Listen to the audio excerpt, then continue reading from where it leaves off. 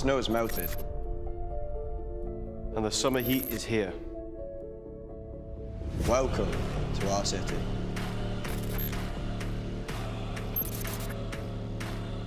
We score high. Oh! Tobias with 4! We hit hard, Just have to be careful inside. And it's Winside again! and we play to win. And he just guns both of them. No, that is disgusting! Time, yeah, my moment is here, yeah. Watching the crowds, the second one on the bomb. And pulled up the 1v3. The rest of Ultra has the sprint for this as well. Kinect finds the second one. Round the corner goes Candy, stays alive! Beautiful! Don't get left behind. It hasn't worked for Mr. aBeZy. He's just coming. He finds the first though. My God, Brett. Very well could have remained at SD. Oh! 4! Wins it. Second one's there. Slides out. Shots are in. Scumpy. Havok has read this. Can he find the timing? He finds the second as well. This has been a massacre. Oh my God. Oh, he shut down everything. Oh my God. Kismet finds all 3. That's it. It's done. It's done. This is day 3 of Major 3.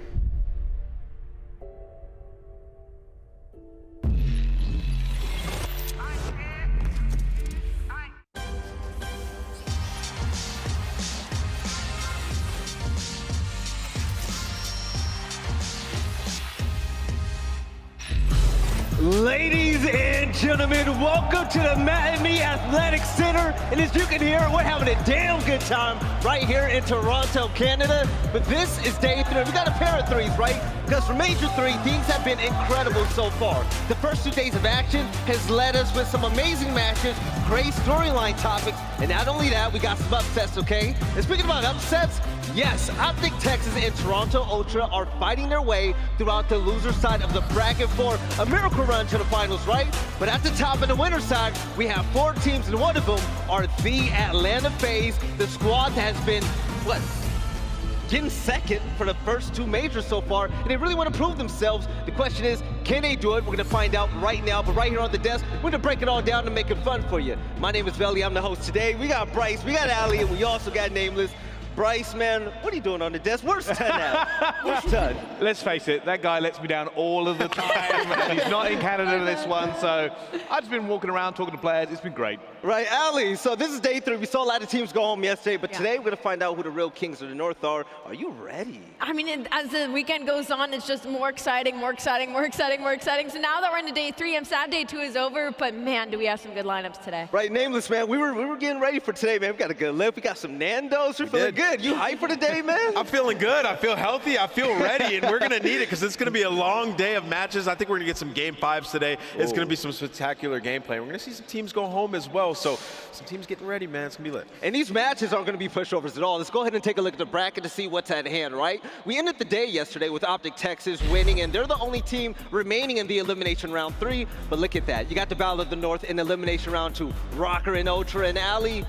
Taking a look at the top side of the bracket, do you see Surge versus Mutineers? I see that, Vel, and you know what? That is an insane matchup. I didn't think Florida would be able to do it again against OpTic. They did it, but now they have to go against the Seattle Surge, who has been surging since Major 3 qualifiers, had a little bit of a rough Major 2, looking to possibly take it home today. And with Florida in the second round of that winner's bracket, they got there by beating OpTic Texas, and you can call Florida OpTic's kryptonite. But the thing is, OpTic had a big win against the Major 2 champions, the Los Angeles Guerrillas, and there was a big celebration at the end, Nameless. Yeah, I mean, really no sweat in either series they had. 6-0 day for OpTic Texas. We saw some big maps out of Dashy in the controls he was taking over, but the biggest takeaway for me throughout both of those series was Scump in the S&Ds. The comeback that they had versus the London Royal Ravens, that started with Scump. Like, that is when this team is the unbeatable. When they're in championship form is when they're able to win those searches, and that starts with Scump, man. If he's making those types of plays, it's going to be very difficult to beat this squad. And we saw a more comfortable Prolute, right? That opening map, you went 32 and 29 versus LAG on that bow cage, and throughout the rest of the series, we saw him show up as well in the S&D, went 9 and 6. So there's a Prolute we were used to seeing in Major 3 qualifiers, now heading into the rest of today. Hopefully he continues that streak. I tell you something, OpTic's one of the favorite teams in this tournament, but for me right now, I need to see them be a better team. The Royal Ravens and LAG are okay, and it was business yesterday as usual for them, but is that enough? Right, and there's a big celebration. Like I said, Dashy had a great interview and celebrated with his parents, Ali. It was such a heartfelt moment, right? It was very heartfelt. Obviously, you can see on his face, like, okay, mom. Like, I get it. But, like, it was so sweet to see them go up there. No, big time. So, yesterday was the first day of Elimination Day, and we saw a lot of teams go home. Bryce, big surprise to me, man. What's up with New York Subliners? It is one of the most unfortunate stories for them. Essentially, 0 wins in 3 majors. And the biggest part of the problem is now is that they are in a horrible, horrible hole moving towards champs. Everybody had the faith. Everybody thought, New York, this is the time. They are on the ascendance, and then they binned it. And to that point, like, this is when they were peaking. They just won Pro-Am. Yeah. They brought that momentum into the Stage 3 qualifiers. They played well, and their hardpoint was on point. They're playing good in Search and Destroy. You're getting these massive superstar games out of Hydra. Paulehx is starting to hit his limit. He's starting to fry in every single game, but they're not able to put it together. Kismet and Crim had a really bad major. They're going to have to go back and figure it out, but now they need to, like, win out throughout Stage 4 qualifiers and still get, like, top 3 to have a good shot at making it into champs. So they put themselves in such a tough spot in 2 very winnable games. I mean, you look at the Seattle Surge game that they had.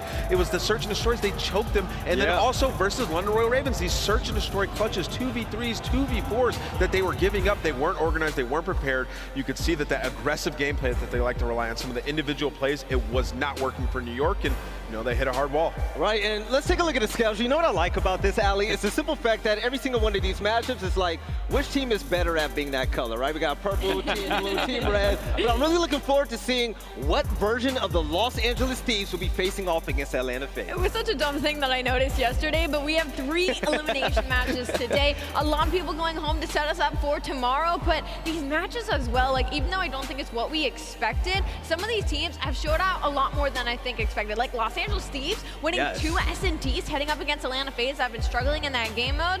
It could be a more interesting series than expected. The most interesting one today in my eyes is definitely going to be the first one, right? The Battle of the North. Nameless, you got Minnesota Røkkr, the team that went undefeated in the Stage 3 qualifiers, facing off against a hometown team. I'm expecting so much from Ultra. I mean, I was expecting a lot from these teams coming into this event. I mean, you have the Toronto Ultra, who are dominating in hardpoint at 7-2 through the qualifying stage. Haven't looked that great here. I mean, they play against the Paris Legion. They get a win in that one. And then the Minnesota Røkkr, who have had a rocky start. Like, they're 5-0. They were undefeated heading into this event. They fought a loser's bracket in a round 1 matchup, losing 2 S&Ds to the LA Thieves, one of the worst teams that we've had throughout our last couple of stages. So, you know, both these teams underwhelming going into this series. It's going to be a search and destroy battle. We'll see how they prepare for it. But at least in the last Ultra series, we saw some different looks in search. Kleenex had some amazing moments. Still more to be desired out of Cammy.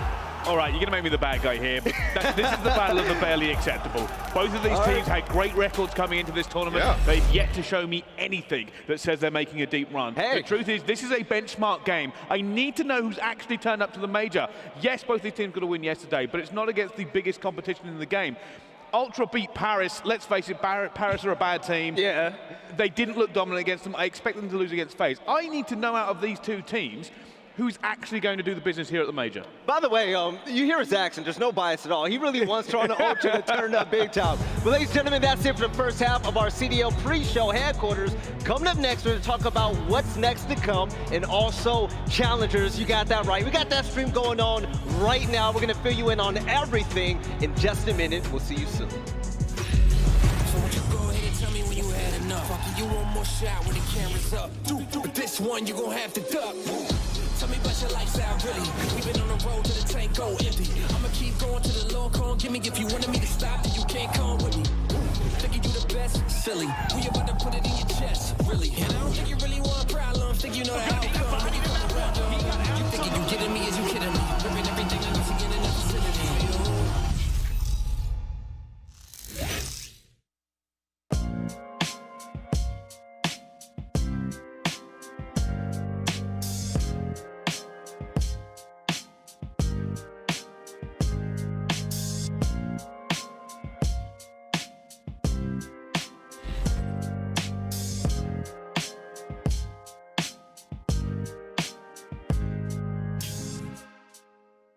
When you compete as long as I have, you learn a thing or two. You learn success isn't something you're given, it's something earned. Visit zenny.com/CDL to get a pair of Røkkr Zennies or any of your other favorite CDL teams today.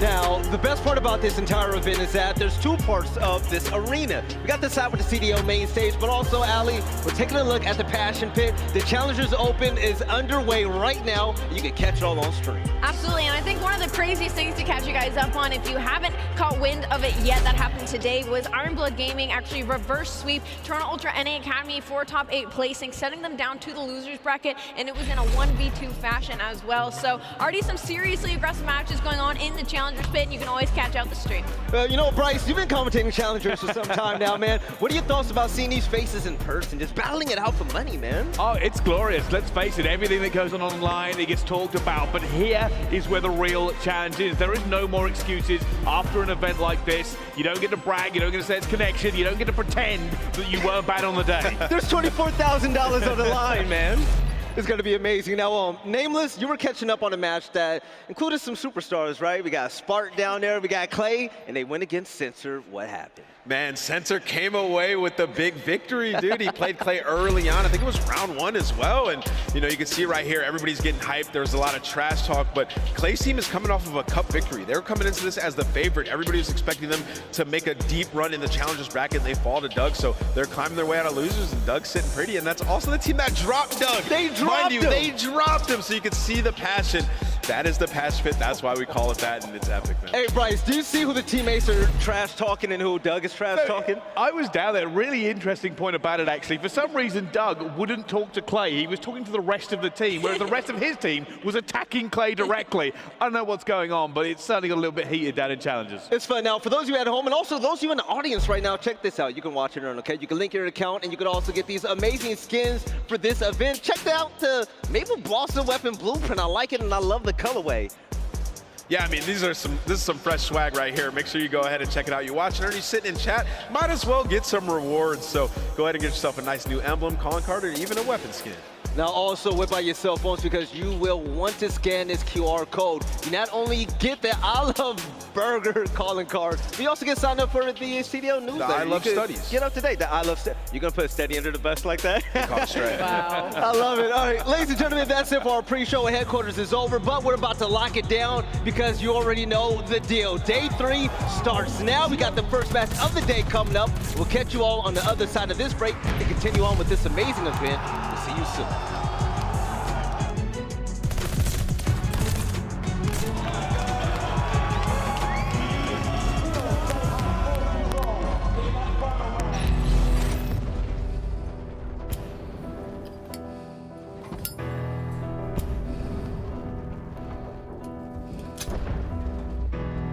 They kill me on Friday, bury me on Sunday, mourn for me Monday, but then you gotta let me go, then you gotta let me go.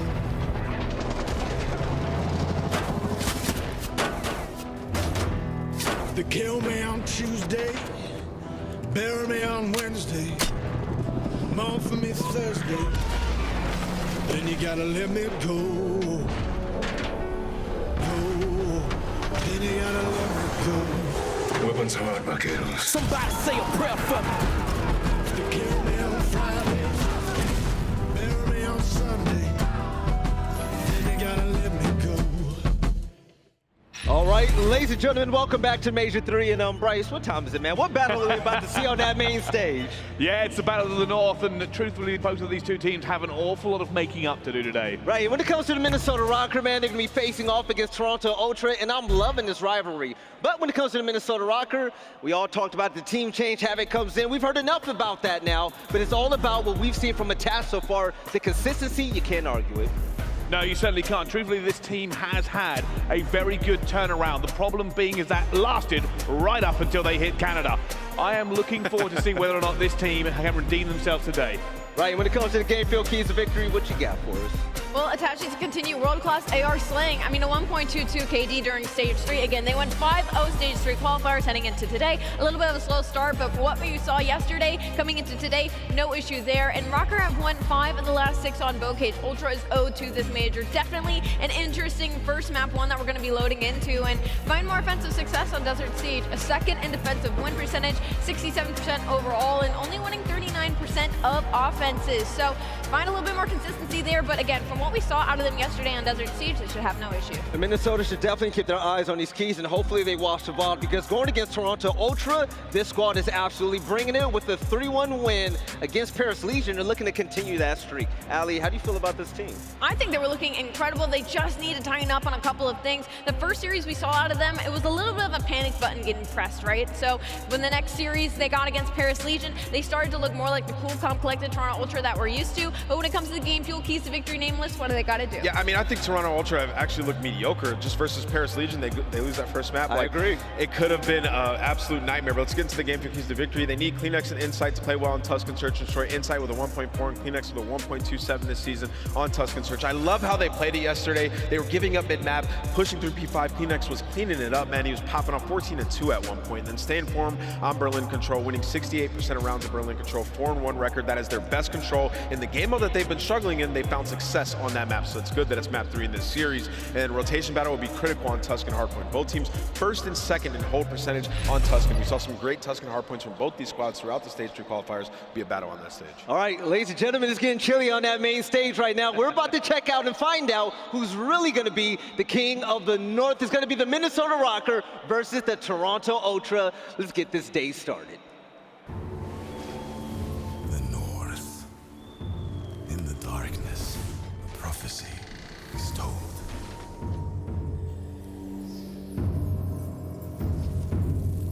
4 warriors.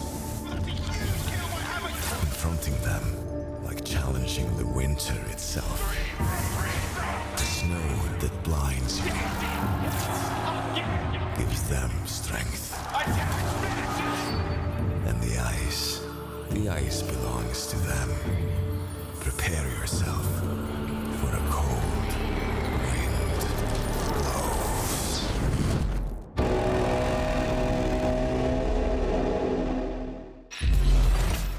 Hello, Toronto! How are we doing today? I'd love to hear that. I'd love to hear that. CDL Saturday, we have some amazing matches prepared, and you couldn't ask for a better match to kick it all off. The Battle of the North on land and in Toronto territory. Ladies and gentlemen, I'm gonna have to have you guys rise to your feet. We're rising to our feet to kick off the day. We're getting all kinds of energetic.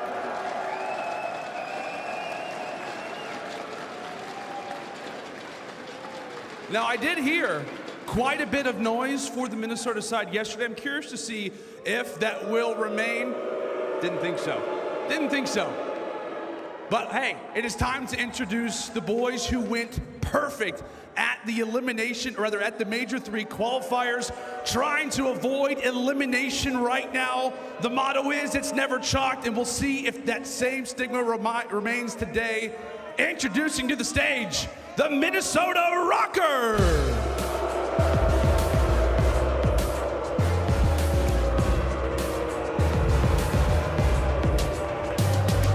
Attach, Priestahh, Havok, and Standy.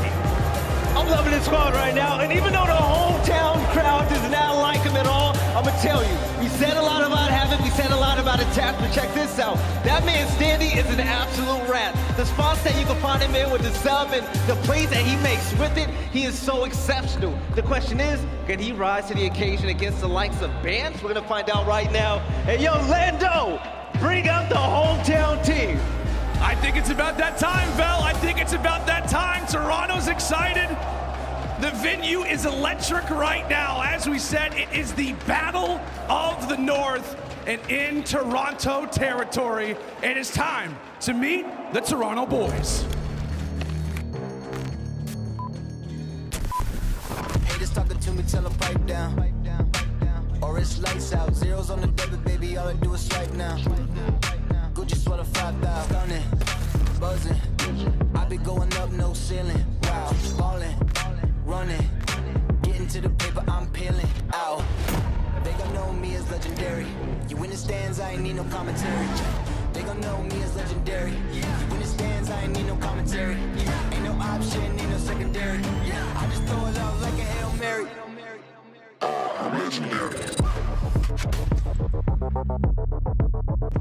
Ladies and gentlemen, I give to you your Toronto Ultra!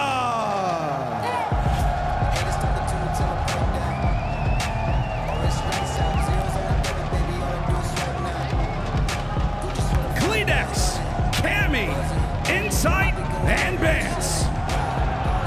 I'm looking at the duo of Cammy and Kleenex. From what we saw yesterday, especially in the Search and Destroy, that is a scary duo once on a roll, especially when they got Winsight looking behind them and Vance behind you.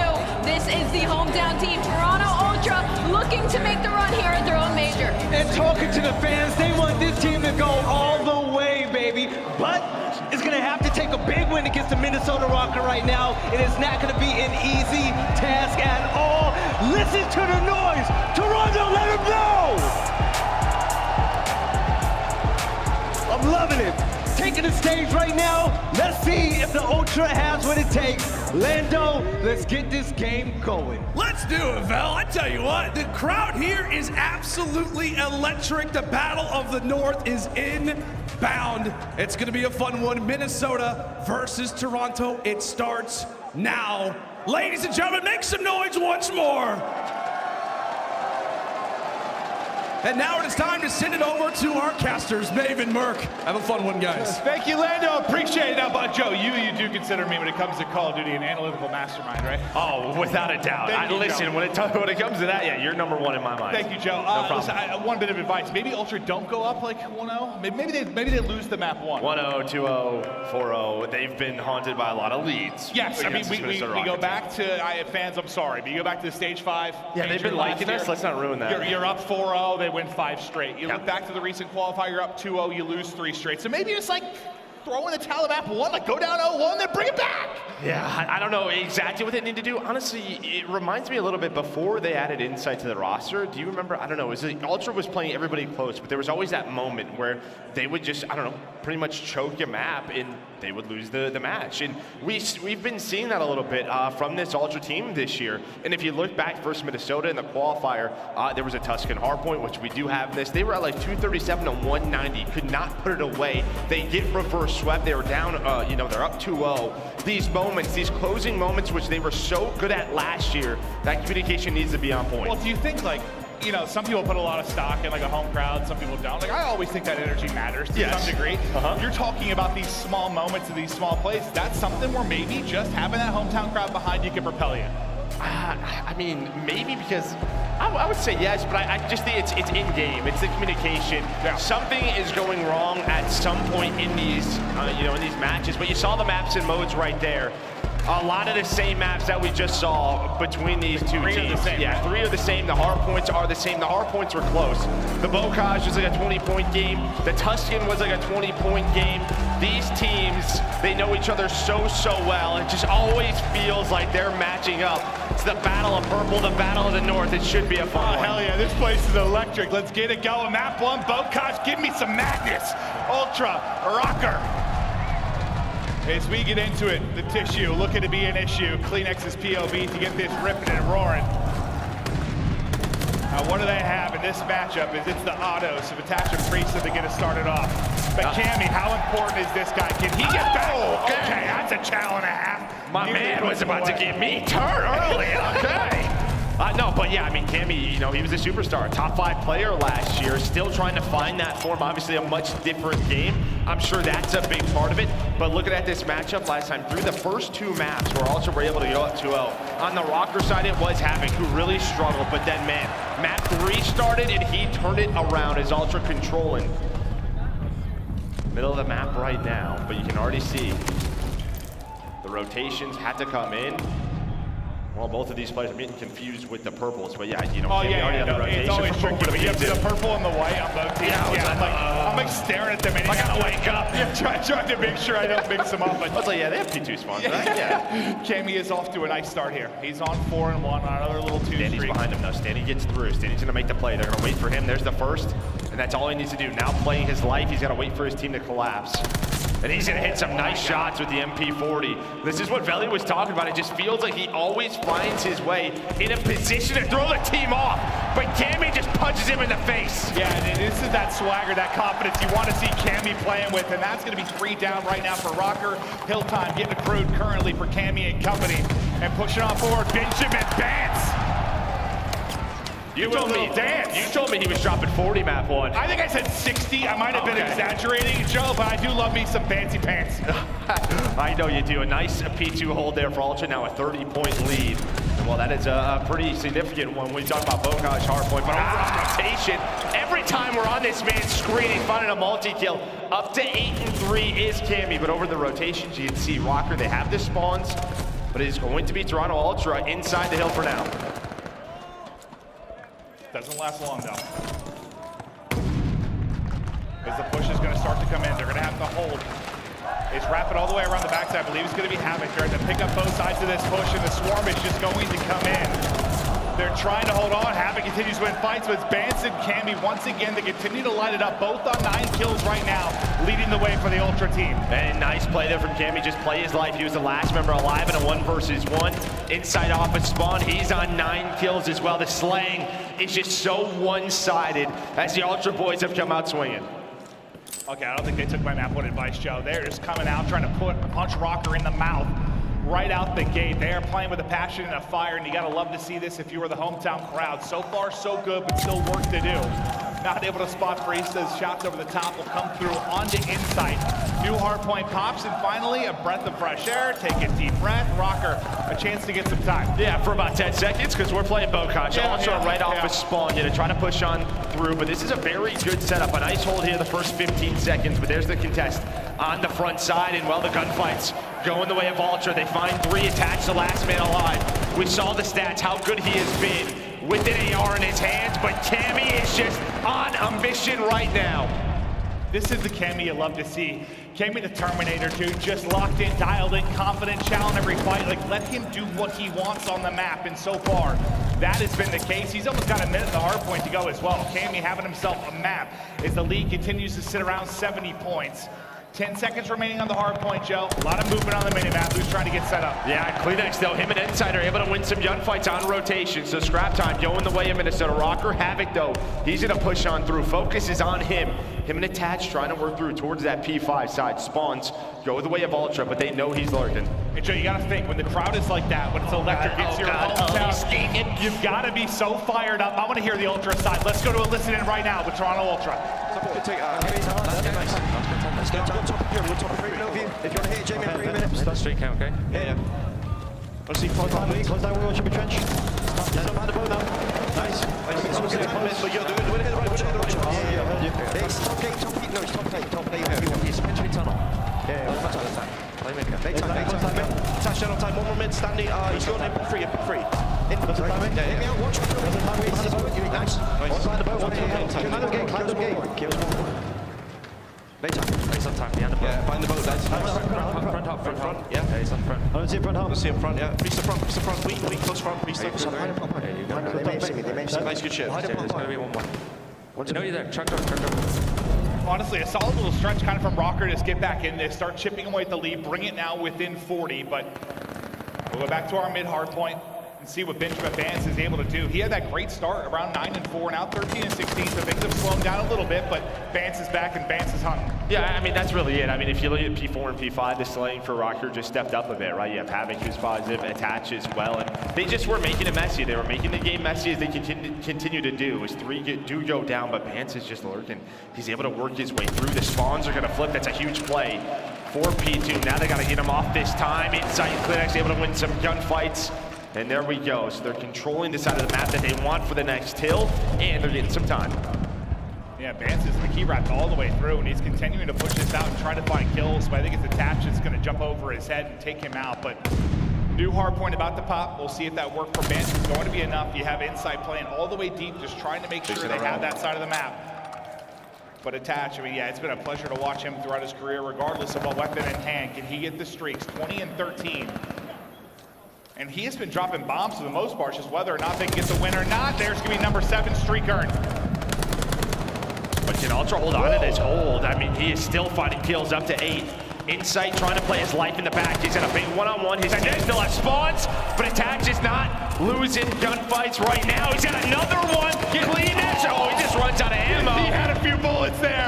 He's centering pretty well. Might take another one down, but what a stretch it is. Still down 25 points, but after all of that, look at this setup from Ultra. Insight was able to play his life towards the back shed. He gives his team spawns. We were on board with Attach, but his teammates all get taken down. And now this is going to be 30 or so seconds that are clean for Ultra, and that lead is as big as it's been all game. Just got to see when the streak comes in, what kind of payoff you get, but Canby, you can see, just lurking deep in the bushes. Trying to be that guy holding the right side of the map. We have to Cleanx's POV for a second. That's a stun directly to somebody's toe. His teammate gets a shot through over the top. That'll be Cammy. Looks like Cammy pushed back inside. He will actually fall, but now to inside we go. He's at +8. Can they break into the hard point here, Joe? Well, yeah, they can. They have the spawns as well. You do have one player lurking. That is Havok. Him and Attach trying to work the two-man game. Working so far, so well. Now Standy off a spawn, able to find another one. So this is big for Røkkr. Can they find the rest of this time, or they're close spawns? And will they prevail? Fans, they're just shooting through doors, just trying to stay alive. Cleanx, though, the last member alive, and Standy now on a 3 spree. And look at the score. Still around 40, but the final 20 could go the way of Røkkr. This has been very impressive hold for Minnesota Røkkr, considering, I mean, Ultra have been, you know, just very close spawns, just not able to get in the hill. Finally, they do. Yeah, just with 5 seconds left, basically, they're able to get into it. So now we look at the new hard point popping. That'll be Cammy inside of it. He soaked up a minute of time early, playing around the objective once again. At +9, you see at minute 10, the hard point having himself a map. Well, let's see if he can keep it cruising. Vance just playing a little bit of a lurk roll, trying to look for his spot to pop and engage, but it's going to be Cleanx, the other sub-superstar of this team, trying to surge on forward. And I mean, impressive from Ultra. They were spawning right back P3, and then with a set of kills, they were able to flip spawns for P4, and now they have control. That lead now 60 points, 180 for Toronto Ultra, but there's going to be 4 dead. A much-needed break for Røkkr. Vance trying to put the pressure on. You got to slow it down a little bit, and you can already see with 20 seconds, do we think about rotating to P5? Because Priestahh already over there towards that back elbow, and he's going to win some gunfights. Is there a trade? There is, out of Insight. Yeah, good. Thankfully, you have 2 there, right? So you're able to pinch that out and trade it. That's 5 in a row before Standy drops, so no streak's going to be earned there, but still, that deficit around 40. They're chipping away at it a bit, but next hard point about to pop. Can Røkkr get the break, or can Ultra hold strong? Some big moments coming. This is going to be a streak from Attach. What can he find? They're starting to bunch up. Can he get 1? Can he get 2? He's not going to get anything, but his teammates are able to drop a few. As the swarm comes in, there's still players here. The spawn is still close. You might get out of this one. You're not getting time, but you might have survived the streak for now. Yeah, but Attach, you deal with this, setting up the spawn trap, but Røkkr trying to make the comeback into this. Let's go to a listen-in with Minnesota Røkkr.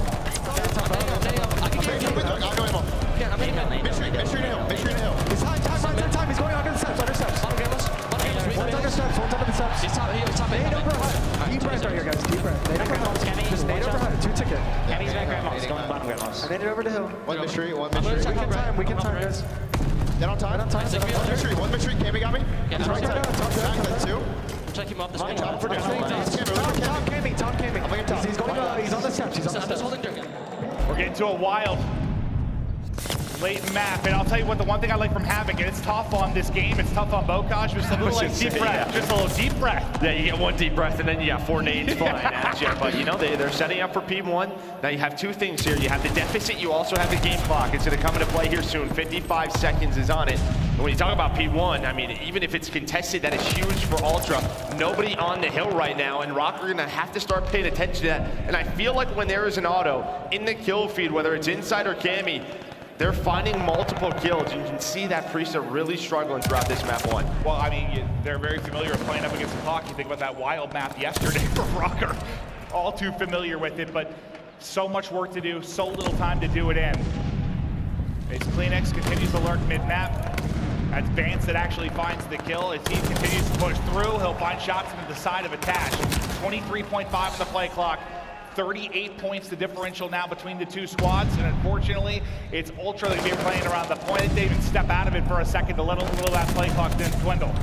You can see this is a very strong setup out of Røkkr, right? How do Ultra want to attack this? It's going to come through the front. You do have Attached lurking, though, and he is just sort of roaming and finding kills. There's one player from Ultra pushed up. That's Bance and Cleanex. The SMG duo able to take down 3. They take down all 4.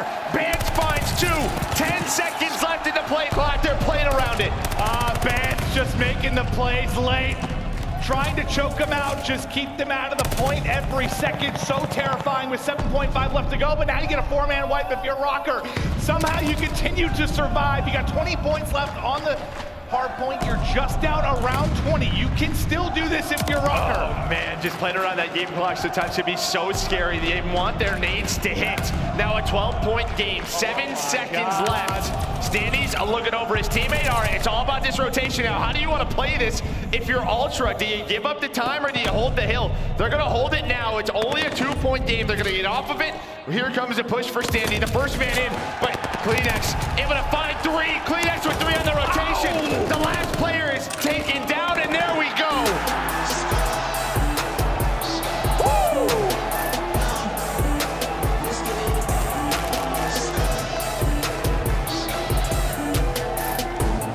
I'll tell you what, Cleanex and Bance were wild down the stretch. I mean, some big moments, whether it was the break to bleed some time off the play clock, or the 3 from Cleanex at the end. I mean, he was negative 10 to 15 throughout a lot of that game. But when it came down to the final moments where you need your aggressive sub-duo to make plays, they got it done. Yeah, they had some big breaks. Yeah, you'll see it, 29 and 41 out of Cleanex, -7 from Bance. You got the big ones, though. There was just so many shifts in that game, whether it was Cammy and Insight, just from the get-go. They both put up some insane numbers.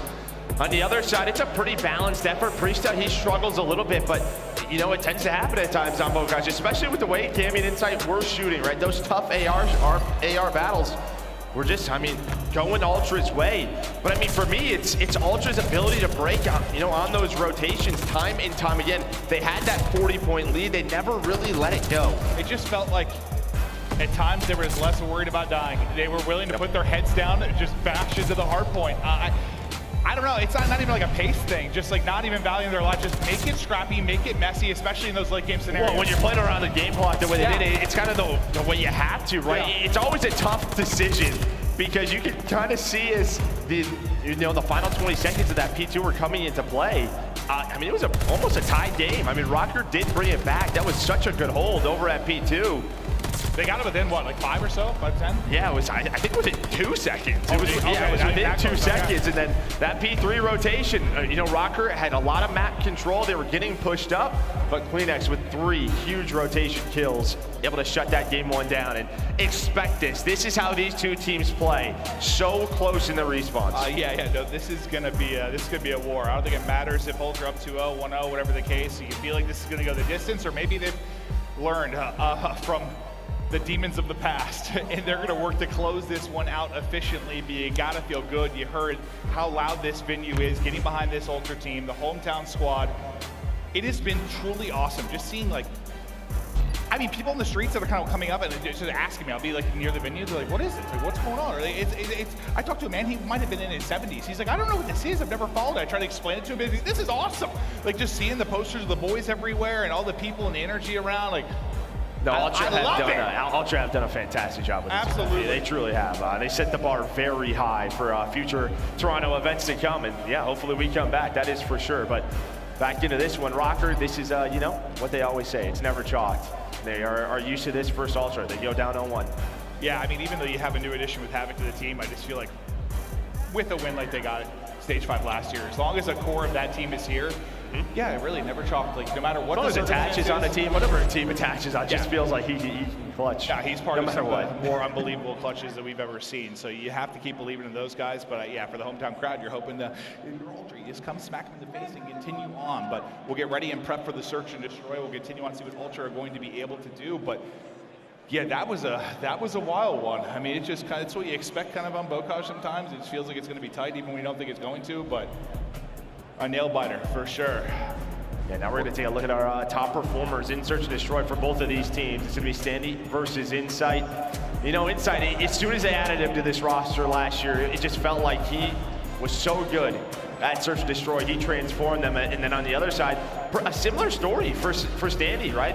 Last year when he comes out of this Røkkr team, he really transform them into a top competitor in Search and Destroy this year. They've been putting up some great numbers. I think you should consider the whole blonde thing. The whole blonde thing? Yeah, like dye just the tips or whatever you frosted tips. What do you call that? Yeah, frosted tips. Yeah, I think you look good. Yeah, you probably like 10 years younger. You should get like some frosted like beard tips. I like that. Yeah, I probably look cool. It's coming back, dude. Like the NSYNC and the Backstreet Boys, dude. We're back. You watching anime and stuff? I don't really. I have no idea. I just always, you know, before tournament starts, look at my timeline. It's just anime. Yes, I'm like, yes, absolutely. Yeah, that's my world, Joe. Welcome to it. Yeah. Looking good though. Standy fired up and looking to bounce back in this map too. We'll see if he can have a heroic effort to bring this series back. But to Tuscan we go. Map 2, Search and Destroy coming up. Hope everybody in attendance, you're having a good time. Keep being loud. It's been so much fun. Because we've got a wild day today. Championship Sunday tomorrow. But look at the map records for Tuscan Search and Destroy. Ultra, a big advantage there at 9-4. Yeah, 9-4 in the two players. We looked at one of them inside 1.4 on this map, where Cleanex has a 1.27. And I mean, for Cleanex with a 1.27, you know, he's the one being aggressive, right? Finding those openings on attack or defense, just really winning his one-on-one, just so big for this team. But here we go, Ultra on the attack. Insight just sort of waiting for info, and he's going to catch a bullet or two, but still in all right position as the lethals start to go out. They begin to work their way towards A. You've got 3 people here defensively from Røkkr. The lone man playing deep on the offsite. That'll be Standy. Is Ultra continue to try to pick their point of attack. Yeah, Priestahh and Havok here in a back-to-back setup with a attach looking over him. I like this. And then Standy's just playing info. He's playing info over towards B. If he finds anything, it's just going to be him playing his life, waiting for his teammates to rotate on over. But Cammy, he has no idea what is up quite yet. Priestahh, he's gonna dodge that nade, and there we go, not ready for it. Havok, he's gonna spot one. He actually takes the challenge, Vance wins that. So we're into a 3-on-3, but inside he is getting isolated out. There's just so much map pressure here from Minnesota Røkkr. Inside, he's gonna try to play his life. Priestahh's worried about the second challenge. I think they're gonna let him live for now. The longer he stays alive, the more chance you're giving his teammates to make a play. Finally, Insight going to drop in a very, very tough spot. Things will fall to Cleanex and Bance. You've now got 15 seconds to go. These are the heroes of the tail end of map 1. Bance will get the plant down now. Can they hold in an epic 2 versus 3? Okay, Vance does have an auto, but it looks like Cleanex is gonna be the first man up. The first man up, and he finds it into a 2-on-2. Where's the trade? Okay, waste their time, run away, and I like this. Now he's got Vance looking over him. Now all down to Standy in a 1 versus 2. The 2v3 ready and looming, all on Standy to make the clutch. Not gonna take it, Benjamin Bance with the plant! And the 2 kills afterwards, what a round there. They clutch up in the 2v3. And I mean, honestly, huge props to Insight for just wasting so much time, right? Allowed his teammates to work up the middle of the map. And I think with Insight staying there, you saw Standy rotate to his teammates, and he wanted to be with them. Maybe they thought the attack was gonna be towards that site. But I mean, Cleanex and Bance, they just pieced out. And for Bance, it's huge that he has the auto in that round. If they have a double MP40 setup, that's a much more difficult round to win. Well, it certainly worked out for Cleanex. The MP40 for that first fight just melted one and got out. Speaking of being melted, Cammy, like an ice cream sundae in 95-degree weather, he is gone. The nades start to hit as well, and you've only got Insight and Bance left. Can they clutch up in another 2 versus 3? Bance, I think it's through. Attach. I don't know if he saw him on the cross. Maybe he sees the door open. All right, he's read it though, and Bance is going to get taken down. Nice job. Now it's down to Insight with the sniper. Able to hit one. Yow! Attach right between the eyes. He'll take that one. Beautiful stuff from Insight, but more work to do. Bomb planted now. 40 seconds here for the retake. You'd love to find a weapon. You'd love to find something. He's going to spot him. Stands like, all right, I'm out. Now they're going to reposition. Just play together. You know he has his sniper. It's going to be so hard to take you down, and that's the call. Priestahh, Standy just pushing through the middle of the map, and there we go. Røkkr on the board. For a second there, on the minimap, they were like lined up as they hit Zig. I was like, yeah, if he looks that way at the right time, like, do they just line up perfectly? But by the time he peaks, not going to be the case. So Røkkr, they will answer back. Nice read on the Bance as he was working the flank, and some nice early kills within the round.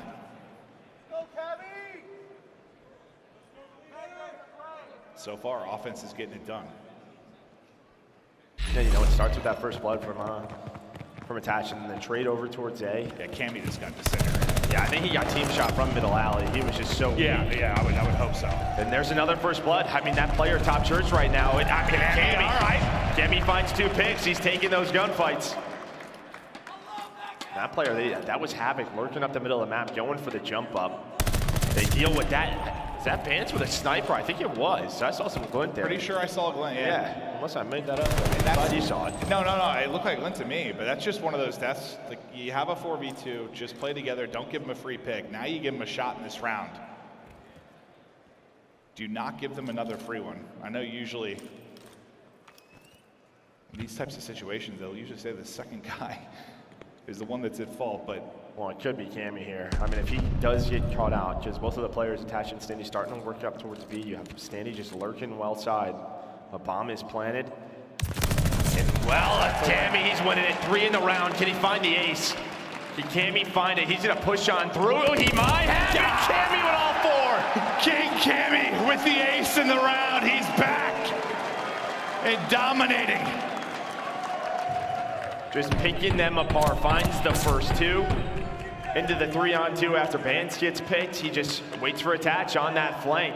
Opens the door. Cammy's waiting for him, and then I think he gets a call out to his player top broken. I've just been wanting it so bad. I mean, Cammy, he's been part of like some of my favorite casting moments of the last several years. Last year was just insane. He was just a walking highlight, a walking montage. It's been unbelievable. There's another one of those rounds where he makes a statement, and they are getting aggressive. Look at Cleanex, he has just flown right up the A gap. Well, they're about to get all the info here from Vance. Yeah, he's gonna let them know that this is an B hit, and you don't want that. You do not want your island player to get picked. Usually it's just an info. Play a 4 versus 4 retake, but for now, I mean, Priestahh is so far on the other side of the map where this is pretty much a 3-on-3. The 3-on-3, Cammy almost brings it back, but the MP40 able to take him down. His insight quickly, the last man alive. Yeah, I think he had a shot, because I'm pretty sure he's about to stun himself. Yeah, no, I think he did. Yeah. I think I like digged right off the corner of the wall, or the corner of the doorway. Well, after that big round from Cammy, it's Røkkr that are able to quickly answer. It's all offense so far. And attach is what he's leading the way. He's 6-3 right now for the Røkkr side. Yeah, Priestahh yet to find a kill. Did not have a good map 1. Can you get him unlocked? And at times throughout his career, he's kind of been that sort of confidence guy. And usually if he has a good map, they go, you know, they connect. He carries momentum. We'll see if he can unlock here.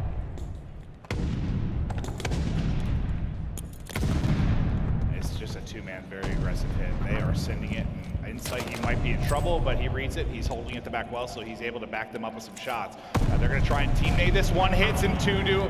That is beautifully done. You get his positioning, you hit both frags, Insight out of the round. That is the 4th first blood for Minnesota Røkkr, and now they just have so much map control. I mean, look at the positions of Havok and Standy. I mean, they know where they have to go, right? They either have to drop down well and go through the middle of the map. That's what Havok's watching, or Priestahh is taking care of this B site. And it looks like it's gonna be a well push. All about the middle of the map. Cleanex able to find 1 somehow. Looking for the second on a Standy. Where's the help out of his teammates? But Vance with the sniper cannot get aggressive. Cammy gets picked as well. Okay, there's a nice shot, but I mean, you would love for Vance to get a little bit aggressive there with his teammate, control the middle of the map, but does not happen.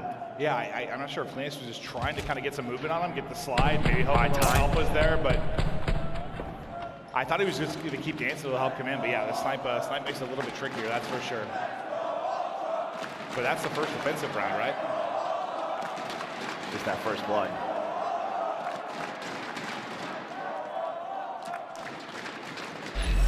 Røkkr will take the edge.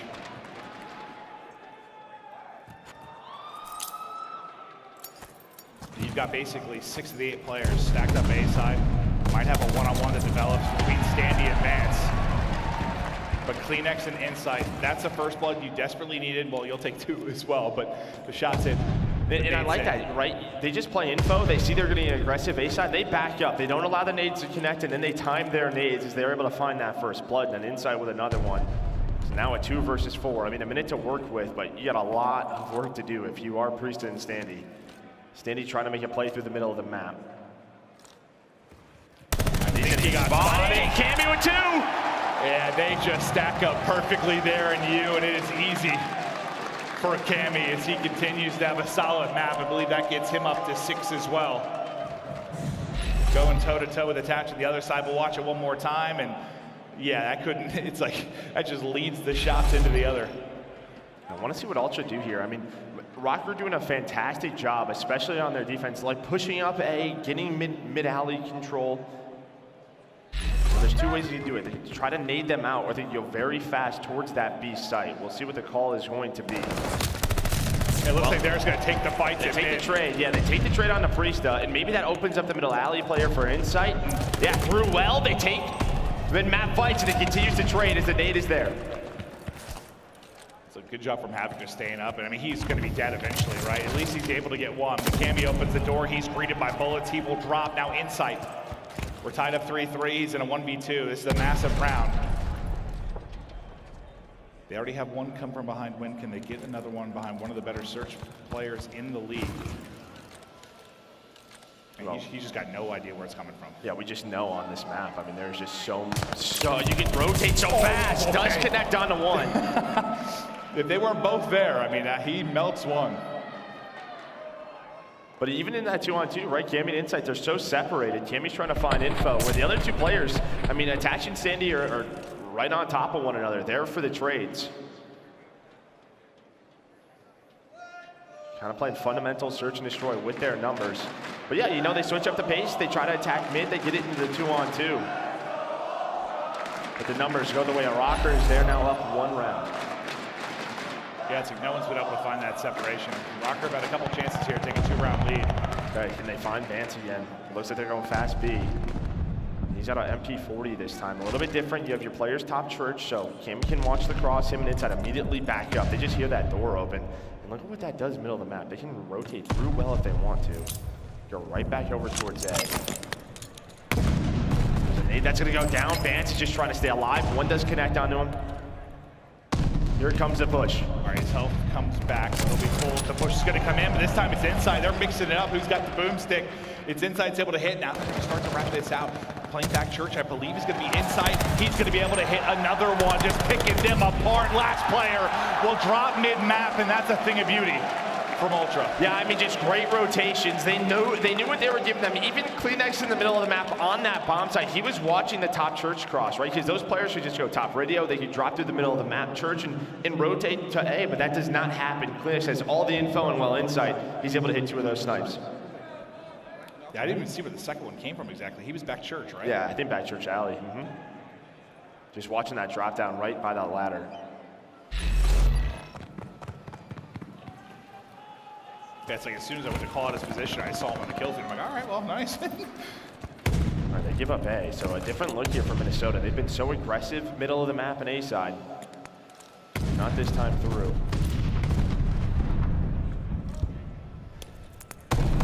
I was to say, you know, at some point, these nades are coming from both sides. Vance able to hit with his teammate Havok, deleted off the map. A chance to take their first lead, really, since the opening round. And Inside getting aggressive. He's on a bit of a spree. 4 versus 2. Well, they spotted his weapon. He spotted the barrel Standy, though. Able to deal with that, but there is a trade from Cleanex. And now down to Priestahh. Play your life. Play your life.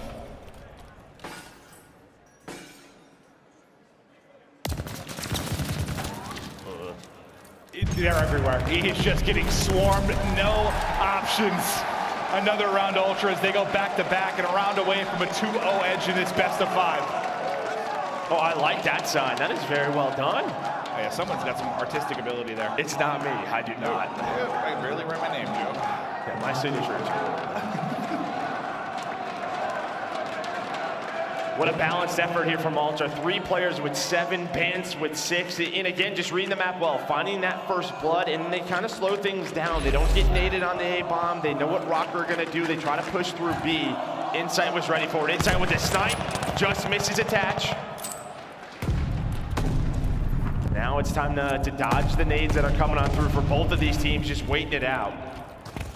Yeah, I mean, that's so important in the early rounds. Like, just when the nades are going to come, trying to mix up your positions. But a lot of the utility used on both sides. Attach is biding his time, but they're starting to hit up the gut. There's going to be a big one-on-one that goes down. That'll be Cleanex able to take it, just can't quite slide through the doorway. Jimmy's in a really good spot, though. In middle alley. Kind of lurking right now. I mean, that's the bomb carrier. Attach is still just hanging out over towards A. Banton Insight trying to push through P5. They're going to have to deal with Havok, but Cammy could be the catalyst for this round to put them up 2-0. Like what timing does it find? What opening? Okay. Insight. Yeah, that helps. Another one. He's able to hit the sniper. Bomb plane now going down. You've got a 3v2 to close this out. If you are Ultra, you can take a massive 2-0 edge. Now, if you're Cammy, you have to wait. Yeah, wait for your teammates here. I know you just want to push on through, let them clear top broken. That's exactly what's going to happen. Standing attached now. Gonna have to deal with the numbers of Toronto Ultra. And as time is ticking, it's a lot of question of where is that push going to come from? Now they're starting to group up. Getting ready to go. The timing, I think it's going to go his way. He's still going to get a kill, but the trade is going to be there. Attached can be the last guy up. Trying to hit the melee, not able to do it. Down to 1 versus 1, and nearly. I thought Attach pulls it off, but it's Cammy with the last laugh. 2-0, Ultra. I'd like to know how much health Cammy had. I think Attach got a few bullets into him at the end. Well, yeah, you're hoping that, I don't know who that player was that was just trying to melee Attach, but they just whipped him. I don't know what they were doing. You're hoping he just like hits a bullet, but I mean, Cammy played it patiently, waited for his teammates to group up, get some timing there as he just jumps across the Standy, and while he gets caught, he gets traded, but there you can see. Just balance. Cammy though, 9 kills, leads the way. Insight, Crimsix with 8. And this is the teamwork that we love to see from Toronto Ultra.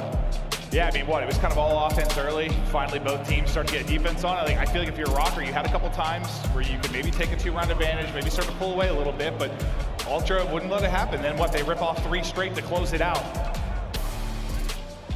Beautiful, beautiful job. And I mean, you saw them really mixing it up. I mean, whether it was Bance, I mean, he had, if you're talking about him on it, like he had sniper at one point. He was playing deep with an auto. He was playing close to MP40, and like it's important for a couple of reasons. One, you keep the offensive team, whatever side you're doing it on, guessing. But then also for the nade spots, like if they're going to double nade you out, like it kind of keeps you guessing on where to put down those lethals. But they were mixing it up. The plays came through, and they're up 2-0. And I wish I felt good about it, but I. You did say it. I mean. We saw it earlier, but you're hoping they just put it away. You're hoping they can put it away.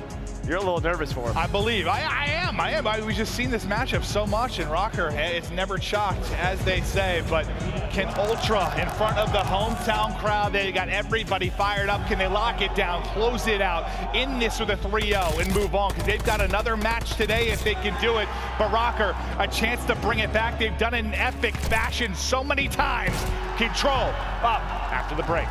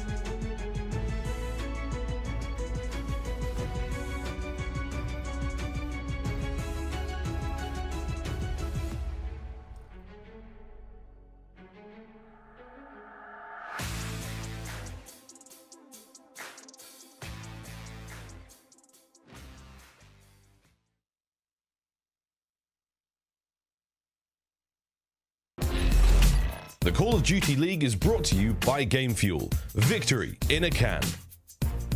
Upgrade your game with a Scuff, the official controller of the Call of Duty League.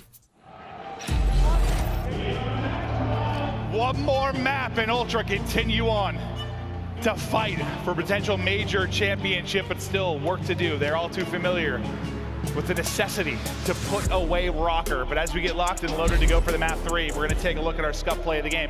It's gonna be Cammy over the course of that search and destroy. He just had some brilliant moments. He had the ace, obviously. It feels like he is playing with the confidence and a fire right now. Yeah, I mean, I think the big thing is, you know, he's taking early gunfights just right from the get-go. He's peeking, he's working with his team. You see it right there, That's what makes you finding think that of last trade. year, right? Like, just go out, just ego chow something, smoke them. Yeah, winning those gunfights. Switch it up with the MP40, with the auto. He leads the team in that map number 2, 9 kills. And now if you're Toronto Ultra, if you're the fans in the arena, we're all thinking the same thing. Just put them away right now. Yeah. Do not allow Røkkr to have that second breath. Yeah, it's just, it's one of those things where I feel like if you're Ultra, like, you know you're playing as a team that you have to put away. Just like you have to. It's like that Undertaker gift where he's just yeah, like pops out of the coffin. But I feel like it almost puts even more pressure on yourselves because you're like, we need to win this map through. Like, we need to do it. We've got to close it out here. It's not like we can't win it 3-1 fashion or 3-2, but they've had issues with it. So just lock it down. Get fired up. Do whatever you need to win it here in map 3. Yeah, I mean, listen, like, you know, I've been playing a long time, and there's still days where I just, like, have, like, bad memories of, like, games I go back and I'm like, man, I wish we would have done this differently. I know they have that same feeling. 100%. Right, and with that major being up 4-0, so they're just trying to That's one of those things you never forget. Yeah, no, never forget, but then you can see right there, inside with a 1.52. And here on Berlin Control, both of these teams solid. I think it's 3-1 for Toronto Ultra, 4-1 for Røkkr. Right from the get-go, it's just gonna be a nice little push over towards A. Røkkr just making sure they don't lose B.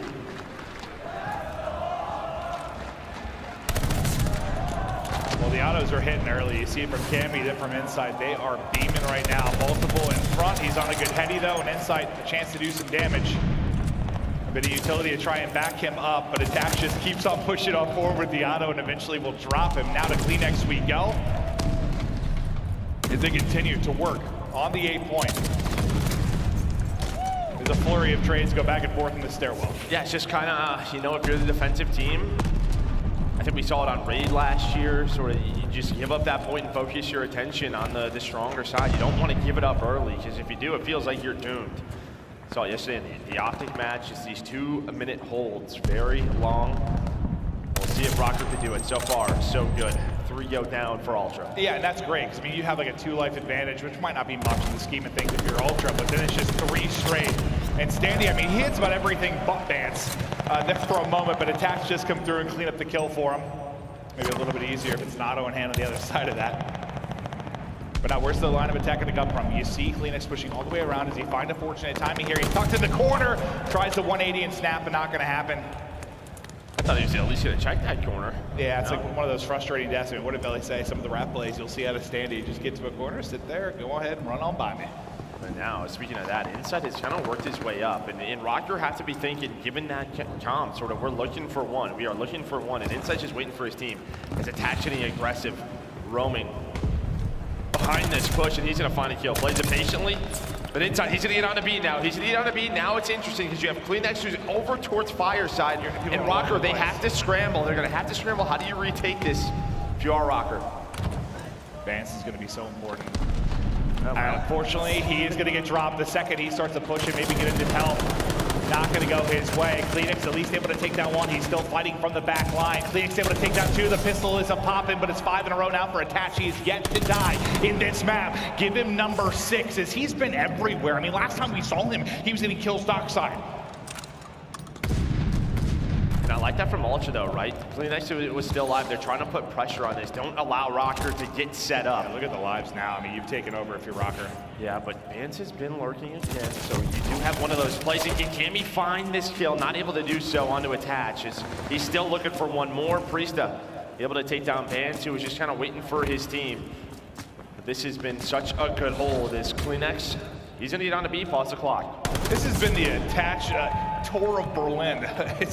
You've seen basically every nook and cranny from his POV. Finally, he will drop it. It's a 7-0 start in streaks for the young man. You've only got 34 seconds to go. If they find Havok, this will be 3 down. That's going to be 3 dead. A chance here. Standy, he was flanking. It's just one push. That is all you need.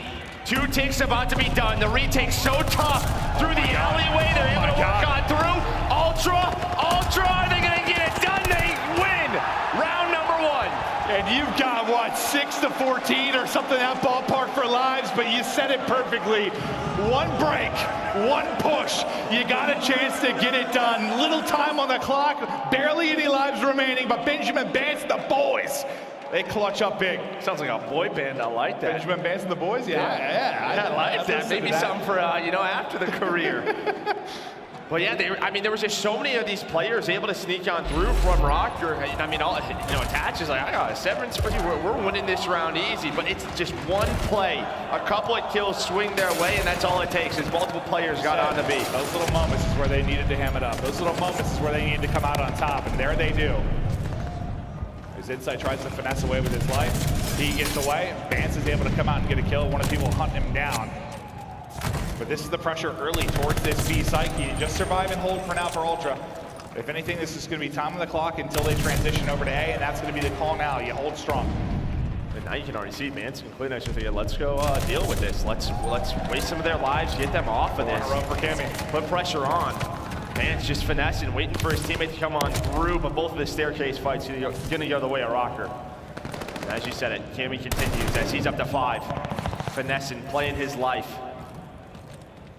Somehow he is able to get out of there. Now here comes another retake chance. As you have Insight locking down the spawn, all the way pushed up towards trackside.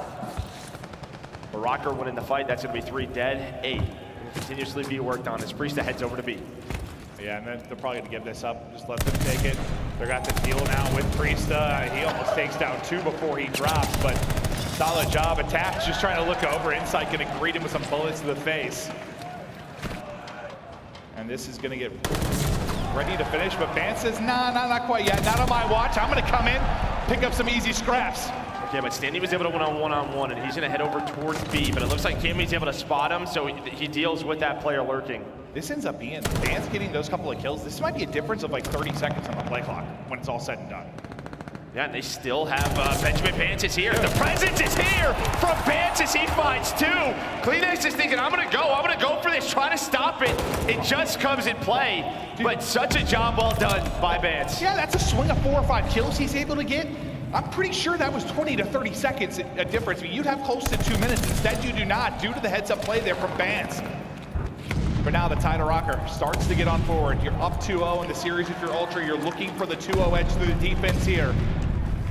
Well, you only have 11 lives. That's what, 2 pushes. You have like 2 full team pushes here. Because of Bance, dude, making plays. And you have so much map position to try to get away from Ultra.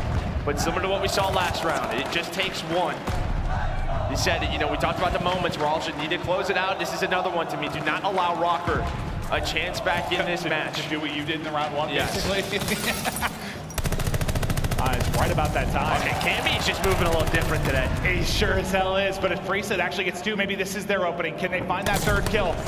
Not going to happen. Bance and Insight going to step it up and slow down the push, and Bance is on 4 in a row. Last push here, only 25 seconds, 6 lives. Okay, that's the whole team. Just here we go, though, 4, it's 2 dead. Cammy's at least able to find 1, now 3. Last push here. Next.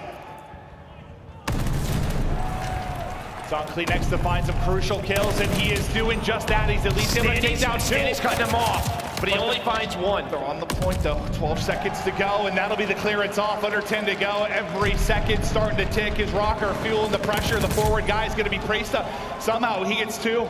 A wonderful play with the pistol, but can they get onto the point to get onto it? 0.7 seconds to go. Attach is trying to snap. They're searching on forward. He's cleared off the point. Now 1 more round for Ultra. Well, throughout that round, I mean, they deal with the B hit right from the get-go, then it's all about Bance and Cleanex. Just being annoying, just back and forth, making them waste so much time, so many lives over at A. And Røkkr, they had a chance, an opportunity there towards the end as Standy was able to push up towards Fireside, but nothing comes in, and now Ultra 1 round away. Just shut it out here. No Minnesota miracle. Just lock it down. Get the dub. be tough to do on offense. Let's see what they're capable of.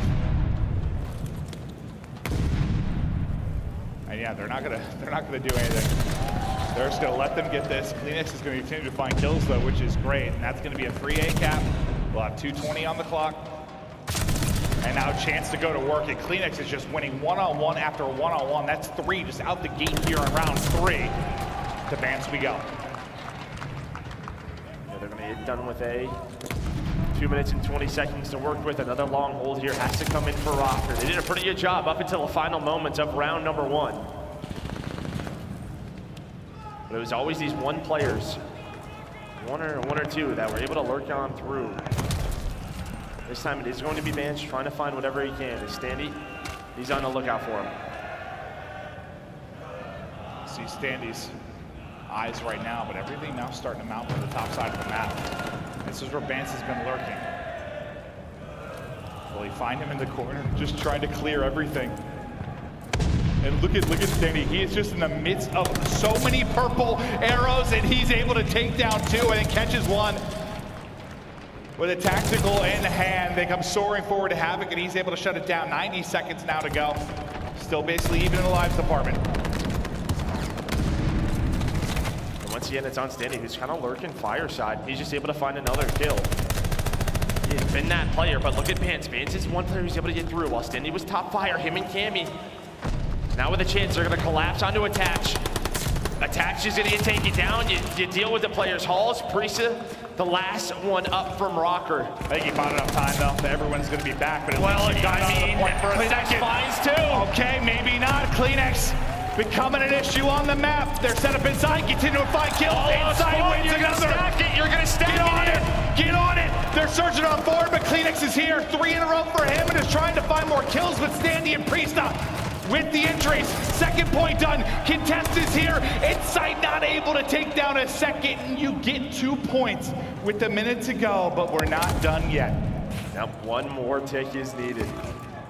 The kills go the way of Minnesota Røkkr on that retake. You do some damage there, though. You do some damage.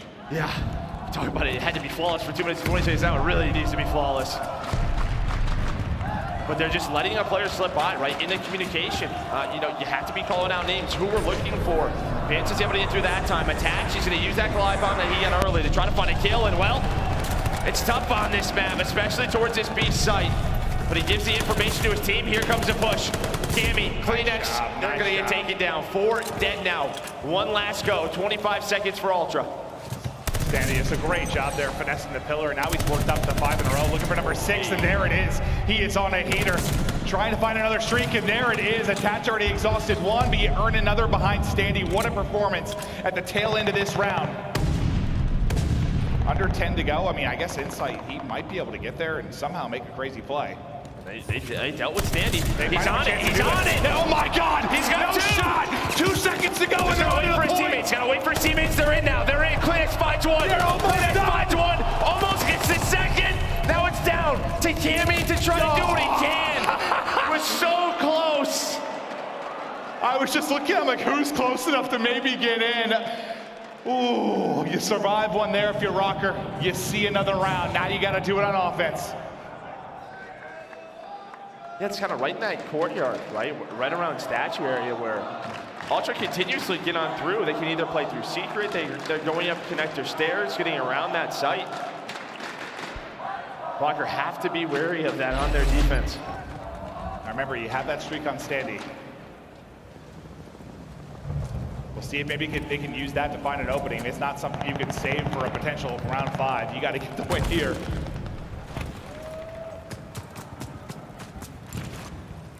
He is taking the long route early, all the way around the map. Well, this is what he does so well. In these positions, now he's just gonna follow him. Plays it patiently. That's such a frustrating death. You're just look at all the purple arrows, all 3 of them turn around to deal with this player.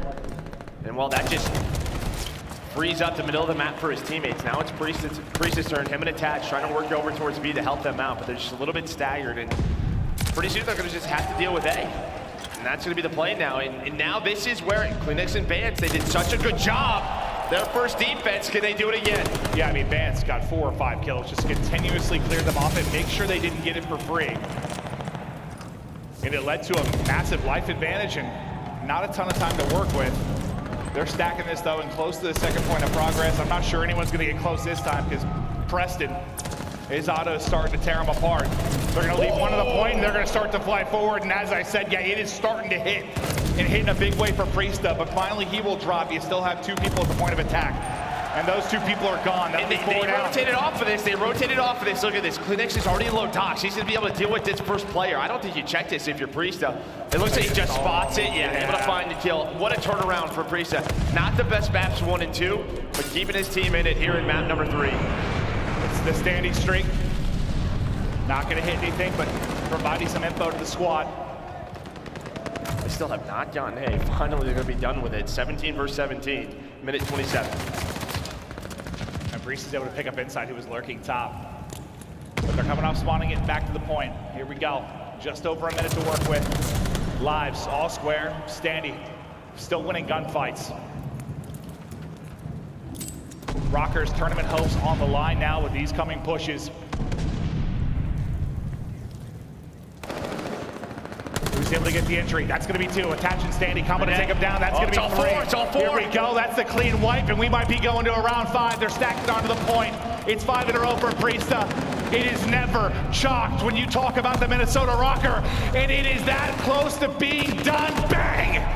Round 5. You blink and you miss it.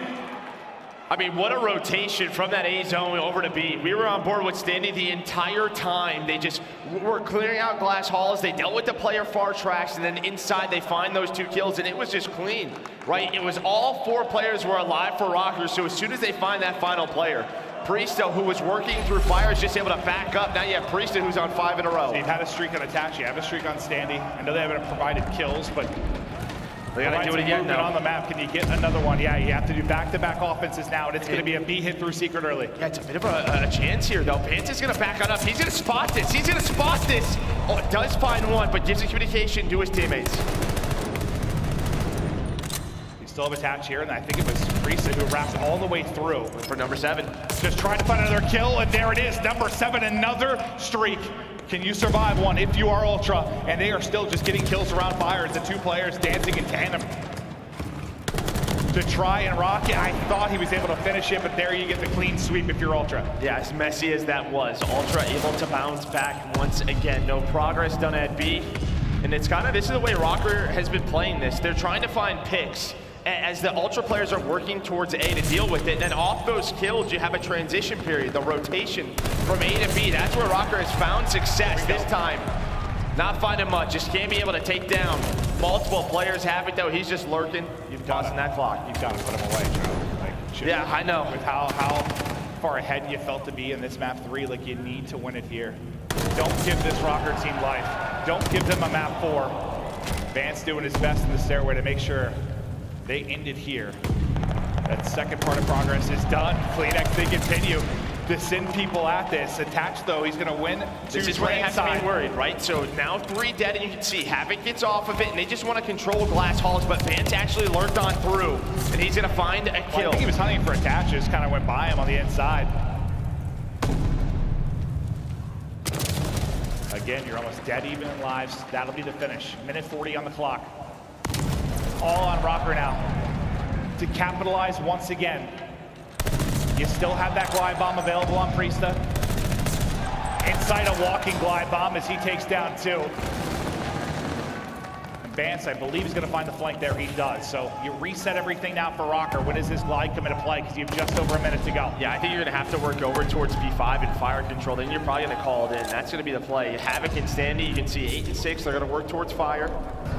There we go. It's going to be called in. Can he find a pick? They've been 0 for 2. Let's make it 0 for 3. Why not? They do get the info on where the players are, where the positions are. But off of that glide, they have found nothing. Vance and Cammy with the autos, Cleanex with the MP, 43 dead. The last player alive was Attach. He's playing all the way back tracks. And Cammy is just sending it, just staying aggressive throughout the course. No respawns remaining. 4 to go. Here we go, Toronto. Here we go. Can they close it out? 3 to go. Shots into Standy. But he's gotten pushed up fireside. Still tucked away in a pocket close will be Cammy. He's hunting for more. He's on 4 up to 34 in the game. Attached, getting a haircut, but he's able to pop and get a little bit of help. Priestahh and Standy gonna clutch up. But it's a 3v9 to the lives total. Now it's a 2v9 now, a 1v9. One player left. Standy, what can you do? He's gone! This time, there is no miracle! Ultra close it out in 3!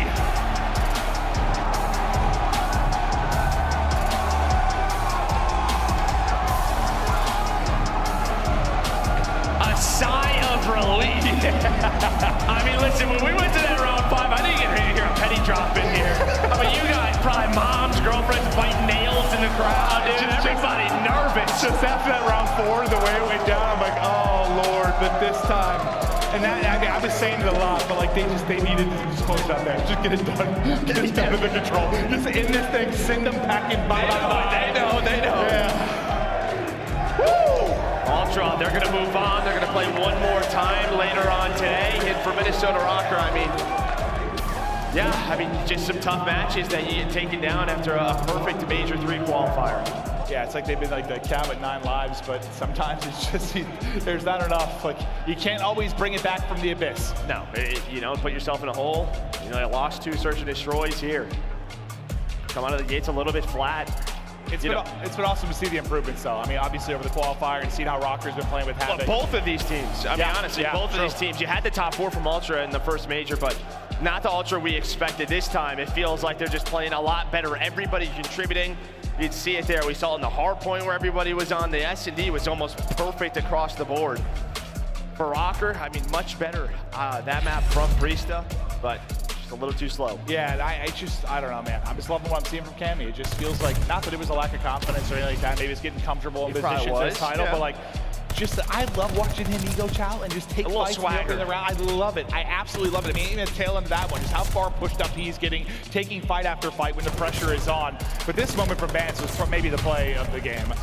Just watching this, even though this is the round they don't end up closing it out. That was probably the most impressive thing I saw. I know they lose the round, but just the fact that he buys them like 40 more seconds, he gets 4 or 5 kills. It was very, very cool to watch. And even dealing with, I mean, you had so many streaks on the side of Minnesota Røkkr. 3 glide bombs come in, and well, it's all over towards the B site.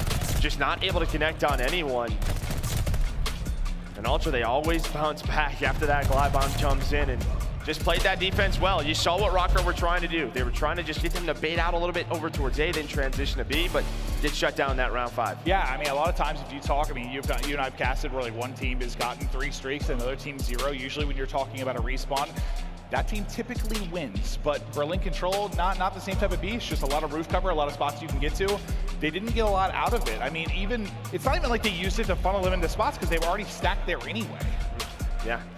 There's not a lot you do, but Ultra, we're going to see him later today. I believe they play the loser of Seattle and Florida, so it should be another banger matchup. All day today we're going to have that, right? You're into Saturday, you're into the top 6. This is where things get fun. This has been unbelievable, and speaking of unbelievable is King Cammy. Just a tear on the map. We've got him on stage with Lando. Thank you so much, Maeve. Yes, I am joined here on the main stage with Cammy. I tell you what, man, this crowd's awesome, isn't it? Yeah, it's mental, man. I can barely hear you. I know. Well, we'll do our best to try to walk through a few of these games. I want to bounce you back to that bocage because that was a wild ending. Obviously, it sets you guys up for the rest of the series, but in a moment like that, right, you got time to think about. You're also thinking about walking away with the W. Like, do we get it off of seconds? Do we get it off of just in general time? What was the play call like down the stretch there? It was honestly just let the clock down run as much as possible. I think we knew we had it in the bag. We just need to make one more wave, play the clock, and we were good. It did get very mixy at the end. It's just bocage, but you know, we got the job done, and it gave us some good momentum for the next map. Absolutely, my friend. Now, I also want to ask you too, right? You guys have had some battles with this Minnesota team. It's one of the best rivalries that we have in all of Call of Duty Esports. Last time you guys met, it was a reverse sweep. What was the sense of urgency like coming into this game 3? And honestly, as Minnesota began to win round after round? No, I mean, coming in this game, we've had a few bad losses to them, so I wanted to smoke them personally. And then, you know, obviously we went 2-0 up, 2-0 up again. I was thinking, nah, no way, right? You know what I mean? No way. But nah, we got close it out, got the job done, so I'm happy. Absolutely, man. You guys have been going off. Like, it feels like you, yourself, I mean, inside as well, it feels like there's been, I don't know, just like different layers to this Toronto team. Has there been like adjustments being made? Is the addition of Scrappy whenever he was with the team for a little while, that has been a difference? What has really been the primary difference, I guess, from Major 3 to the other ones? I think we just figured out hardpoint a bit better, and obviously when you start flying in hardpoint, I think it gives you a lot of momentum for the series.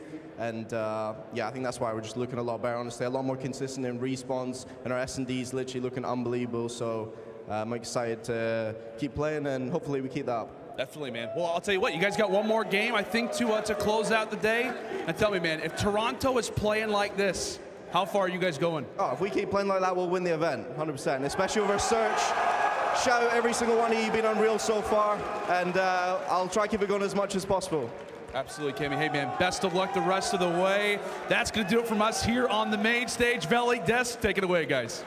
5-0 online, but it just wasn't enough. The Minnesota Røkkr ran out of gas, but you know who's the last man standing? The true kings of the north is going to be the Toronto Ultra with a big 3-0. They swept them, Ali. Yeah, absolutely. I think one of my favorite things about watching Toronto Ultra play is that every single player on that squad, for me, is incredibly selfless. Like, I feel like maybe sometimes a little too selfless, but like, there is never a moment where I feel like I'm watching a player solo challenging and putting their team in an unfavorable situation. They're always waiting for each other. They're always patient, and that is the Toronto Ultra that we've grown to love over the past year, and now finding their pace in this game, finding the way that it works for them now, and finding that stride, it's a pleasure to watch. And everybody stepped up. As a matter of fact, the Scump play of the game has to be with Cammy, because Nameless, you said in order for Toronto to win, you want to see this man really bring it. Yeah, I mean, and it wasn't even just the search and destroy. I mean, he had the ace on this map. Obviously, he was running around with the SMG as well in different rounds, getting pushed up with Cleanex. They had Røkkr shook on this map simply by Cleanex's presence over at P5 early in the game. They saw the VOD from yesterday's match and what he was able to do, and they were shook. There was one round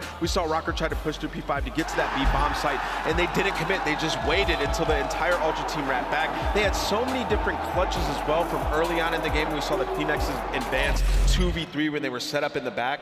I mean, there were a lot of tense situations throughout this entire match. That was a good S&D. Throughout this entire match that, you know, Ultra just easy red Røkkr. Yeah.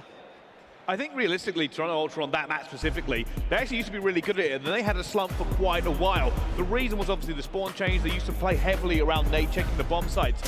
What they've done very brilliantly on Tuscan now is they split wide, they play the corners, and they're very good at applying pressure in certain spots, and then when it gets a bit mixy, they go right back to the teamwork and lock it down. Yeah, and another big thing that was going on in that map was like I said, they were easy reading them. Insight was playing in the back and picking up so many kills on the flank. Like, there were 2 times we saw Attach tried to set up a pinch on them, and Insight turned around and killed him both times. It's just wonderful to see. And that just comes down to VOD review. I felt like when I was watching Toronto Ultra, it was almost like they were mirroring the way that Røkkr was playing, and the fact that they were just sitting in corners, right? Playing for that player in well in Tuscan, like, oh, we know Havok loves to just sit there and play in a corner, so let's double nade it. And like, it was one of the biggest first bloods in the Tuscan. I was like, that just came down to the VOD review. That just came down to them having to go up against this team so many times and being like, we just have to hard counter. Yes, now let's go ahead and take a look at the bracket to see how things have unfolded so far. Minnesota Røkkr out of here. That team is going home. Toronto Ultra moving forward. But coming up next, we have the battle of the blue teams. Florida Mutineers, Seattle Surge. I can't wait for this. Yo, that's going to be hot. But also, team packs are on sale right now. If you are a Toronto Ultra fan, now is the time. Make sure you whip out them wallets, baby, and represent them. My opinion, what, the best skin out there. I love the colorway, Ali, right? No, absolutely. I'm a big fan of the bottom right there, the Seattle and the Ultra. I just think the colors, the aesthetics are really nice. It is really hot. All right, Bryce, coming up next, we have Florida. We also have Seattle. Real quick, what are your thoughts about that matchup, man? Give it to me fast. Okay, quickly, they've been inconsistent all year, but have shown signs of brilliance. Okay. Realistically, going into this next one, if you're an OpTic fan, you don't want Florida to win, let's be perfectly clear. I think Florida look great at the moment. Seattle Surge, I don't know, I just feel like maybe they're lacking going into this matchup, but they have been good too. It's a very difficult one, which does make for a great game. It's hard to gauge with the Seattle Surge because they look phenomenal throughout Stage 2 qualifiers. A lot of things have gotten better, and they beat New York, and we're sitting here and we're like, Seattle Surge is the real deal. But then New York lose, and they get bowed out round 1 versus the London Royal Ravens, who haven't been great by any measure. So it kind of diminishes the win that they had there. Right. So now going into this series, Florida had the more impressive win. They had 2 players who were popping off, so whereas I would initially predict Seattle, I'm starting to lean towards Florida. My man, there we go. All right, ladies and gentlemen, you hear it right here on the desk right now. The series coming up right now is going to be an absolute banger. It's going to be the Florida Mutineers and the dangerous ARs that they have, right? Check this out. They're going against the young guns on Seattle along with accuracy. The question is, can the boys Fred, Mack, Simp, and accuracy answer back to a red-hot Florida team? We'll find out very soon on the other side of the break. We'll see you in a minute.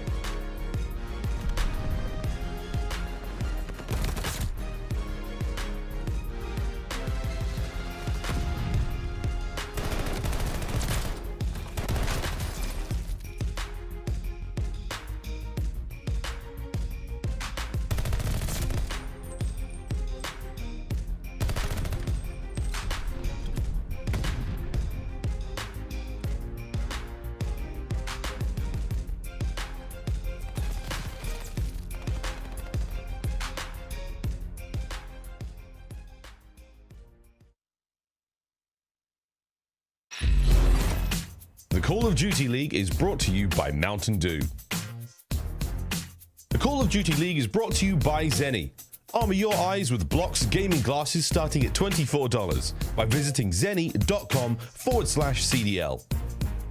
All right, ladies and gentlemen, welcome back to Toronto, where we just saw the Ultra, the hometown team, walk away with a big sweep, brought out the brooms, and sent the Minnesota Røkkr home. The team now went undefeated, the only undefeated team throughout the entirety of the Stage 3 qualifiers. Looking like one of the top teams in the game at a point in time. But Merc, seeing Toronto win like that, it just felt good. Insight, Cammy, and all the boys, they're rolling, man. No, they are, and you know they're starting to play and use the teamwork that we saw a lot of the year last year, right? Yeah. I mean, those guys, they were just so tough to beat.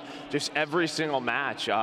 They always went the distance, but this time with Minnesota, they were able to beat them in a 3-0, and we kept talking about it. Like, it just felt like it had to happen because Minnesota, their team, in that position, if they get a map under their belt, that's probably going 5. And as soon as that goes 5, that gets scary. That control started to scare me, but let's talk about the matchup at hand, okay? We have Florida Mutineers facing off against the Seattle Surge. And Ali, when it comes to Seattle, we talked about the map pool, right? This team is rolling. They're firing off on all cylinders now, and even the map pool looks like it's in their favor. We were worried about their consistency, right? But they said, you know what? We found the system. It worked. Heading into Stage 3, they are incredibly confident, and the results say that as well. With that big win versus the New York Subliners, both SNDs in that series are in this one as well. So for me, it's going to be coming down to the hard points, and I'm a little worried if I'm in the likes of the Florida Mutineers, because when it comes to breaking, Seattle has a 38% break percentage, whereas in the likes of Florida, they have a 16%. But when it comes to the game fuel keys to victory, and what do they got to do? Pred has to continue major MVP form, 1.16 KD, #1 SMG so far in the major, and then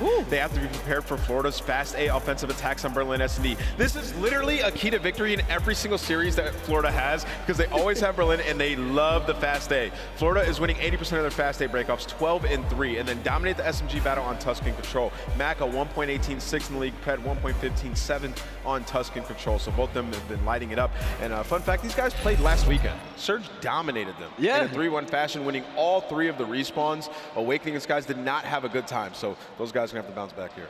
I'm loving a rematch, man, because Seattle just loves to get in your face. Yeah, I mean, they do. And, you know, even versus OpTic, though, for Florida, we saw a lot of Tuscan and Berlin, and I thought it was going to go one way, and it happened to go the other way. I don't know if, you know, there's something they figured out. Maybe it's just a land presence.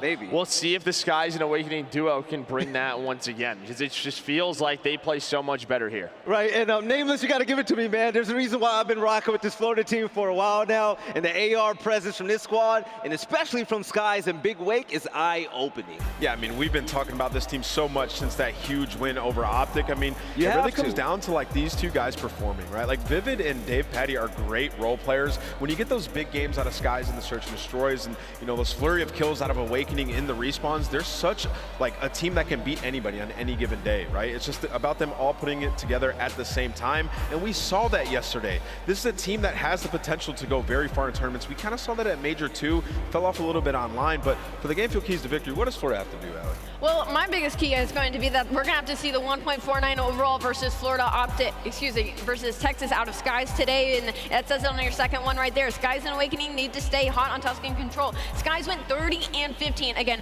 I feel like we saw an entirely new look when it comes from Caesar, and hopefully he can pull it into this match versus Seattle as well, and they need stronger hill setups on Berlin hardpoint. Florida is 10th in hold percentage, Seattle 2nd in break percentage on Berlin. Like I said, Seattle has a 38% in breaking when it comes to the hard points in Stage 3 qualifiers so far, and Florida, well, they have 16, so they're gonna have to work on that early rotation and hold as much as they can. Listen, I woke up this morning to a DM from the Florida Mutineers, and it said Demon Joe is making an appearance today, and then Awakening is gonna absolutely fry in this match. Oh, so I thought you were talking about me, Demon Joe. Hey, I don't know, you know, maybe like 5-6 years ago. Never know. Actually, like 8 years I don't know. But yes, I'm expecting Awakening to pop off on that stage, so it'll be like. You can't bet against them, right? And speaking of which, hey, Merc, when it comes to Florida and Seattle, who do you think has the edge here? Well, I mean, we're all going to probably say Seattle Surge has the edge, but the Florida Mutineers, I don't know, they play with a lot of pace. They play very, very quick. Dave kind of knows where he has to go. You know, him versus accuracy would be a fun battle to watch.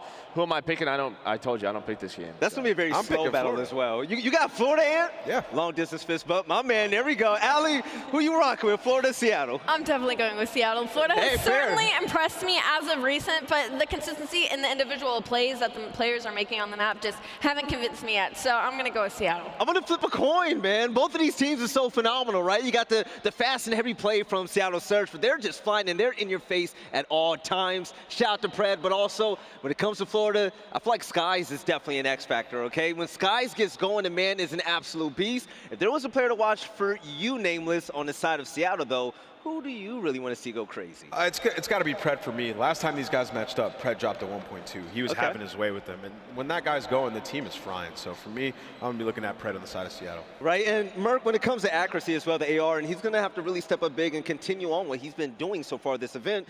Him going against the likes of everyone that we know on Florida, accuracy, maintaining stability is going to be key. No, 100%. And when you're sort of that in-game leader, it's a lot easier to be that person communicating when you're playing well. It's really tough to kind of build off of your system if you're not winning your one-on-one. So there's going to be key situations where accuracy is going to have to win his one-on-ones. When he's doing that, that allows him time to read the minimap. Hey, you know, we have X amount of time here. Let's make sure we're going to this. You can't really do that when you're in the kill cam, right? So if he's getting fried, it's going to be tough. But, you know, accuracy, he lives for this. And also, I want to give a big shout out to Mack because that man is also melting all weekend long. But, ladies and gentlemen, let's get this match going. We got Seattle Surge versus the Florida Mutineers. Let's get this game on the road.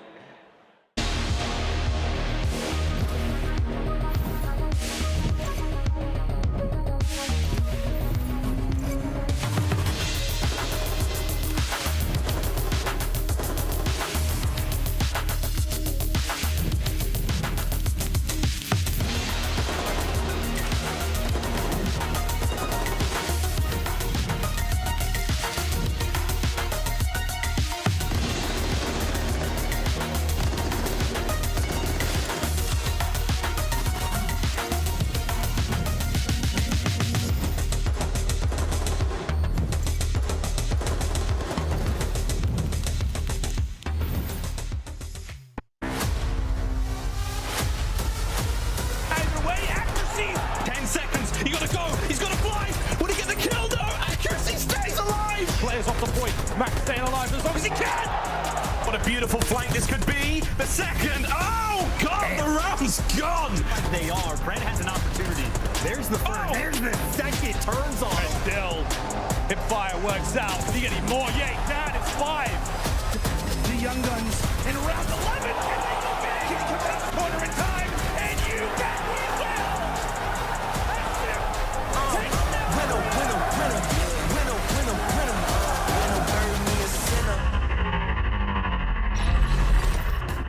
Ladies and gentlemen, it is time for another game here on the main stage of the Major. And I tell you something, we are getting deep into the bracket and the stakes only get higher.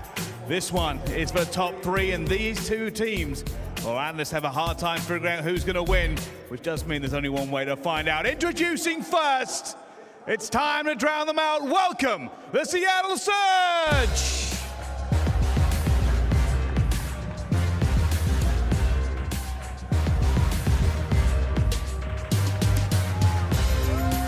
Accuracy, Mack, Pred, and Simp. When you saw that picture of Mack on that main stage, the man is flexing, and that's the point of the topic, right? When you take a look at this team, the versatility is actually unreal. The way you see Mack and Simp run around with ARs and subs is beautiful, but Simp is gonna be the focus for me. This man is absolutely crazy. The moment he catches fire, this game is actually over. But Bryce, Florida's gonna have something to say. Oh, they certainly are. Well, from one good team to another, from one water-based team to another, going against them in this match, of course, say a warm welcome to the Florida Mutineers!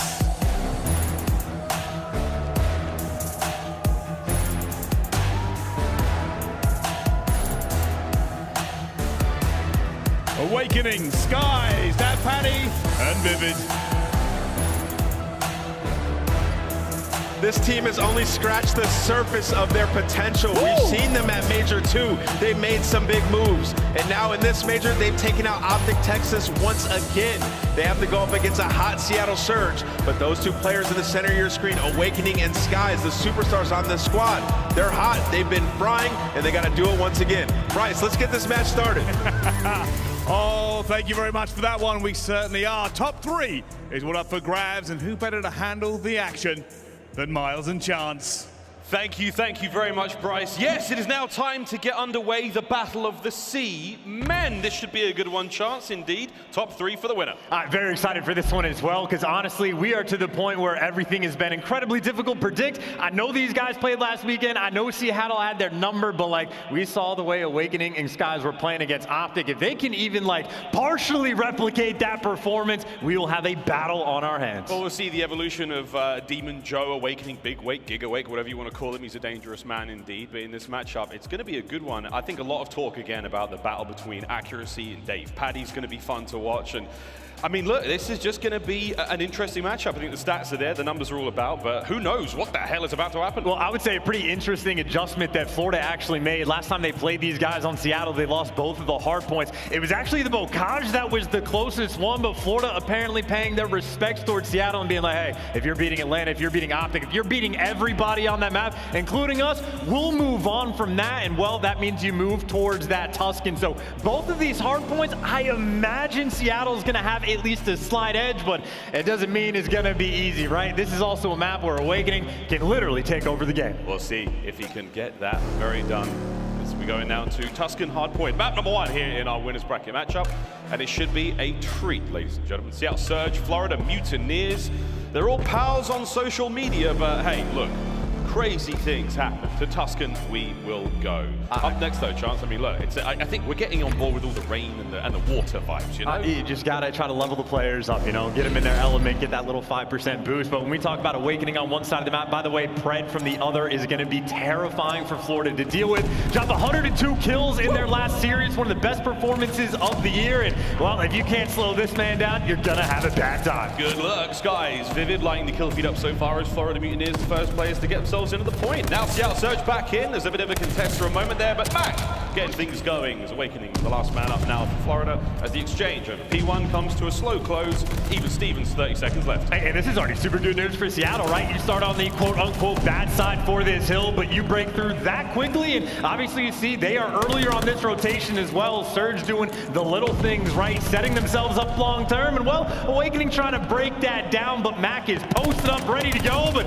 bad timing goes his way, and he gets gunned. And that has been Skies all tournament long. An absolute standout right now for Seattle Surge. Veli's a big fan. Been giving him mad love on the desk. And funnily enough, right, Skies gets the kills, but it actually doesn't matter because of all that work just to keep back spawns. All those guys geared right back up towards the hard point. But TJHaly open for the second. Vivid found that break, and well, hey, now at the very least, Florida, maybe they're not collecting this time, but they're slowing down Seattle. Trying to slow him down indeed. Dave Paddy, man, your screen. Had a wonderful weekend so far here in Toronto. Looking against himself towards the hard point. A 2-spree now, 3-3 overall. Into the hard point, his teammates go. Florida Mutineers, of course, the white arrows on their minimap. Teal being Seattle Surge, and a very, very closely contested matchup so far. Awakening clearing out bottom side of Church, 7-3, Demon Joe. And obviously, if you saw the keys to victory, you know it's like the rotational battle between these two teams. Well, that wasn't a rotation. That was a clean break from Florida, set up time and time again. And that is a massive amount of scrap time that I don't know if Dave is actually going to be able to collect. You can see a couple of those Seattle arrows are actually turning their attention his way, but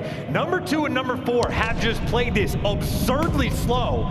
They just waited 15 seconds to child it old, and obviously everyone from Florida has already rotated, so that's an interesting moment for this game. Let's see if Florida can take advantage. Guys still in the back of P3, locked in.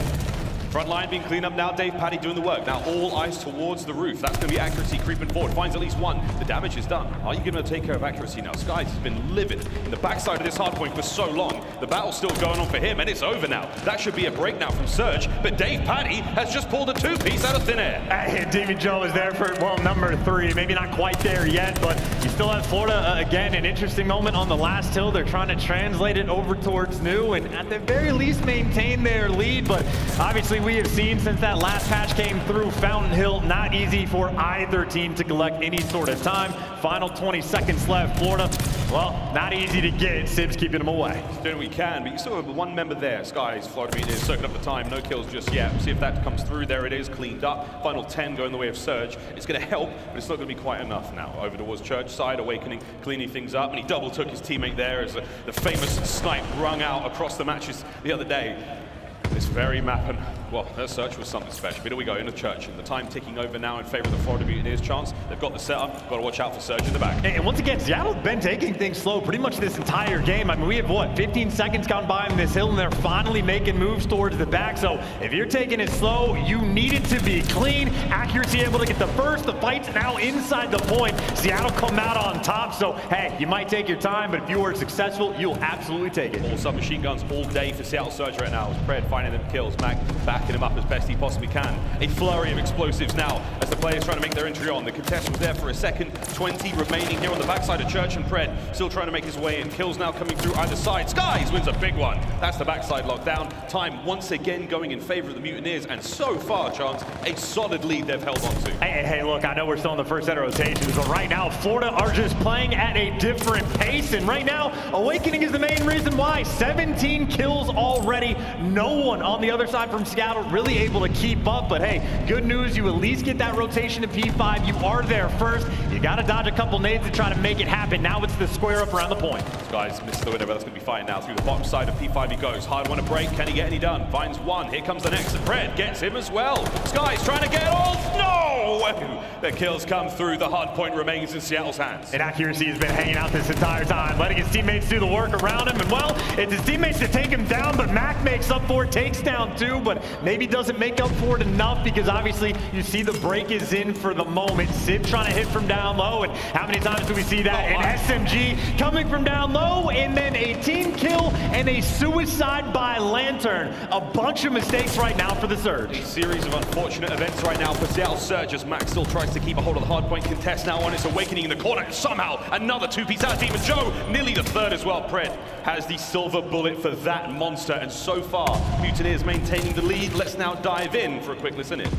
Well back. Slow down. Trying to back up. What's been on? Can you get home? I'll say I'm trying to hold pitch. I pitch right now.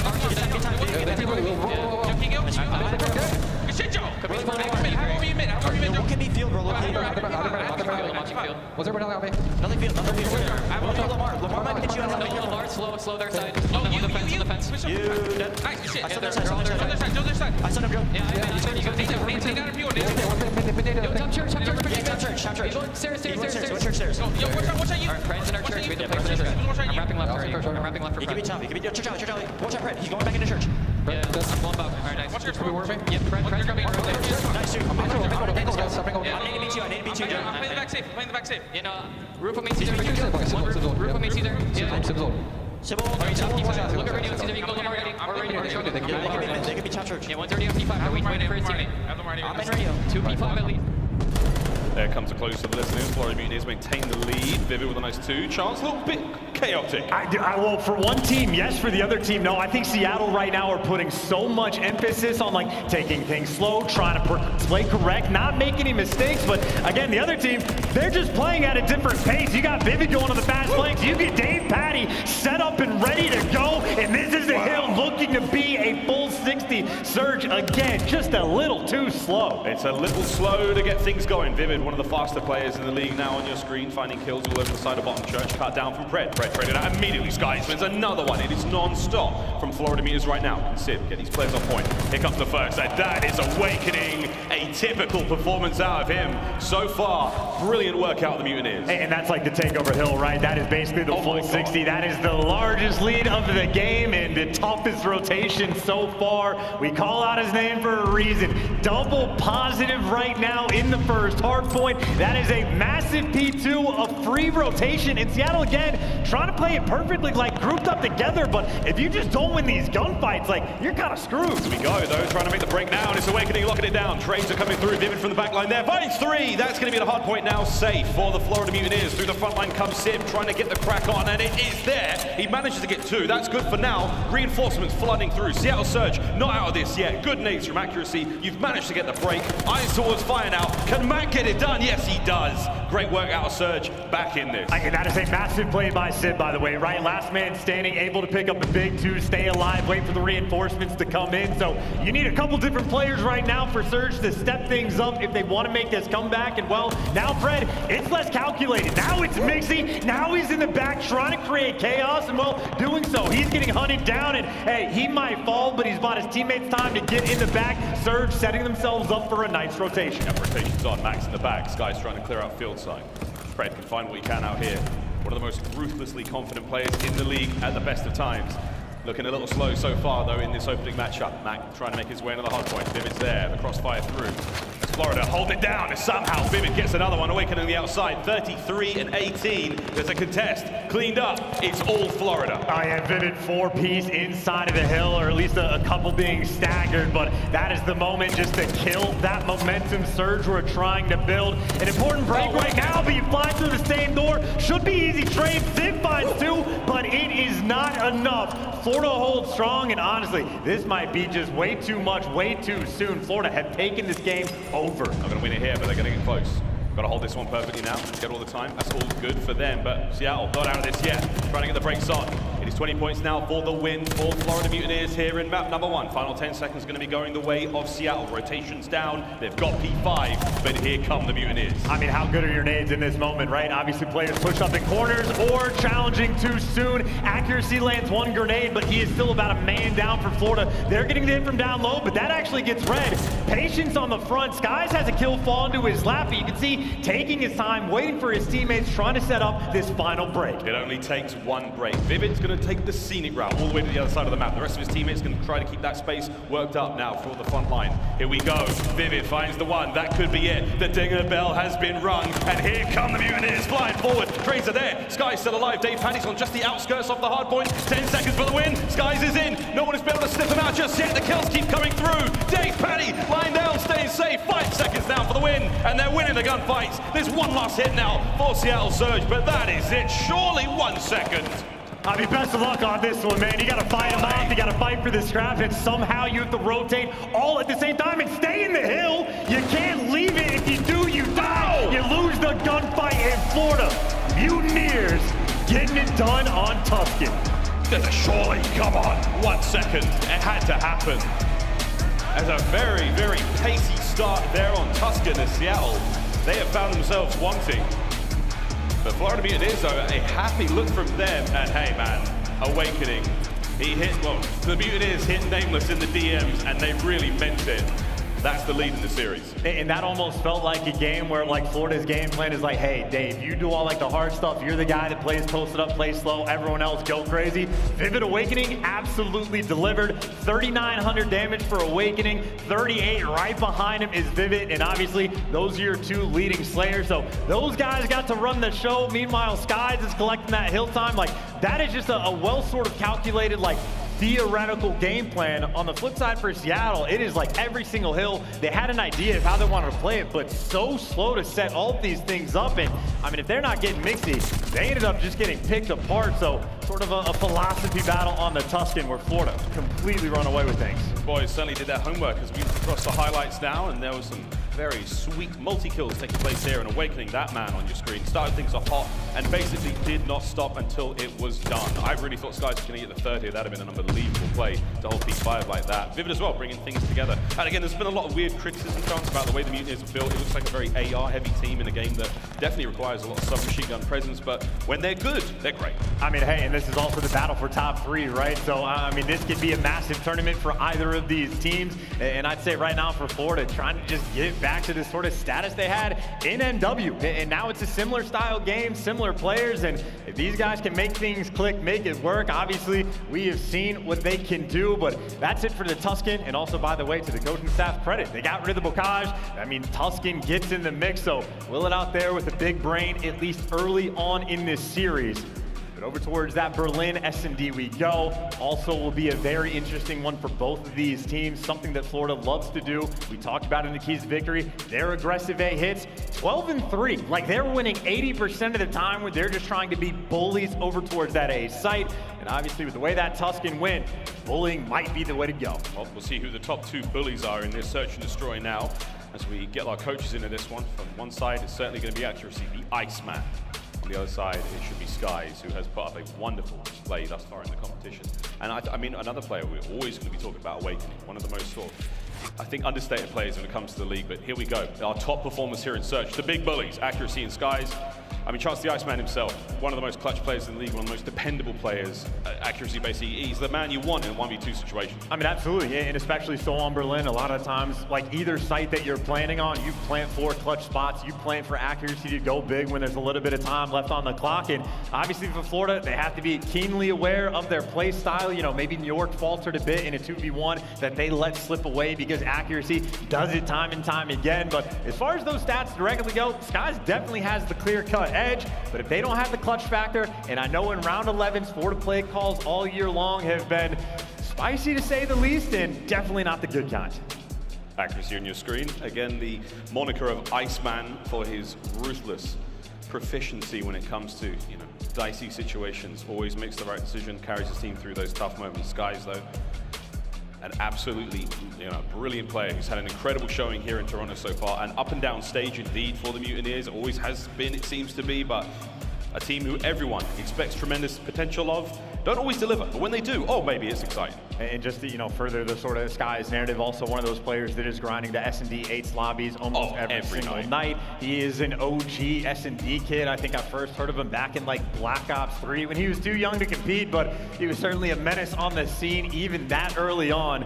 I don't know exactly when like veteran kicks in for professional Call of Duty, but I mean, he's been at the pro level since Black Ops 4, so at the very least, that conversation has to get started. When does the player become a veteran? Is it how many tournaments? Is it how old they are? This is something that, I mean, we're not going to work out right now, but I think you should try and do on Twitter. We're almost ready to get into the Search and Destroy on Berlin here, friends. As far as the map goes, Chance, are you leaning either way? Is there someone you're more interested to watch, or is it up in the air? I think completely up in the air. I'd say early on, it's maybe more important for Florida to win the maps, because certainly for the control, Seattle's been on point. They're going to love the Berlin hard point. So maps 3 and 4, I definitely lean towards Seattle. Other than that, including the game 5, 50-50, tough to predict. It genuinely is whoever shows up on the day, and so far, well, Florida have answered that call. We'll see. But while you're on Twitter deciding what a veteran player is, don't forget you can also win a Scuff controller. To enter this one, retweet, follow at Scuff Gaming and at COD League on Twitter, tag a friend and reply with hashtag ScuffXCDL. I personally have the one smack bang in the middle. The CDL was the FPS reflex. It is unreal, friends. Get yourself one of those. Starts on June the 2nd, ends on June the 6th. We're going to be picking a winner and giving away one of those magnificent controllers. Let me tell you, friends, it's like Excalibur. Truly a weapon of untold beauty, unparalleled precision. Scuff should hire me. But either way, we're getting into Berlin now, friends. This is it. Map number 2 here in this winner bracket matchup. Let's go. Man of many talents, man of many jobs, and well, we'll see exactly how this Berlin S&D goes with many different strats at your disposal. Pretty much on both the offensive side of things and defense, but what you'll see for the map records, fairly comparable, certainly a slight edge towards Florida, but well, maybe actually that versus Seattle Surge, the most important one. 2-0 in that regard. But granted, the games have been close, right? So Florida, you might have an edge. Seattle, you know we're going to have something cooked up. And obviously, we already talked about it. It was in your keys to victory. Florida, very dominant when it comes to those like aggressive A hits on offense. You got to be prepared. It's not like they do it every single time, but if you're not prepared for those retakes, if you're not prepared, whoever that first man is on site, to be ready for the gunfights, ready for the nades, whatever it may be, Florida absolutely can bully their way through this map. Apologies, friends, a very slight delay here in the Search and Destroy in Berlin, a very minor delay to this one, as we'll get into this ASAP as the players cool off somewhat after that spicy Tuscan. Again, a brilliant opening from the Florida Mutineers. If you have just joined us, a little slow from Seattle Surge, and I think a lot of pundits, Chance, yourself included, I've got, you know, Seattle as the favorite in this one. It's hard not to. They played, what, a week or two ago, and Seattle really took them to task. But again, if Pred was that main factor, why? Again, he had a series where he dropped 102 kills.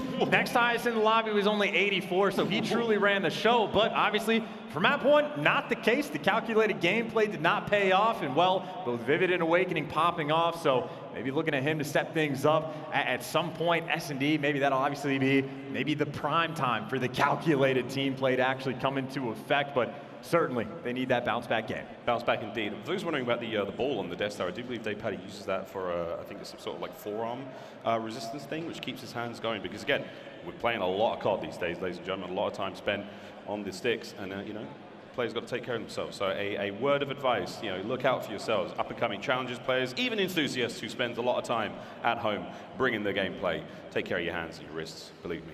And I have never seen a better example of a father-son duo, Awakening and Dave Patty sitting side by side. So get those fist bumps out, ready to go. I know Dave Patty also fist bumps Ghost from time to time just to make sure he is ready for the gameplay. I know a lot of people think he's slow, but I'm telling you, man, when you actually watch him in game, he is twitchy, he is cracking, he is ready for the gunfight. There was a clip yesterday of Dave Patty. He was so pumped, he tried to fist bump the cameraman. And there you go. And he was so pumped, man. He was ready to rock and roll, and so are we into Berlin. Search and Destroy, map number 2 here in this winner bracket matchup. This is it, ladies and gentlemen. Third time's the charm.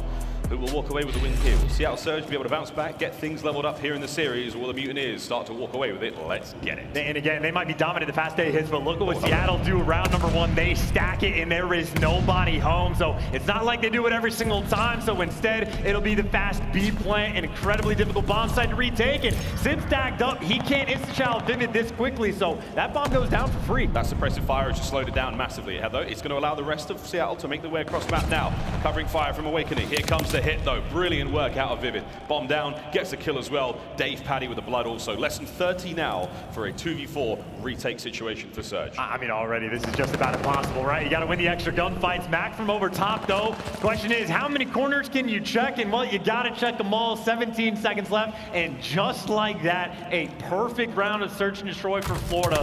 Keeping that pace, same as they had in Tuscan. Sweet snaps there out of Mack, but not enough to get it done. Mutineers take round 1.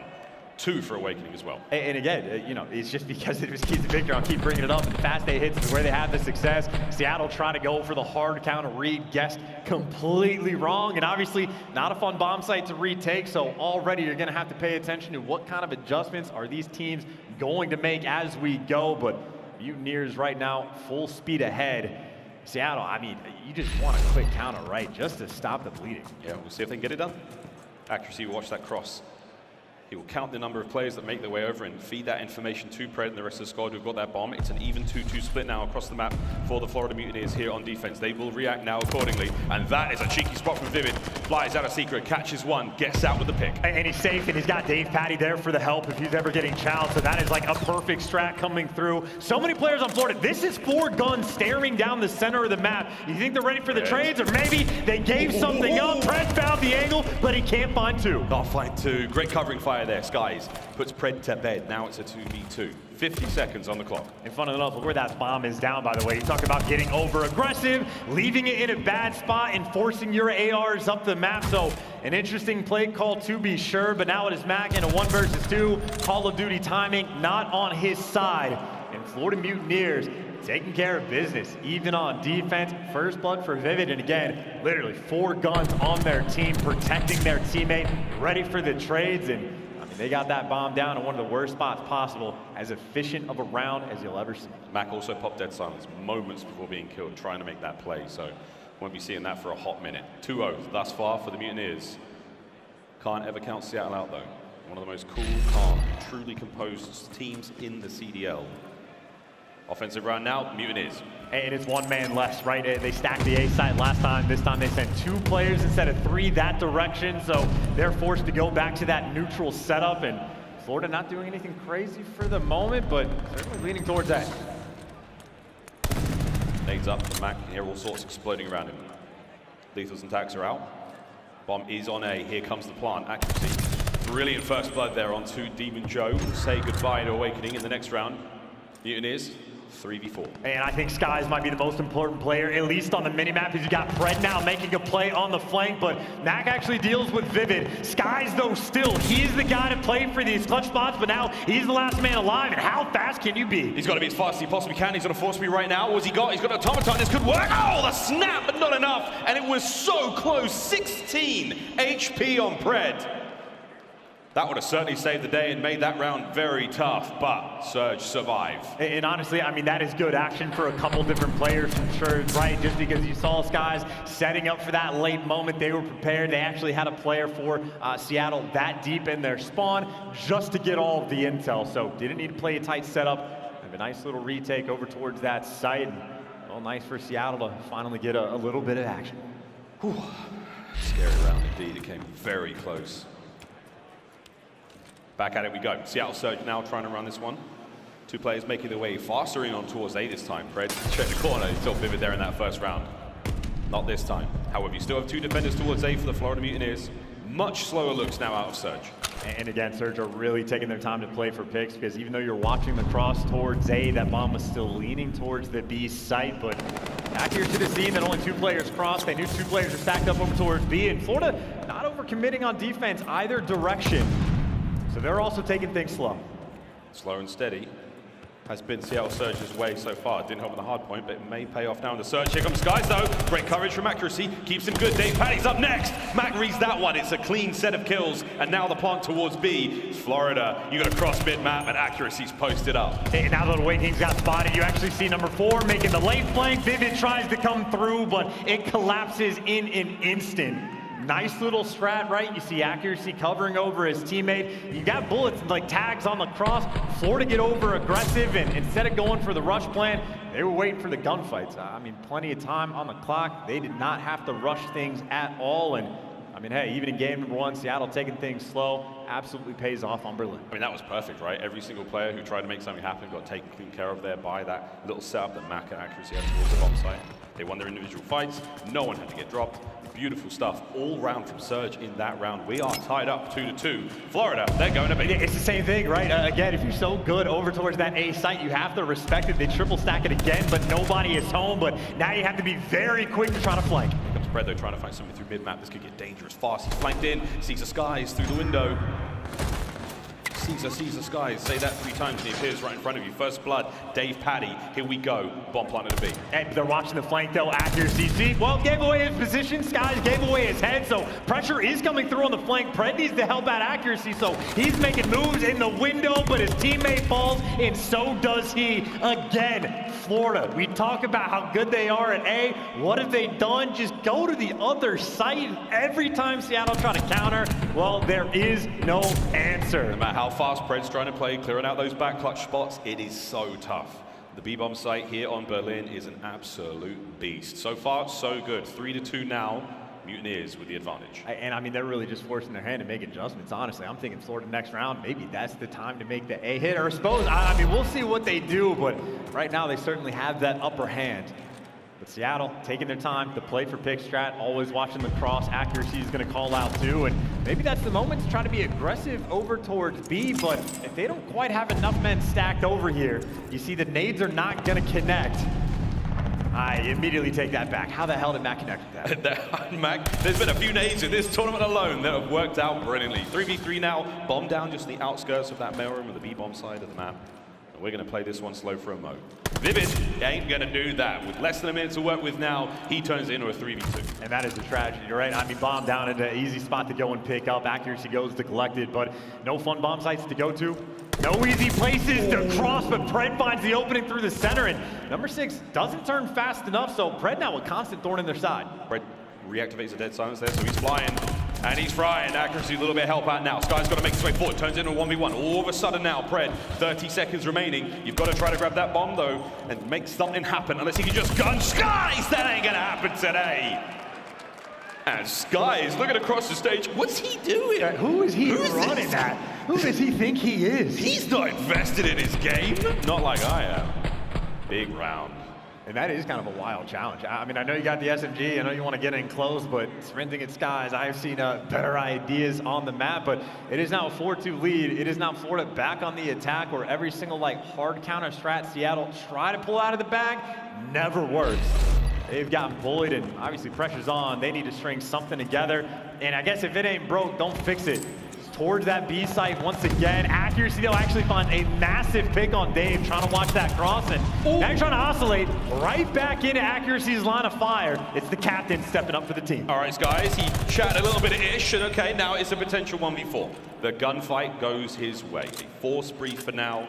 You bet your bottom dollar, Canadian or American, that he's going to chill for a while and play for those streaks. See if he can operate heavy machinery. I do not expect him to leave this anytime soon. But of course, I was talking about the nades, and I was instantly wrong about that. So yeah, starting to creep up just a little bit, but obviously zero information.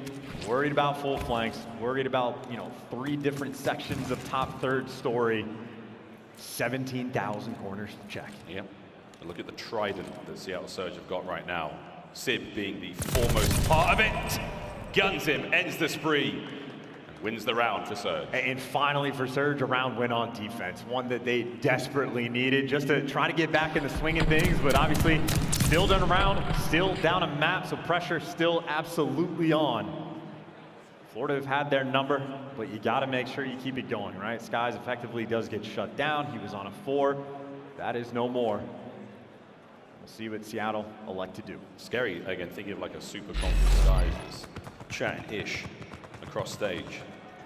We don't see it too often, but when he brings it, 8-5 so far. Good look, Simp with the mix-up now. Snipes there, saw the tip of the cap. There's Awakening! Nice start to the round. Vivid though, he's actually playing for an angle towards the deep map. Well, Pred ready for it. There you go. First 2 picks, a dominant round getting set up for the moment. And you got the captain watching P5 flank. Taking care of business, and Skies again just worried about all of his teammates dying around him. Another 1v4. Another 1v4, and if you thought it was all over a moment ago, well, it could be in a second. Skies, here we go. We get one more crack at it. Not a lot of time, though, and it's once again Simp to find the round, and that is night and day out of the Seattle Surge. And also a pretty good call. I will say for Simp, that is not an easy shot to connect with. I know they line up, but that door that's in front of you makes things a little bit weird, but he hits the difficult one, finds the opener, and I was thinking Vivid, next man in line, maybe an opportunity to make a play, but Pred, he just flies straight through. Easy reads, maybe a little bit of that homework coming through. But that's that thing about what you expect from Pred. Super confident, very decisive, knows exactly where he wants to go, hit and run. That is the play style that got him on everyone's radar. That is one of the defining factors of Seattle Surge's success. And for the first time, Seattle have actually stacked the right side. Now they're stacking over towards B to have all these players watching the cross. So they've gotten baited out a few times. Now they're ready. This could be a big old fight towards the B bomb site. Pick a corner, any corner, find it, get your butt in there and enjoy the show. Here we go. Mack's going to back up slowly, but that bomb site's going to make its way forward. Pred checks a corner, catches one, tags in, saves himself, though, the trouble. He's going to back on out, reposition, and there is a rattle of gunfire now all across P2. It's his teammate picking up kills, and now you are a man down, Florida Mutineers. Things are starting to look dicey. And bomb down in a spot where you know Pred is going to be top 2 somewhere, both staircases. You have to go and check a bunch of corners that are going to be a problem. A couple closets, and obviously, if you go straight in, Simp is there. DavePatty at least able to collect that bomb, so that is a small victory, but for a bigger defeat, Sim's now 1 of 5. Oh, and it's 1 man now versus 4. Again, DavePatty, where Skies fell, will you join him? This could be it. And oh my, he's gonna go down swinging the players all around, but that is now map point. Seattle Surge. It is that chess game between these teams. I think Seattle said, all right, I guess they're really never going to go to A on offense. We'll just stack it this time. They get Pred nice and aggressive inside of P2, and well, a counter finally worked for him on defense, and that is also now 3 rounds in a row for the Surge. Big snipe round out of Sib. Now things are looking great. Seattle, can you close out here? Level up the series. That Floridian aggression has somewhat subsided. Will Florida man be able to pull something special out and force that round 11? Well, maybe the good news right now, Sky's the most aggressive player for Florida over towards B, and well, he's been the main guy for the team in Surge, so you definitely want him in the mix, and well, Sib, definitely going to be the player looking for him. If you even get 1 kill, you can call in the glide instantly, get the bomb down for free. I see no reason not to use it. And there you go, here's the call. Look at the big brain on this guy, flying forward. That's going to be Simp now. This is your captain speaking. I got a couple here. Trade tables are up though. They did obey the rules and now they will stay alive. But this should be clearance now to make it the way into the bomb site. Here comes the plant, diving forward. And now he's got the cross. You got number 4 to watch the first set of flanks, and you got accuracy if you need to watch the next set. But bomb down for free, all crosses covered. A difficult round for Seattle, honestly, to lose. Here we go. We're going to find out if Florida's got that special something. 35 on the clock, trying to make their way forward. Big wake, gets the party started now. Trying to find one more here, no. Checks the wrong corner. Here comes Vivid now. He saw a player make his way forward. Oh, what in the name of... Oh, no, it's ugly. But we'll find out if the play continues. It's all on him. Can he make something happen? The answer is no! Seattle Surge bounce back. The defensive hold was a little too much there on Berlin, and they will take that one happily. We find ourselves at 1-1. And a bounce back game as well, 4 rounds in a row. I think Surge spent a lot of time waiting for Florida to make adjustments that never came through, so Seattle was like, fine, I guess we'll just stack it, make the play call, and that starts panning out on defense. Accuracy, originally the player that starts to turn things around, and as soon as he opens things up for his team, well, Simp then just goes and takes over, gets the glide bomb, and makes that final round very, very easy. Incredible work. That is out of all 4 players from Seattle. Great stuff in the game number 2. Brilliant bounce back indeed. It was looking a little dicey there, a little dire for them at times, but they kept their metal solid resolve. And Seattle Surge, they level us up now. Well, Florida Mutineers, they've got a lot of soul searching to do. Of course, we play Control next, but man, we're seeing non-stop comebacks here in the Vanguard season. Non-stop in the Search and Destroy. A lead is never safe in this game, and that could not be more true, you know, in this series as well. Well, and speaking of comebacks, maybe I think Florida trying to come back on a map like Tuscan Control, because they got 3-0'd last time around. It was Pred that was causing them every single problem. So Skies was asking the question, who does he think he is? Who is he challenging? Well, we saw how game number 2 went, and Pred still looking for that further answer. We'll find out that answer, though, ladies and gentlemen, after this quick commercial break. We're going to go take a chance to go powder our noses, and in the meantime, Seattle Surge and the Florida Mutineers, they're going to chat to their coaches and find out what the hell's going to happen in this upcoming game of Control. We will see you after this quick break.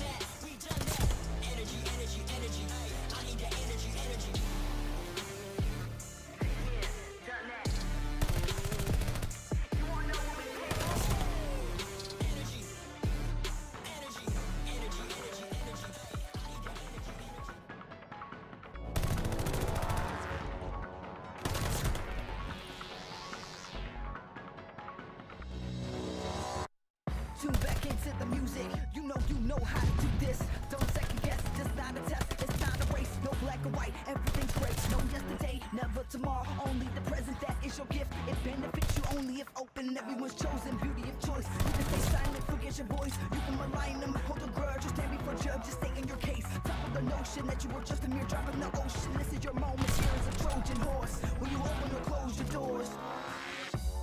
Just when you feel like it's too much, just when you feel like you've had enough, take a step back from the edge and take a deep breath. Dance like you'll never, dance like you'll never,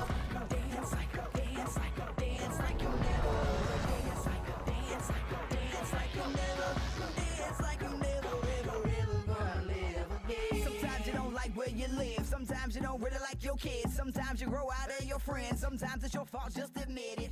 Finger point in the mirror, 3-point back, that's the tear jerker. You can wallow in sorrow.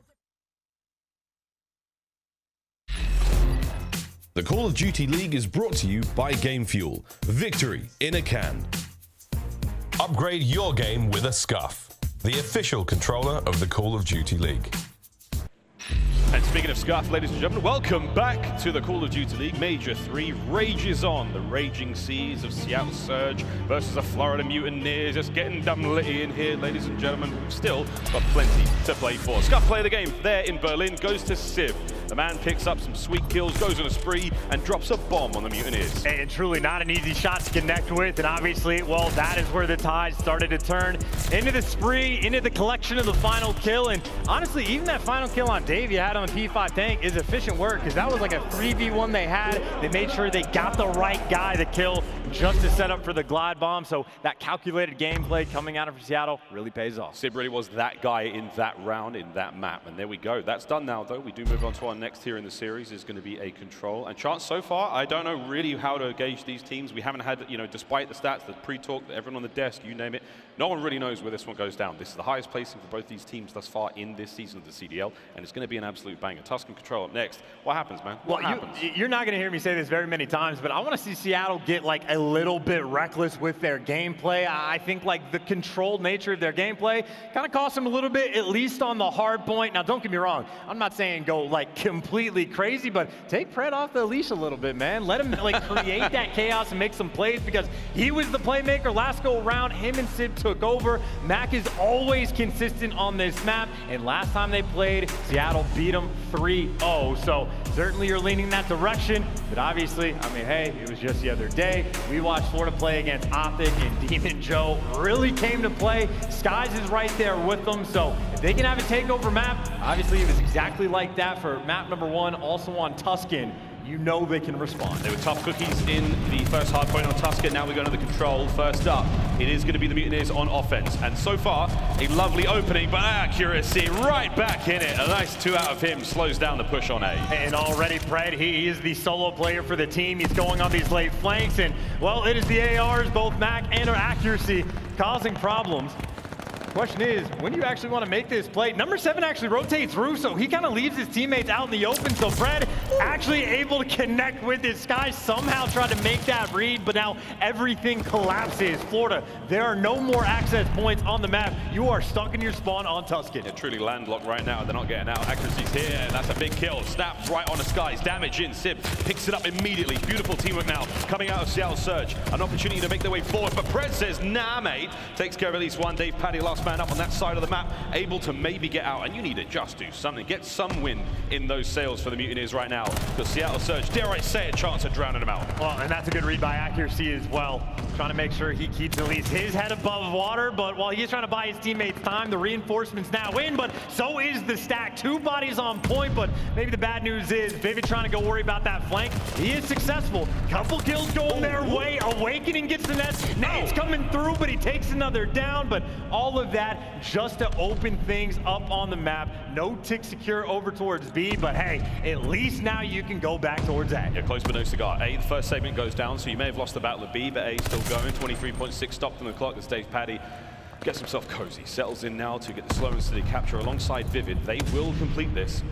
There's one moment here now for Surge to possibly stop it, but I don't think it's going to happen. A should be taken care of, an additional minute to work with, and it's 13 lives to the 15 of Seattle Surge to try to still hit B. And really not a ton of time either. 1:20 is pretty low on the clock to try to open things up over towards that zone, and I think good reads for the moment. You see Sky's concerned about the flank because you do have Mack inside of P5, but the rest of his teammates now trying to come through the backside, but Seattle, they got it all covered. They had the strat. Mack might fall, but everyone else alive. Awakening, though, trying to be the tip of the spear. He certainly is the tip of the spear. Sib, though, comes equipped for the right fight. Takes clean care of him. DavePaDy trying to pick that up immediately now. Bump his way forward, get himself into the fight. You still have to worry about Pred, though. He's in from behind. So if DavePaDy can pick up this, that's all good. Pred's been taken care of. An opportunity to stack. Here we go, Mutineers. 3 players on the point. There's going to be a counter-attack now from Surge. First in, Mack, gone. Second up, Accuracy. DavePaty, gone. That's it. Second segment now taken care of on the point. And Seattle, they're out of lives. Dude, just like that, the instant break, they get it done.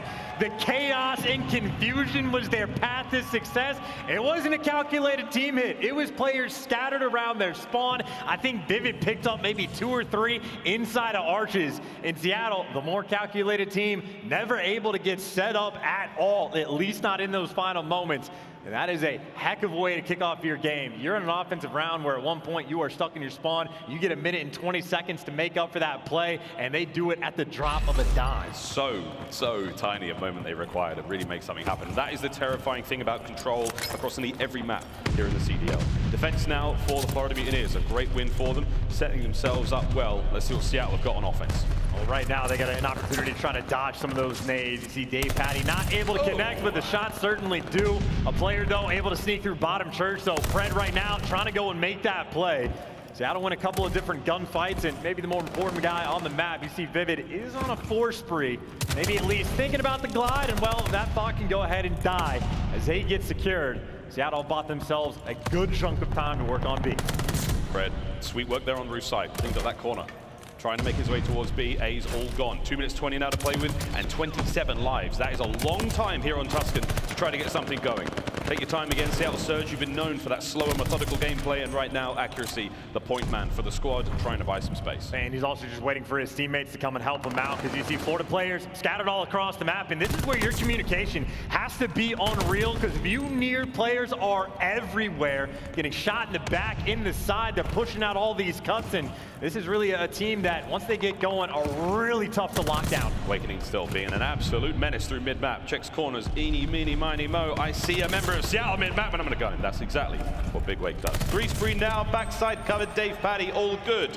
Florida locking it down. Hey, dude, this is why I actually really appreciate DavePaty's play style, because while his teammates are just creating chaos on the map, when he needs to be the final guy of like, oh, something got left open, don't mind me, I'll chill in the back, I'll watch whatever cut needs to happen. It can sort of be the true iron boots for the team, so they're making things work with nice scattered pushes. They get the big kills, and look at Dave go. 10 and 6, 2 spree right now, and he's like, don't worry, boys, B's all good. However, they didn't account for the Thunder from down under, who's managed to stay alive in the back. Fred is still there. If you can fight through the front, there is still a possibility for Seattle. They've accounted for him. In fact, number 7 has actually turned to sort of check for a moment. DavePaty has done the same thing, so they're vaguely aware from it, but being aware is different from winning the gunfights, but you trade him out. Actually, an unfortunate team kill. But right now, Seattle, I think it's what? You're low on time, low on lives, and they have just not been able to get any sort of team push to come through. Max trying. The second piece not there. Sid gets it. You've got something to happen here, but the spawns, you're right in the spawns. You are thick in Florida Mutineers territory, man, and it's not working out so far. Sip has got 4 kills on this life alone now, trying to find the 5th. There it is. Back tank now, less than 30 to play with, and only 9 lives. Seattle Surge. I mean, he got the streak to help him out on the Berlin S&D, and now he's trying to play for the streak, but maybe he is getting ignored. Florida, everyone else up towards top green, picking him apart. It's actually, unfortunately, a team stun that comes through. Sip dies as well, so there's no glide, and no respawns, no map control, no round count. Florida picking them apart on Tuscan. No problemo. That is the second round now done. Mutineers get it done on offense now. Clean up the defensive round also. Beautiful work out of the Mutineers now. Sitting very pretty. However, we know, Charles, that a 2-0 lead here on control means diddly. It might mean diddly, but at the same time, Seattle, it's been the same story in both of the respawns, struggling to get anything going. I mean, they went out of their way on the hard points to try to set up coordinated pushes. Right now, they're not ever given a single opportunity. Like, Florida have just been everywhere on the map, and it might not be as cold and calculated. It might be a bunch of individual plays, but if Florida is making them so tough to deal with. Yep, 4th spree for Awakening, looking to get himself some streaks here on Tuscan control. Very handy dandy indeed as DavePaty throws a sweet nade. First blood of the round. Awakening opted to go for fists versus bullet in that situation, and now DavePaty Baits it out. Mack reads it, says no problem, man. I'll take that fight. You're capturing both points at a brief moment there for the Florida Mutineers. Ambitious. Will it pay off as they're losing the battles on both sides of the map? Well, Pred wins a massive gunfight on Vivid. That could have been an SMG battle that could have costed Seattle, but they at least win that one, and they go right back to sort of setting up the spawn kills. Pred winning massive gunfights on one side, Mack clearing up the rest on the other. There might be a slight opening through P5, but the captain is here, ready to at least make these reads. And I mean, Seattle, they were clean on defense early on in round number 1, but at a certain point, it fell apart. Right now, they are clean again, but you know, well, they can't quite be trusted. No, not at all. Shades of the first round. Life count favoring Seattle Surge, the clock favoring Seattle Surge, but that doesn't mean that Florida are out of this yet. Now looking to put the dagger in the back here in the round. Mack to the force spree, tags are up, Skies wins it, 5 now in a row for Mack. Massive stuff if you get any more out of this one, but big wakes in mid, cleans them up, kills coming through. Now space to work with, you got on A. This is not over yet, ladies and gentlemen. Again, dude, it's Florida just constantly trying to be annoying, trying to get in their spawn, trying to cause confusion. And well, now Vivid's turn. And again, he's just drawing out some gunfire. Pick a different angle, reposition, and just be as annoying as possible as his teams collect that A zone. See Seattle also being aggressive. They're trying to make plays on the flank. It is a very scattered map, but for the moment, Seattle doing okay. Okay is not quite enough to get you the win, though. Mack in the back. Makes it safe. Sky's now next up. Florida Mutineers with a slightly staggered push, 1:05 on the clock. It has to be sweet out of them. And again, 1 clean 4 down is all you need, but you still have to fight your way to a point where you can even leap to that. And Mack's still doing a great job on the back line. Oh, and you see on the front line as well. Yep, accuracy wins a big one over towards Roof. So Seattle, almost seemingly for the first time in this game, have really been able to stabilize, get a good setup that they want, but still pressure on Mack to win these gunfights. As soon as he falls, the back's now open. And look at those with white arrows on the minimap. Straight away, forward they go, get the kill, forward they go again. Who's up next? It's gonna be Mack. Oh my God, he gets 2 of them before being brought down by a team fire, but that is a tremendous play. That stops the Mutineers dead in their tracks once again. And look at Pred, he's like, got it, boys, I'm hitting the spawns, let's get this 25 on the clock. Well, you're trying to make it happen, but with 20 seconds left, that means 1 more push, and you still have number 6, Skies. He is nearby, hasn't actually stepped on the point, so he's basically invisible to the team, but he gives away his position well in between a bunch. Another team kill has come through, but so does every other kill in Seattle. Finally, for the first time, able to stabilize on defense. They should be good to go. Are some wild stuff, a second left, nobody on point. There you go, Surge, get a round on board. Got to congratulate Mack on that round. I mean, 22 and 14 overall, but that round alone, we saw some great decisive kills, holding the back line of Church, all safe and sound. That 2-piece on Church door as well, massively influential. Could have streaks now, which is a bit unfortunate from the team kill, but hey man, 1 round at a time is all you need. I mean, either way, it's the first time in this, or in any respawn rather, for the 2 that we've had where Surge have been able to play their game. Still though, pressure on. It is a defensive-sided map, and Florida looking for the final one that they need. Clean on defense, you're good to go. That is a stun, that is just a dagger in the push, or maybe just something that slows you down. Sid from the middle of the map takes down 2 massive ones, and well, now the flank is open. You could try to get in their spawn, but where Pred gets cut down, so does Mack, and still just a standard sort of round. Actually, Florida sort of chalking this one. They were so concerned about pressure over towards B that they're like, yo, let's not even worry about A. Make sure we get this set up. We can play for kills on the other side of the map. And they're going to try to make some sort of play through Fireside now, but Pred, perfect position to be in. Again, if anyone makes their way through this top Fireside, expecting that aggression, they're done. Sib looking the wrong way, unfortunately. Awaken's going to get a freebie there. Matt continues the run. 1:21 on the clock, about to be punched through to 2. And here we go. Big old life count for both sides, as now it all comes down to B.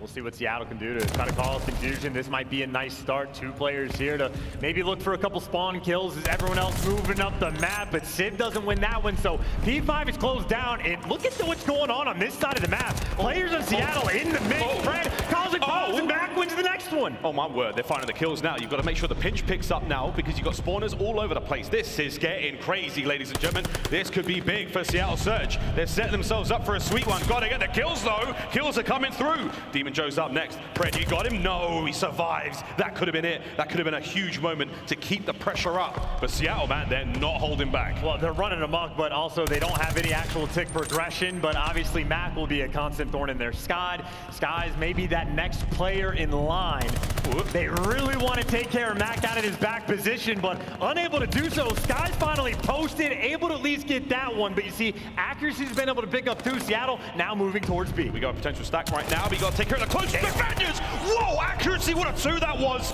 Vivid does take one teammate out, an awakening there, and what a two-piece it was, and just like that, the defenders though, Florida, keep it safe for now. Big work again. A minute 15, 14 lives for Seattle to get it done. And you see though on the flip side though, Mutineers have pumped the brakes. They are down on lives, and a minute on the clock, you can absolutely die 10 times. So pick a corner, any corner, slow things down, make sure you get your trades. If you trade out even 2 of these kills, you're happy with it, if not more. In Seattle, working that full flank, and look at this angle from Vivid. Vivid. Time to go big. Tagged up. Rooked down. Here he goes towards the back. Can't get a single one. Forward we go. Awakening, and he's getting one. Traded out indeed. Dave padding out from the back line. 45 seconds. They've stopped the clock. Mack's got to try to stay alive. No chance. The Mutineers clean them off the board. And now the time is ticking away. Right now only 40 seconds, but also only 6 lives. So they got a couple trades, but Florida now also getting aggressive. Awakening throws away an extra life, so now you only have 5. The game right now is just get a kill or 2 and then stop the clock, and Seattle might be good to go. They might be able to do this one. 25 seconds now on the clock, lining up for the hit. 1 kill would be great, 2 even better. There's the first coming through now. Sky's staying alive, doing the tags. No, he gets dropped. Vivid managed to get 1 more. 4 lives now, the final ones for Florida here in this round. This is to force a decider. Can Pred get on the point and get a couple of kills? Enough members of Seattle here. A big opening kill. It's over to Skies. Can he find anything? No, Pred. He's running amok. There it is. And ladies and gentlemen, we go to a final round. And that is Florida biting off just a little bit more than they can chew, right? The first 2 rounds, I think we saw a clear-cut example of their play style, where it can be successful. That is a round of an example of where it can cost you. You are down on lives, but they still put the pressure on the map. But as soon as you run out of respawns, there might only be 10 seconds left on the game clock, but Seattle say that is no big deal. We can go pause it. We can let Pred do his thing, and all of that to give us a round 5. Round 5, true composure indeed out of Seattle Surge. You let Pred go a little wild, and he's only sitting at 24 and 23, but is that the confidence you now need for Seattle Surge to stay alive here on Tuscan? I mean, sadly, a 2-0 lead for the Mutineers is now gone, dissipated indeed. So far, it's a nice bit of a capture work now from accuracy. As we've said, attack and defend, it has changed since the start of the game.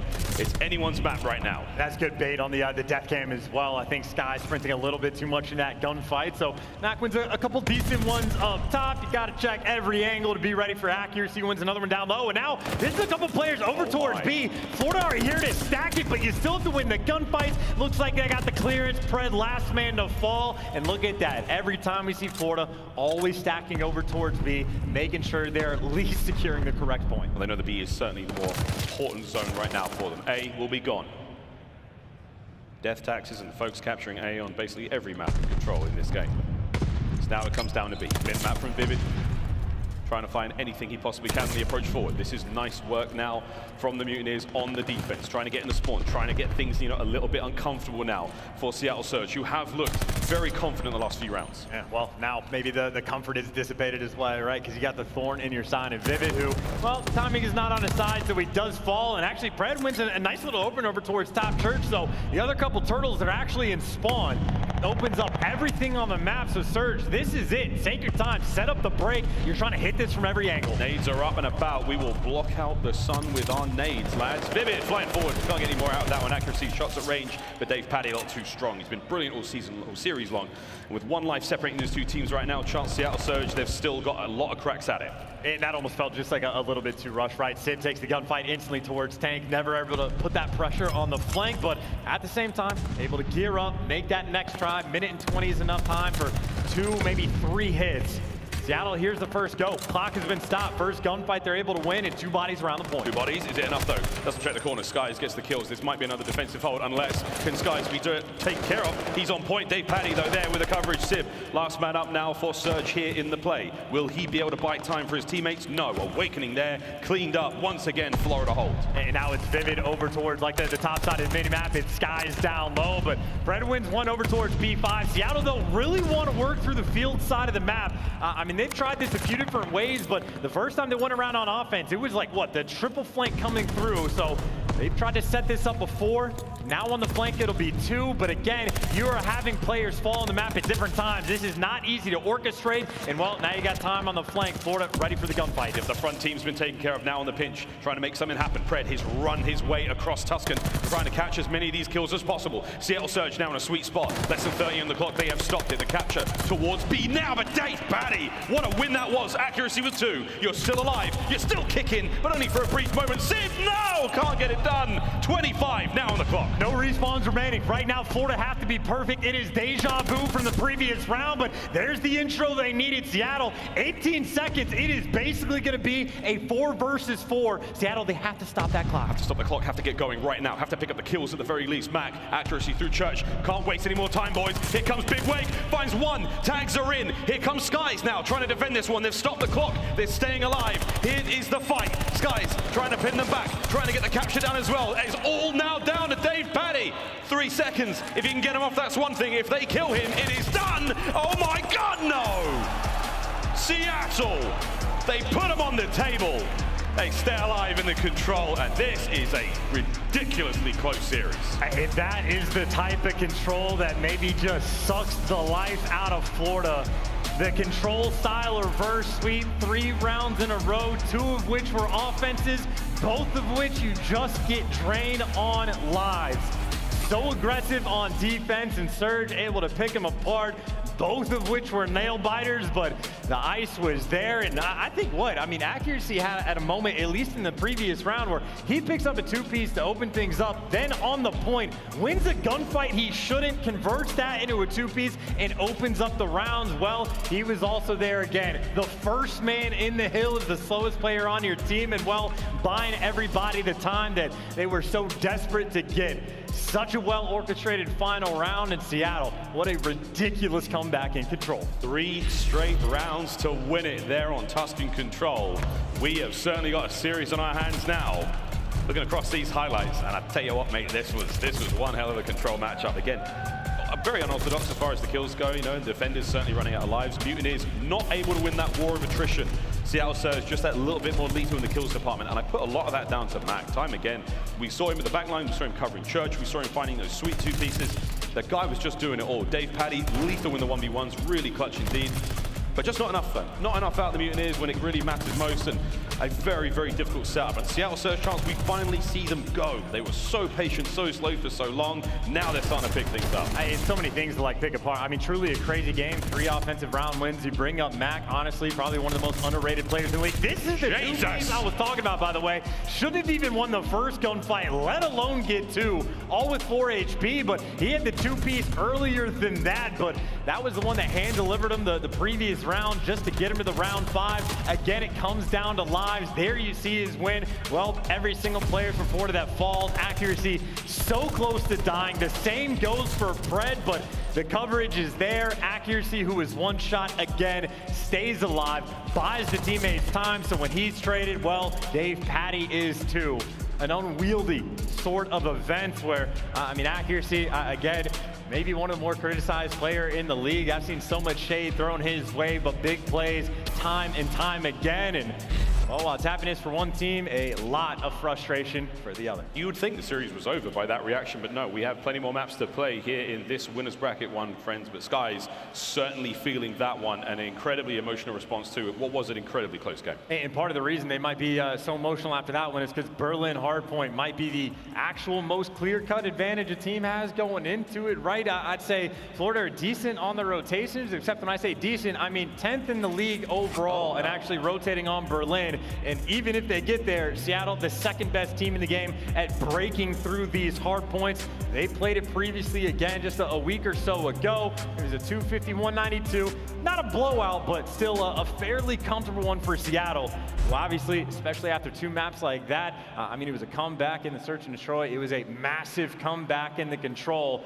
They're clearly ready to ice up when they need. We'll see if that momentum can swing through into Berlin in just a moment, but that hard point coming up could be the decider again. If the stats are their chance, the recent performances, you're going to be leaning Seattle for this one. For Florida fans, and I know you're down there, and it's like 3 or 4 guys who are screaming. They're all wearing hoodies. Yeah, I heard that. Yeah, you go, Florida fans. They're not out of this yet. They have had a wonderful run thus far in Major 3, and it could come to a close here if they're not careful. But all things considered, man, a wild series. Yeah, and you know, still a winner's bracket match, right? This is for top 3, I think the highest placing in both of these teams. Yeah. Depending on what tournaments you count, you know, Kickoff Classic back in the day, Seattle obviously popping off, but whatever the case may be for the early tournaments in the year, when we go into the hard point, well, I mean, it's almost the exact same level of analysis we had priorly going into it, right? Awakening doesn't necessarily need a takeover map, but still has to pop off, still has to thrive, and Simp definitely a scary player to have to shoot back against 2 of the most talented players in the league, and well, this will be a fun little square up on Berlin. Again, I think Awakening, a lot of expectations for him coming into this one that he would be a little larger than he is. He's Awakening, he's big weight, he's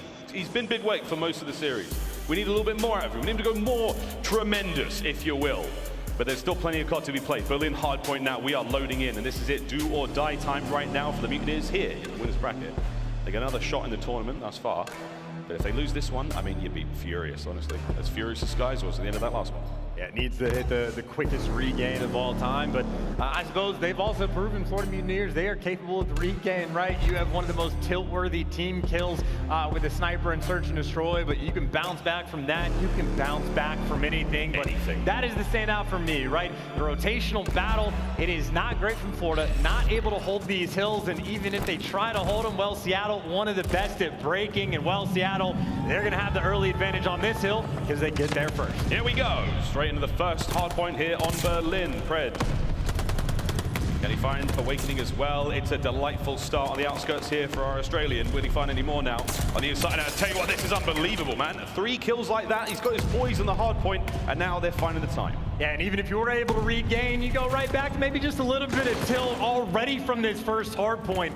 Getting picked apart by Pred, you try to flank, you might get cut off. Awakening thinking about it on one end, and Mack ready for every gunfight that comes his direction for the next one. Dave, though, him and Skies able to take him down, and nice little bounce back to collect this scrap time. Should be able to get a decent chunk, but if you're able to get the scrap, doesn't make the rotation any easier. Surge has a couple more players near P2. Second hard point now up, over towards the mail room we go.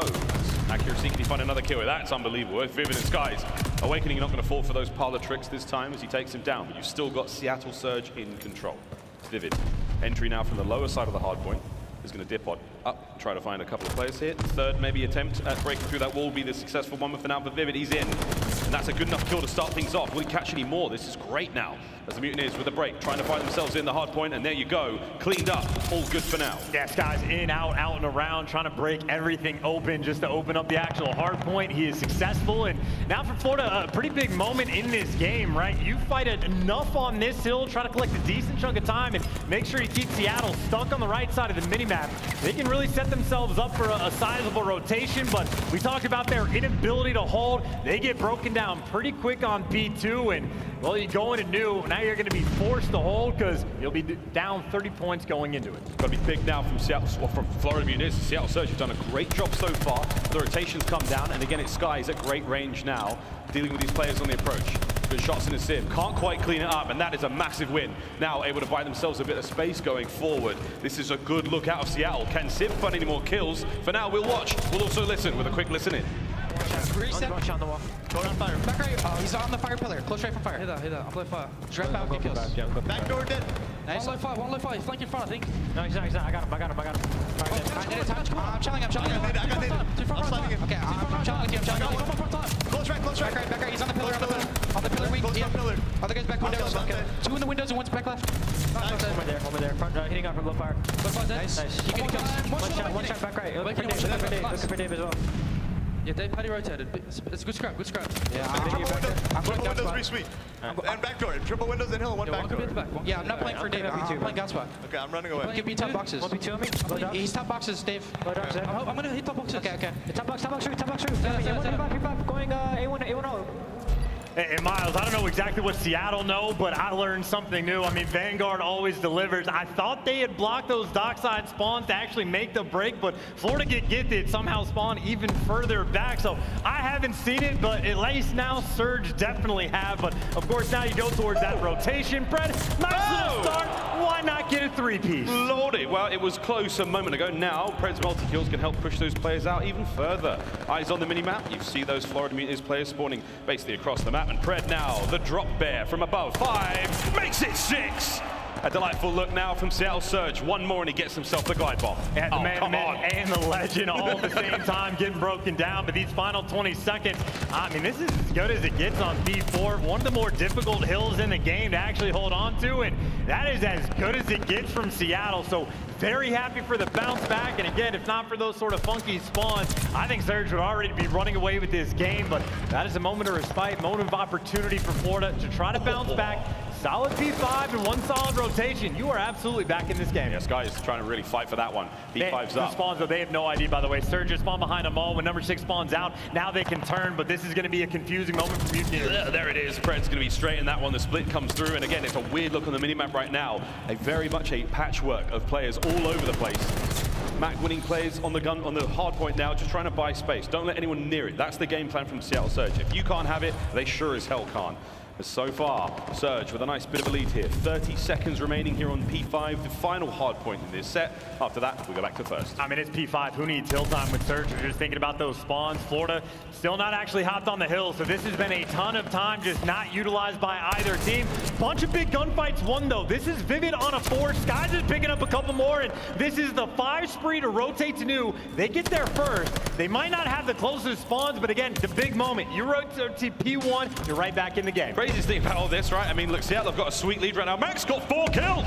He's now having the best game so far, and Awakening down the back line, trying to do exactly the opposite. Turning things around, Vivid on the front. Big shots out of him, not enough to get it done. It's a 1v1 right now on the point. Awakening versus Sib. Sib's got the time, soaking it all up in a brilliant way. Reinforcements now arrive from both sides. Could be a pinch now. Pred should be able to pick this one up and maybe catch a few. Skies on the other side of the map. He's doing the best he possibly can, but right now, Chance, it's still Surge with the time. I mean, it's kind of a wild hill, right? P1 is not easy to break, and it looks like they weren't winning the gunfights. I mean, you had Vivid going on an absolute tear, and you still get broken down, at least for the moment. They do bounce back and get right back inside, and you get a little bit of pressure over towards Trains, but a couple players fall, and this is still decent scrapped. It looks like Pred might be the only player to think about looking forward, and well, he's trying to make something happen. 2 more gunfights maybe to win, and he does get dropped, but that buys time for accuracy, but not enough. A lot of scrap. Florida Mutineers just did a massive job of chopping away at that lead. Back over to P2, mailroom once again. Brilliant hold from Seattle Surge the first go around. Now we see the Mutineers. They've got a little bit of presence here. It's only Vivid. The rest of his teammates have yet to really get across there. They're back on spawn, and look how far away they've got to go. Already, Seattle Surge are in this one. Vivid doing the best he can to stay alive. Tagged up, soon to be in a bag. As Mack there does finally clean him up, and here comes Surge, swarming all over the point. Well, you drop down right to the line of sight of TJHaly. He's there to clean you up. Nice nade as well. Only for the actual like impact damage, so a player still alive in the point. And I'd say another interesting moment for Florida. It is almost deja vu from the first go around. They're trying to fight to get these players off the scrap to make sure Seattle's able to get the lead. And Vivid delivers on the flank for 3. Seattle still with the bad spawns, and just like I said last go around, one of the biggest moments of the game. Can Florida stay secure on the P3? If they didn't get it last time, they would not be in this game, and well, they need it again. We're gonna see it exactly again. Maybe we won't see the crazy spawns, but we will see the Florida here first. The Mutineers now in control. TJHaly the furthest extreme, cut down again. The assault rifles of Seattle Surge, lethal here on Berlin. And they blocked it this time, right? Accuracy, making sure we're not gonna get fooled twice on this mistake. So the dock side, they have taken complete control of.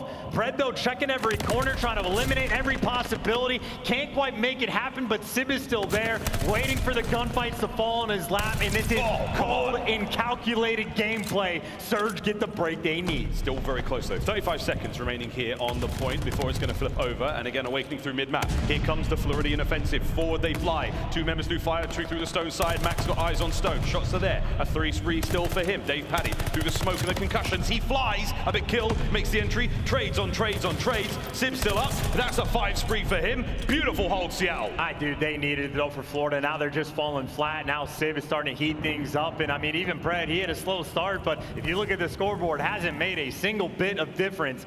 You go towards this P4 where, I mean, Pred waiting for the moment. He's got 2 players on the flank. Once they start to make some action, or maybe just wants to do it himself, straight into the point, straight for the kill. Florida no longer in that time. An awkward situation to be in right now. DavePaDy's on the backside of Train. You're making your way through that Train alley. Now here comes the hit from Sip, trying to find that streak. He's going to cut them off. This could be massive.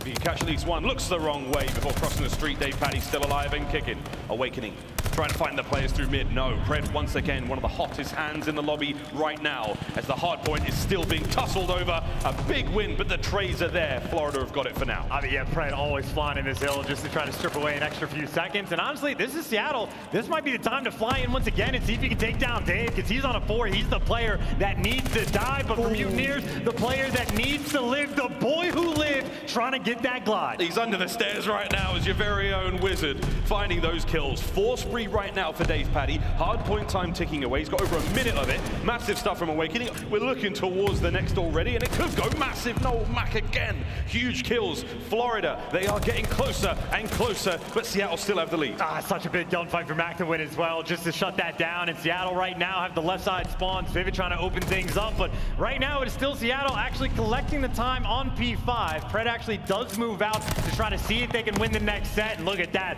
right off spawn, right back to taking care of Vivid. Sib wins the gunfight in the hill. Seattle keeping things secure. Just keeping it secure again, and it's the same thing for Florida right now. While they desperately need the time, they're willing to let it go here on P5. 2:05 on the in-game clock. We have seen that come into play a few times thus far in the competition. Unlikely on Berlin, but don't count anything out here at Major 3. Pred trying to soak it up. It's not going to happen. 20 seconds remain, and we go back our 3rd and final set here on the map. Hey, this is so difficult right now. Florida going to need a little bit of that magic. There's so much pressure on the Train side of the map. They're going to have that rotation in P1, and they are getting all of the kills along the way.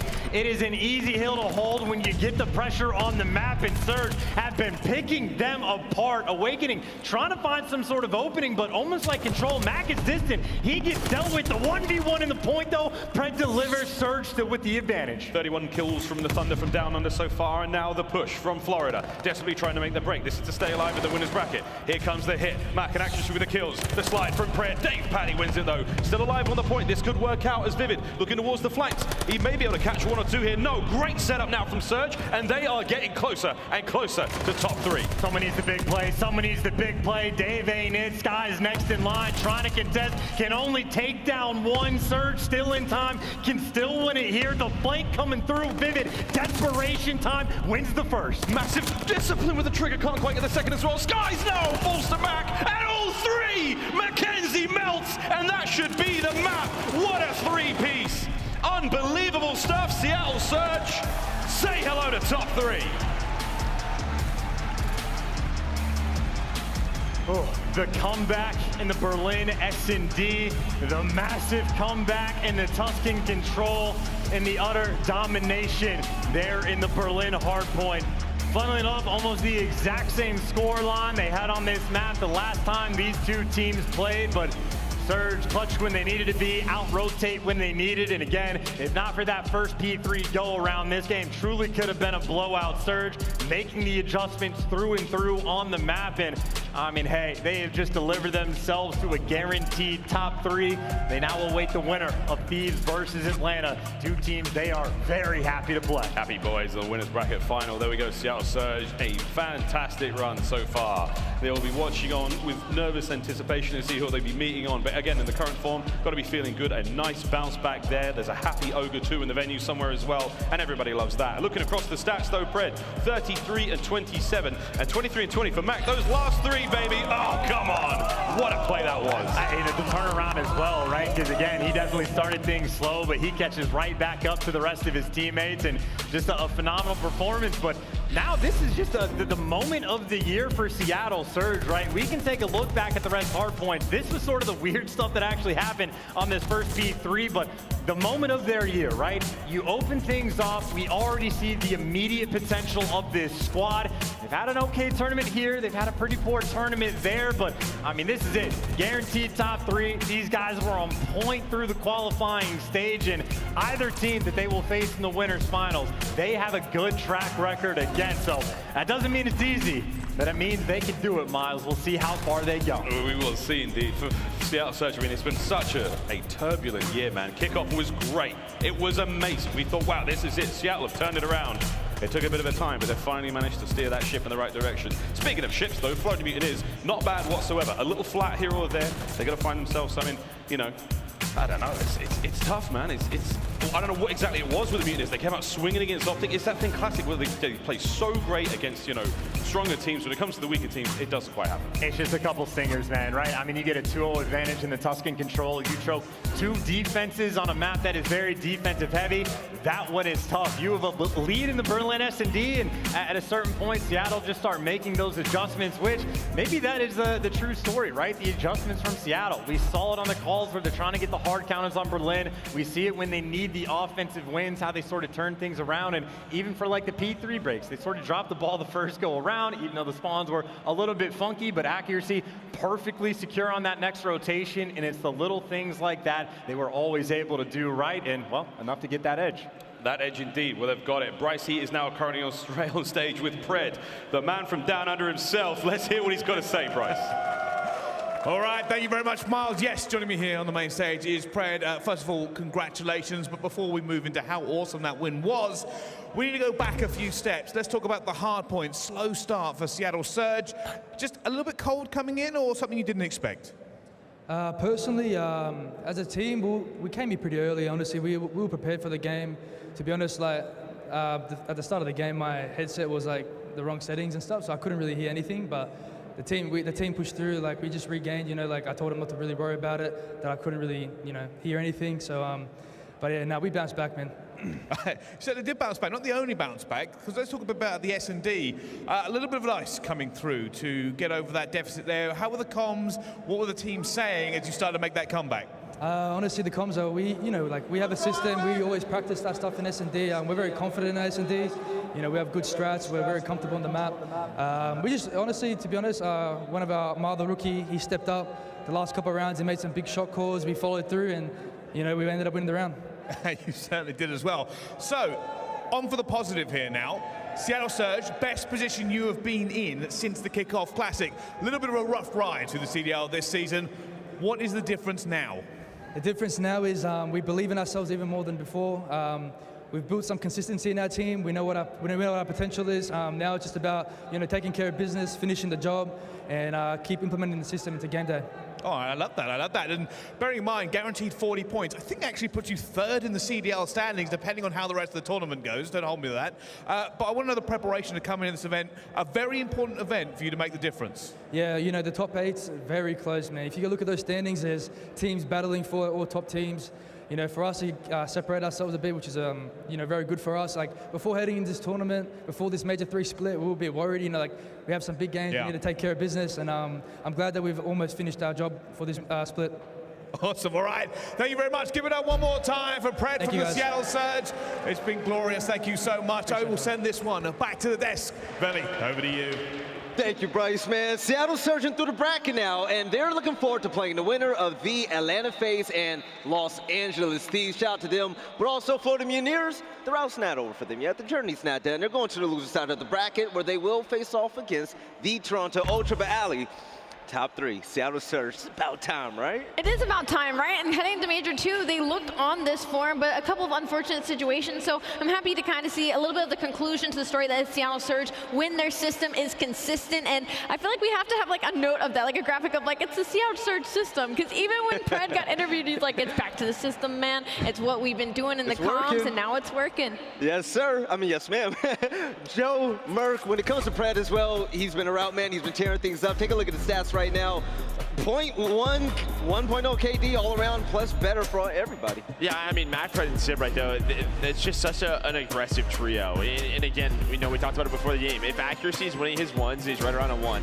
He's going to allow himself to put in a position to make those comms clear, all right? Getting them in a good position. It was a very slow map number 1 Tuscan hardpoint. And now we're talking about it. Teams playing Florida like Toronto later. I don't know if you're playing Florida too much on Tuscan, right? Like that Tuscan hardpoint. They're just looking good on it. Awakening is zoning. But this guy, probably you can see it, 69% non-traded kill percentage. He plays with such pace. And when he's playing with that, this team is so tough to stop. You just know that they're going to win when he's at that point. But also the game field tactical play. The game is going to have to be that last round in control. Nameless, Seattle, they were just solo.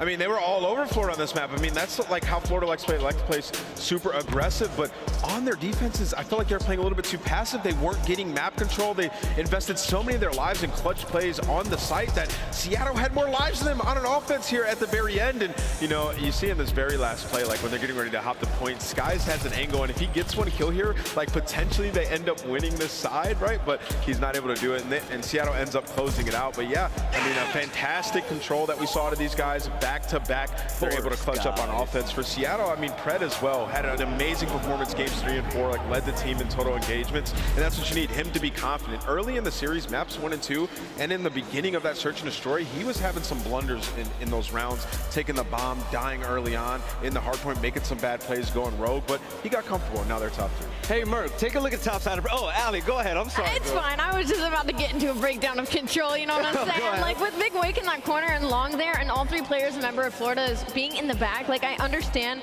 the situation of just play it tight, play it close, try to play for the trades, but when you're down lives like that, and you basically, your front line is awakening. The second he gets taken out, you have given up the entire point, and the second Seattle Surge got that kill, they stopped the clock, right? And now the 3 players in the back are put in such an unfavorable situation. I would have liked to see a little bit more aggression in the front from Florida there, because even if you had one player push out P5, like, he could have gone radio, easily shot 2 players off the point once they got that kill in Awakening. So maybe a little bit of decision making there from Florida Mutineers. Hey, Merc, take a look at the top side of bracket, man. Seattle Surge sitting alone, looking forward to playing the winners of the Los Angeles Thieves and FaZe. You're not going to be on the desk for that matchup right there, but Seattle Surge's history against FaZe looks really good. LA is up and down.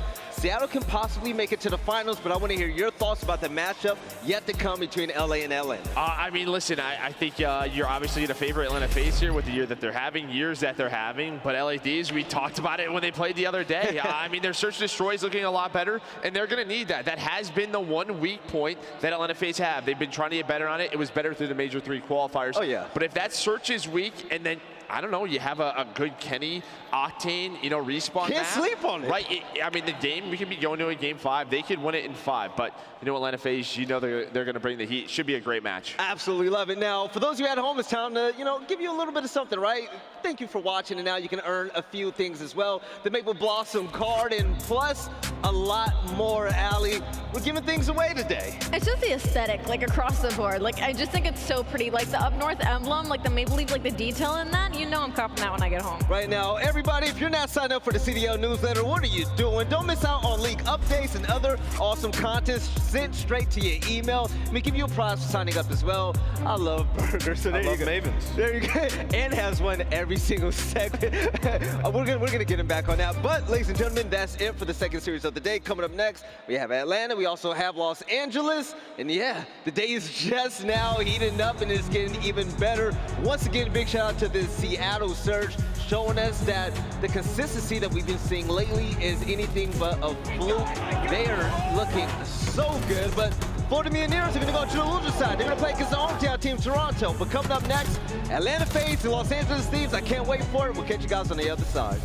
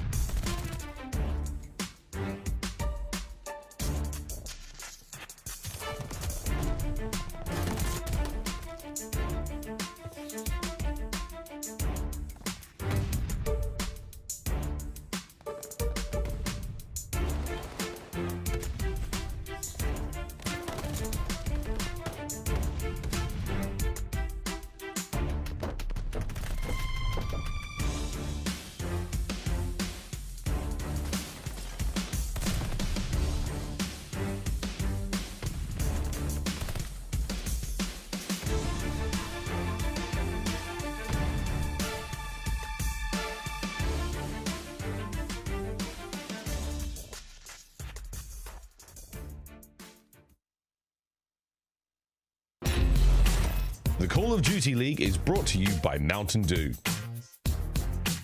The Call of Duty League is brought to you by Zenni. Armor your eyes with Block's gaming glasses starting at $24 by visiting zenni.com/CDL. Ladies and gentlemen, welcome back to Major 3, Day 3 out here in a beautiful Toronto MadMe Athletic Center. We're having a lot of fun right now, and things are going to get even better right here on this desk. I'm your boy Belly. We got Ali, we got Nameless, but the question is, Miles, what the hell are you doing here, man? I got lost on the way to the restroom, and then these people were like, you need to go up there now, and I wasn't going to ask any questions. I'm on the desk, and I'm having a great time. Yes, sir, let's get it going. All right, so this matchup right here is going to be a fun one, right? And we're seeing the red. It's going to be the Los Angeles Thieves going toe-to-toe against the Atlanta FaZe. Now, this is a rematch from what we saw in Major 1, and Miles, remember it, this was the breakdown of LA. I mean, this was it. This was the downfall of the LA Thieves. So after the Atlanta FaZe reverse swept them, they were such a promising roster coming into the year, and all of a sudden, Atlanta FaZe turn it on.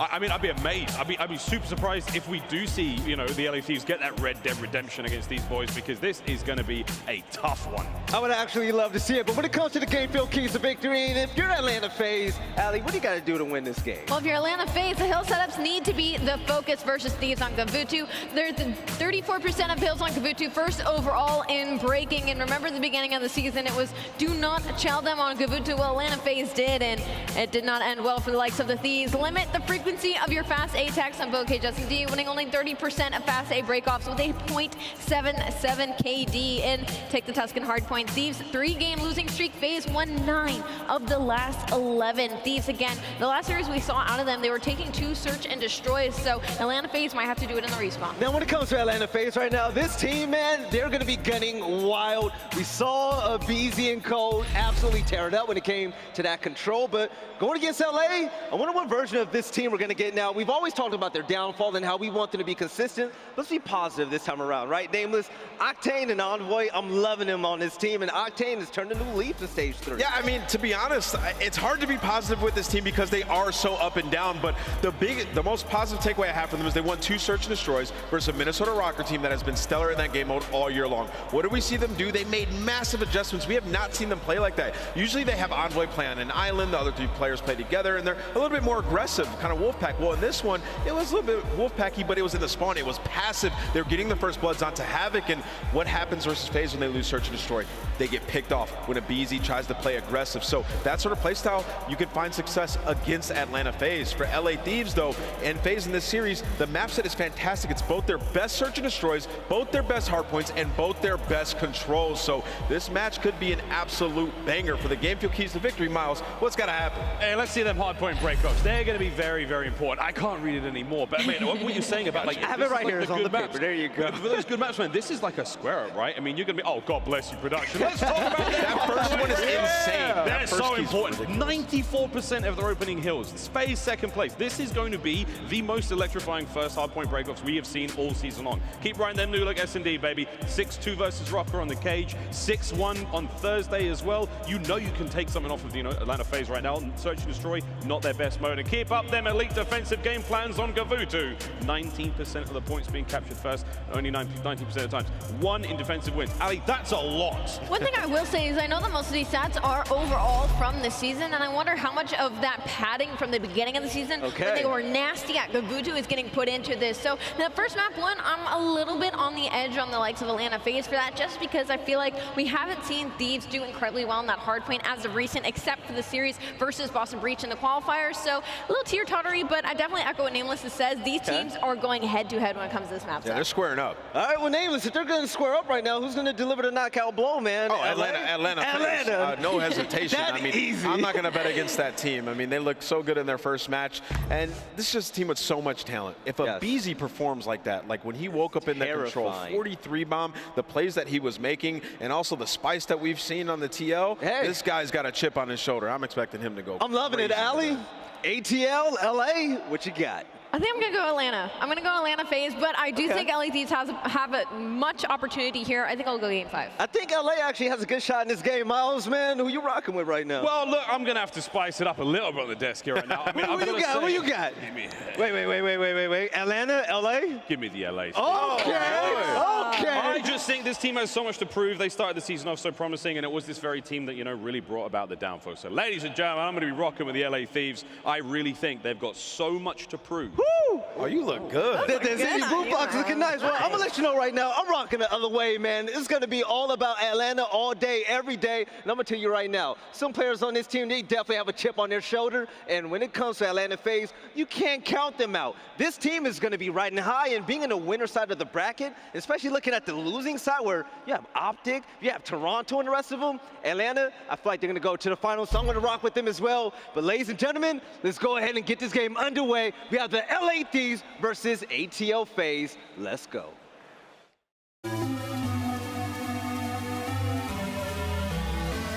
For the rugged. Been a little too nice to y'all. Now I gotta up price for y'all. Snake eyes on dice for y'all. Shoulders on ice for y'all. 8-6 all the hay. I won't get involved today. Got lost in the ball and eggs. I'm flipping the bars. I'm flipping the Octane. That's what we wanted. That's what I'm talking about. He don't miss. Off record deals. Tell him talk to Colin with a quote. Off record eyes. Still want to act, not the ghost. For the record, I'm done trying to make y'all comfortable. Let's get this show on the road. Cellium fights two right off the wrist. Makes it 3. Taken down 1 by 1. Last man standing. Oh! It's real early. BZ waiting to pounce. There's the next. Give him the last point for him. Waiting for his demise. And there it is. Look at the mini-map. FaZe are in. It's the guts. It's the glory. It's the championship for FaZe.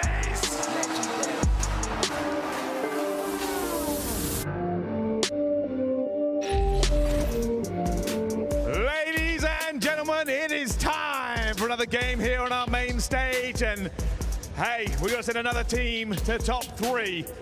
And these two teams, well, they're all dressed in black and red. But that's where the similarities end. On one side, we have Terrors.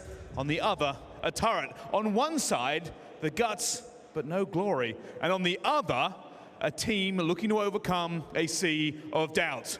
Only one of them goes on to glory in this game, though, and let's get it started. Introducing first, FaZe Up, you can do it too, Atlanta FaZe!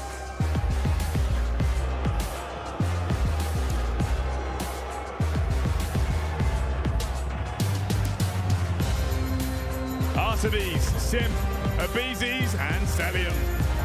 The man all the way to your left, that might be a little dude, but that's the big man on campus. Cellium is here to show everybody that FaZe are the real deal. S&D problems is not a problem. Rocking a 1.21 KD, he can do it all. We're talking about one of the best players in the game and arguably the best player in the game. Bryce, ready for LA though. Bring him on out.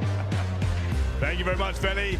We are certainly ready for this next team. They are the underdogs, but that doesn't mean an awful lot when we get to LAN. Please, welcome to the stage, the LA Thieves!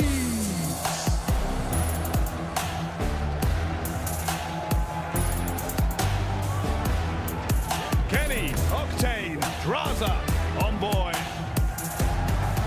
Bryce is right. It's a sea of doubt they have to overcome right now for the LA Thieves. They've got so much to prove, not only to the fans, to themselves, because again, a team with this much promise, they absolutely should be ripping their way through the competition. I have to see the LA Thieves turn up in this series. A top 3 finish, and I'm ready, baby. Let's get it. I'm ready, man. Let's get it started, Bryce. Thank you very much. The game awaits. The winners' championship awaits, of course, as well. So let's hand it over to our casters, Lando and Study. Thank you so much, Bryce. Yes, this is going to be an incredible, incredible game, Jay. A rematch from that Major 1 tournament where LAT was up 2-0. Ever since then, right, they go into Major 2.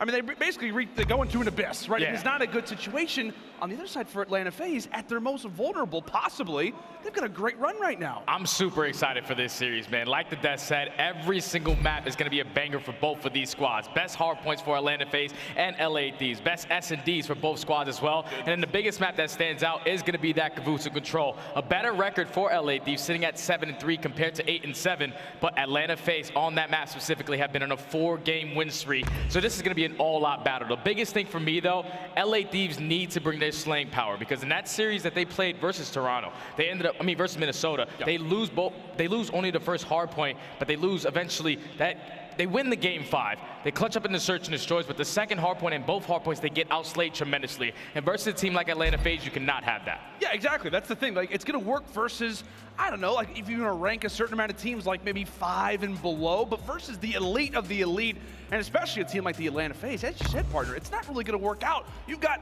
you've got turrets on the other side. I know we always like to talk about the human turret, but you've got some unbelievably talented players that exist on the other side of the stage. And like you said, if you're going negative versus run-of-the-mill hardpoint teams, facing off against Atlanta is not going to be a pretty picture. But as you said, the Vetoes are a very, very interesting one for this series across the board.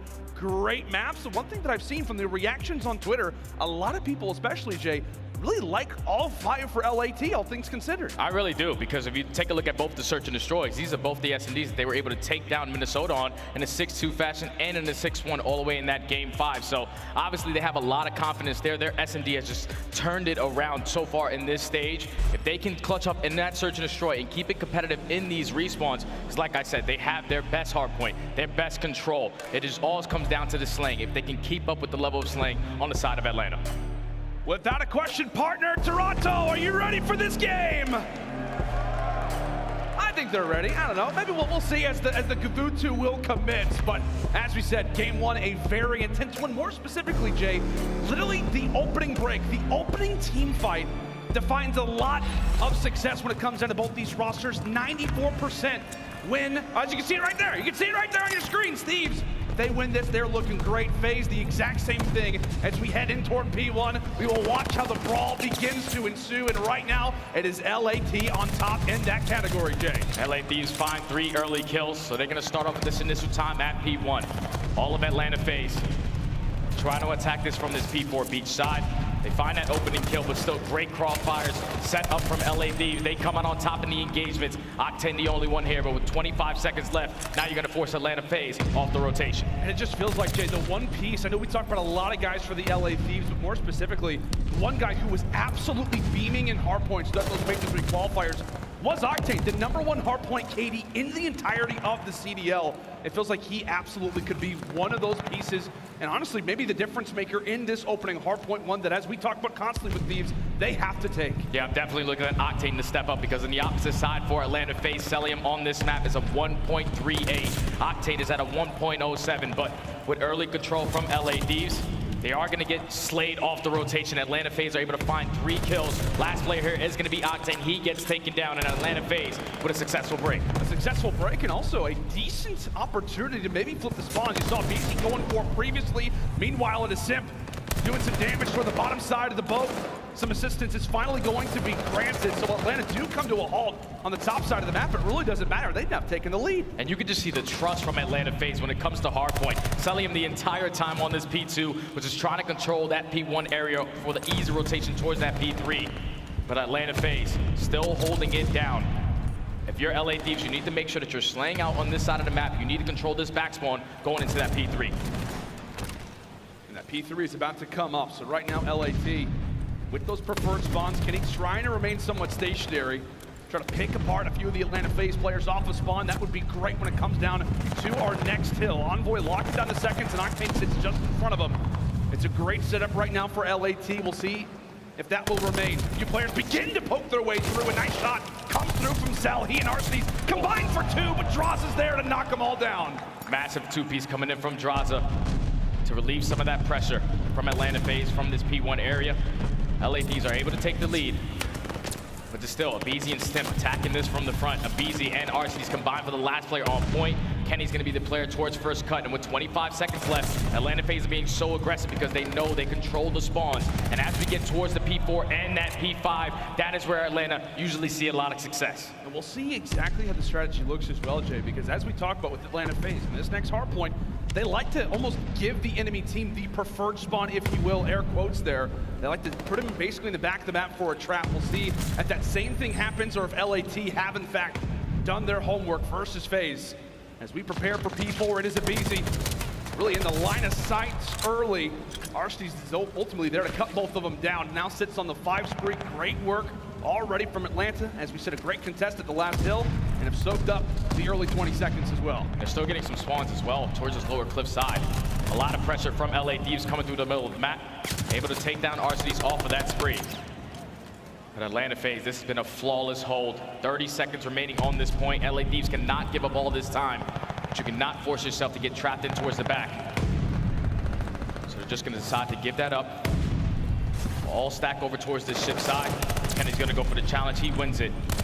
Now they're going to basically try to set up Atlanta FaZe in the trap. Try to build layers on this defense so they can try to get some uncontested time at this P5, because Atlanta FaZe with a full 60 hold have blown this game wide open. Yeah, LAT's like, all right, you guys got the spawn, cool. We're just gonna make you work for every single inch to get out of it, make you work to get past that 50-yard line. A good sign for LAT fans is that Kenny was beaming for a moment, goes down off of that 4 spree.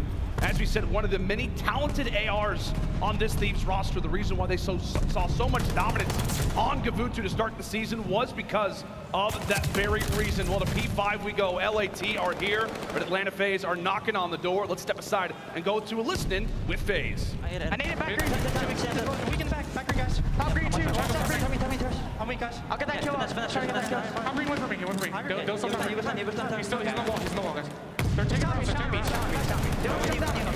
That's fine. Someone rotate. Someone rotate. Someone rotate. Someone rotate. I'm gonna help you. 50 seconds. Top green, you see me rotate? He's already on you. Drazah already on you. Drazah already on it. You tank. Kill me, you tank. Drazah, their side ring out. That's right. Talking to you. Yo, take your time. Three and new. Yeah. It's a Dylan right. Well, as the first set of rotations come to a close, it is a great start for Atlanta FaZe. The comms seem fiery. Let's see how the other side sounds. A listening now with LAT. Outer. This side. Look at the tree rock. The tree rock. Close left. I'll get right here. I'm here. MC's on. I'm waiting for you guys. I need it. I'm waiting for you guys. I'm looking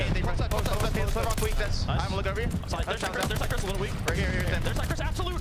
He's inner side, two inner side. And one side. Inner. Nate, over here. 25 seconds, guys. Hit one sip on over, bro. Here, our time. Now our time, Chris. Two. I got one kill. So let's top 3 new guys. Alec is old. And the communication for LAT is amazing on both sides for both squads. But right there, you can just hear a little bit of frustration. Atlanta FaZe with a great hold on that P1. It's not going to force LA off the rotation towards P2. They need to try to slow down this bleeding, because every single hill so far, Atlanta FaZe are just chipping away, getting the remaining 20-25 seconds, and just getting closer to that 250 mark. You see Atlanta FaZe continuing to do the exact same strategy. With the last set of rotations, aBeZy goes for the exact same flank, trying to flip those spawns for next, and they will do exactly that. So a great strategy call there for FaZe. The time of boat is great, but they built themselves up such a solid advantage that they can afford to make plays like that. And on top of it, a nice little 4 down. Thieves do get the advantage with the spawns. Ultimately, with the way that FaZe is playing right now, Jay, this gets back to that slaying conversation we had prior to this with the Thieves. Yeah, they're not messing around right now. Atlanta FaZe are making a statement in this game number 1. They're currently up by 90 points with only 20 seconds remaining on P2. You see a huge gunfight gonna go down across the map. Cellium does win one onto Kenny, but Drazah wins that one-on-one versus Arcitys to control the spawns. Now, this needs to be where the Thieves get a great hold here, because Atlanta FaZe, they were able to break him from the front side. Huge gunfight coming in from the back, and Simp wins it. So potentially, LA Thieves have the hold from both angles. Rush from the backside of the spawns. LAT with a lot of presence at the beach and over at P1. Arcitys is going to get found out. The instant reaction is now going to be turn those arrows, but right when Drazah does, he gets beamed up and nearly cleaned up there from Simp. Tiny pairs, great coordination. MP40 not necessary. The automaton is out and in full force. A dominant hard point so far for FaZe. Already up by over 100 seconds, and they just continue to make LAT work. Whether or not they've got the spawns, it does not matter. FaZe continue to break time and time again. Contested for a moment, but Simp has got the cover fire. Pistol is out, LAT contest. But it's not ultimately going to make all that much of a difference today. This is going to have to be a perfect hold at new for LAT just to stay alive. Yeah, if I'm LA Thieves, the way that this map works, it's going to be very difficult for them to try to get back into this one. But it's never done until it's done. The way that they need to get back into it has to be a great hold off of that P4 and a chain to P5. And with Drazah shooting like that, the guns are starting to get a little bit more warmed up on the side of the Thieves. Currently on a 3 spree, going to go for the challenge off the Simp as well, finds all 4. And now you see the spawns for Atlanta FaZe all the way across the map. It's going to be at least another 10 seconds before they can contest. Oh, Kenny! It looked like he had that fight.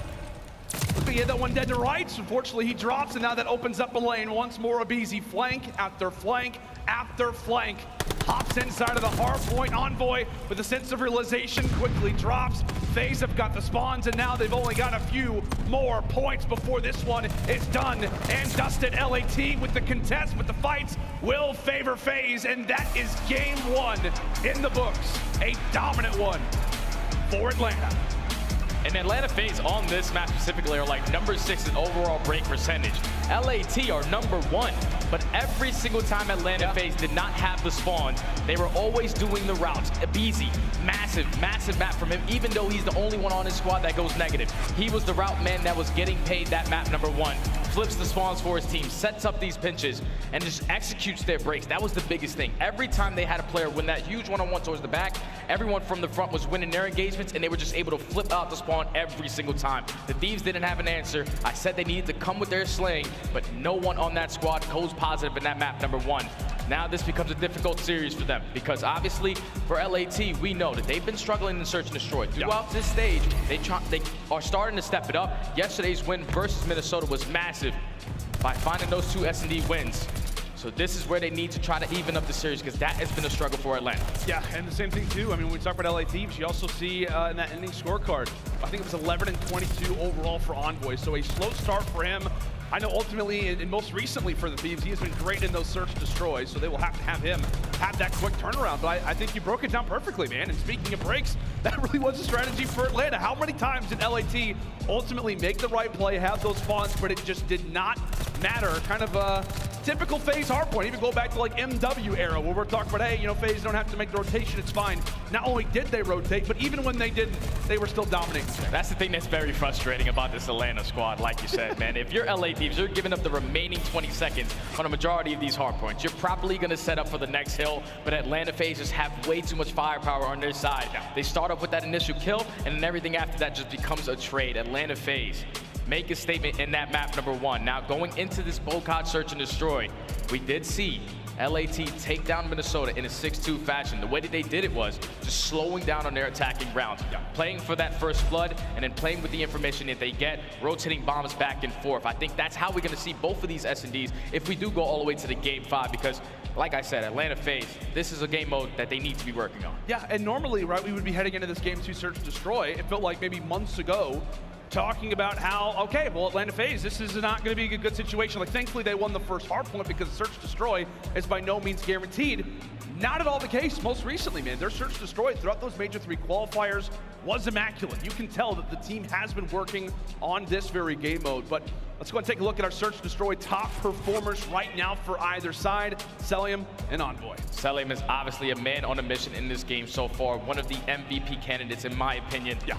So far on the season, 1.21 KD, and on the opposite side, Envoy, the playmaker for LAT. You see, when he goes off for search and destroy, that's usually when they find a lot of success. In that series, on this map specifically, he goes 9-5 versus Minnesota, multiple first bloods, multiple just putting himself in annoying positions towards Little Shack, getting out with his life. He was playing so damn well, and he's gonna have to step it up after that map number 1. 11 and 21 there. Search and destroy is where they need this bounce back. Yeah, and I forget the exact numbers that Envoy had. I'll get those in here in just a little while. But at search and destroy, I mean, in both of those maps that they had, right, versus Minnesota, he was great in both of those. I think he goes like for 18 kills combined throughout those 2 search destroys. And the one thing that you talked to me a lot when we kind of concluded that series and really throughout the map was how great that the LAT side was at punishing the aggression from Minnesota. That was the biggest thing, man, is that when you're aggressive on Minnesota, LAT, they were doing a great job of just spreading the map, and you can just see it right there. Beautiful mama in the crowd. Mama Envoy here to support her son.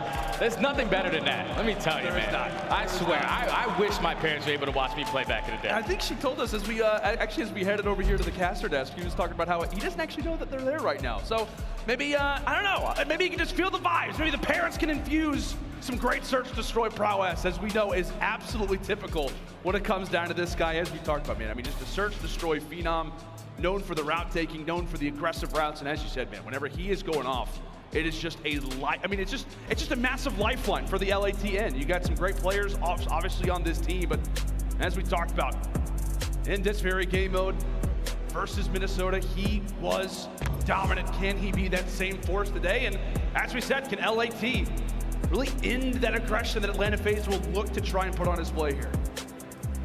Yeah, if you're Atlanta FaZe on this map, you really do struggle with fast A pushes. About 30% win rate attacking towards that A bomb. So I think for both of these squads, it's all about playing for that neutral setup, playing for that first pick, and also getting the information that you can.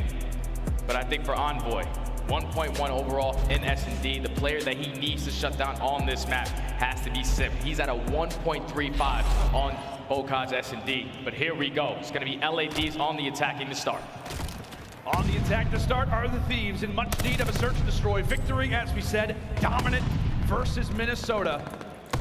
In fact, it was 12-3 in round count in both of those search and destroys combined, and one of them was on BoCaj, the current fiend on this very map for FaZe. Eventually does hit the deck, but he does at least take Drazah down with him. Current 3v3 now. Down to 3v3. Kenny is going to be the bomb carrier for LA. As a challenge comes in from aBeZy to get super aggressive through lower tanks. Now Atlanta FaZe in the 3v2. Bomb's looking like it's going to commit towards B, but Arcitys does a great job getting the information and getting out with his life. Trying to force his teammates to at least help him in this situation. And what did LAT do? The very first round versus Minnesota BoCaj, they did the exact same play. They made that first round hit over at that B site. However, Arcitys' patience pays off. Now all up to Octane in the 1v2. It could be up to Arcitys, and it will be. Stays alive and ultimately takes down the final two.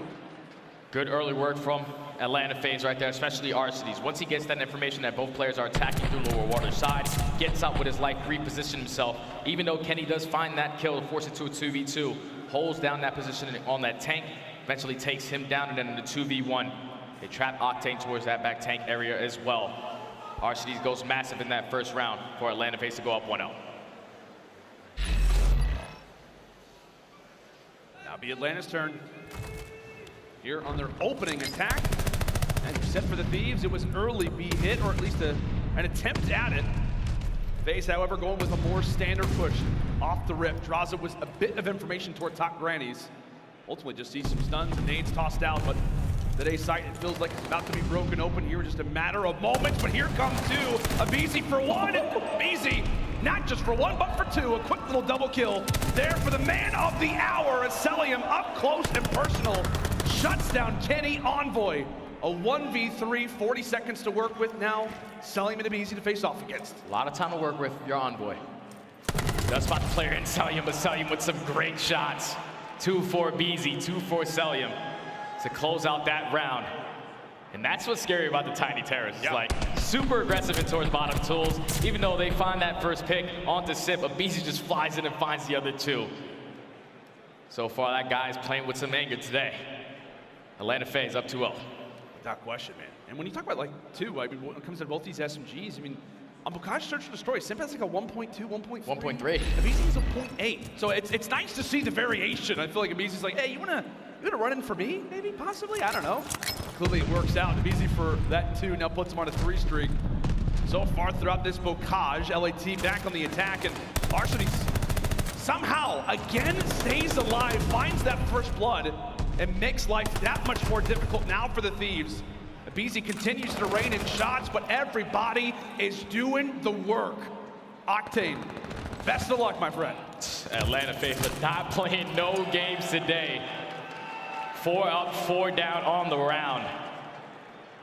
It's such a clean setup right there. Arcitys knows someone's going to commit towards this fast A plant, peeks the window, takes him down, and already finds that first blood like 15 seconds into the round. Atlanta FaZe definitely putting in work in their search and destroy, and it's showing so far. It is, man. And what? I mean, 2 out of the 3 rounds. It's a play where Arcitys ends up staying alive and ultimately makes a kill that just breaks everything open for LAT. It's always involved with the bomb carrier. We'll see if Thieves next time around on their attack can make some adjustments, but they got to get around to the board, man. They're already down 1-0, 3 up right now for Atlanta FaZe. aBeZy wanting to show that aggression even more, does eventually get cut down, his first death of the game. And thankfully for Thieves, it's not just 1, but it's 2 picks there. So now to 4v2. Arcitys does spot Octane. And also Cellium's position is going to get given up, but he wins a huge 1-on-1 versus Kenny, so now into 3v2. If Arcitys can take this gunfight, that'll be massive. But Drazah with the trade. Now Cellium in the 1v2. He is on a 4 spree. Might just want to take his time with this one. Cellium always crafty with the strategies. Is he gonna spot Envoy? It looks like he does. He's gonna spot Envoy, drops him, now brings it to a 1v1. Cell versus Drazah at a round that Thieves don't just need, but almost have to have. Not just in this map, but in the series in its entirety. 25 seconds still to work with as Cellium roams. Drazah still hides. 15 on the clock now. Cellium has to make a move. Bomb's gonna be picked up. Drazah's gonna have a bit of information to work with. MC, he's gonna lay down the bomb. He's gonna lay down the bomb in Drazah. Can he catch him, Jay? He's gonna be able to get this bomb down and also get up with his life. Oh. I don't know if Drazah's gonna be able to spot him. Cellium sneaks his way into tunnel. Cellium goes big. Cellium in the 1v1. Uses the game clock all the way down to the very end. Plants that bomb at B, gets away with his life. And then with the auto in hand, able to come out on top in the gunfight. 2v4 clutch from Atlanta FaZe right there. Cellium also picks up another 2-piece. So now he's on a 6 spree, 1 away from a glide. I mean, that has got to hurt That's immensely a stinger. if you are the LA Thieves. I mean, it just felt like, okay, cool. They're finally gonna get around on the board. Finally, everything slows down for a moment. And just instantly like that, Cellium's still alive, and a round is never guaranteed. And Simp again with the first blood. Drazah having an off game, dies, and that opening engagement once more. Envoy at least able to get something going, but he's about to get double challenged and dropped. Simp with the first 2. And there goes Octane. Kenny, best of luck, and it is clean. Clean S&D right now out of Atlanta. 5 up and 5 down. I've been hearing a lot of things about Atlanta FaZe when it comes to their practice recently for the last 2 weeks. And they have just been turning it up to a whole different level. And you can see it here in this search and destroy. 5 flawless rounds so far. 1 away from completing the 6-0. And putting themselves up 2-0 in this series. They're just taking it to them, man. Super aggressive on the defensive round. Finding that first blood, playing the trades. Everything right now is just clicking for Atlanta. And this just feels like Atlanta FaZe from Cold War. I mean, just unbelievably talented at hardpoint, but extremely lethal in search and destroy. Up 5 rounds to 0. And thankfully, if you're Thieves, like, cool, we got a pick, but instantly traded right there from Simp. Bomb gonna be on his back as FaZe look to initiate, look to get something going, and close this one out in 6.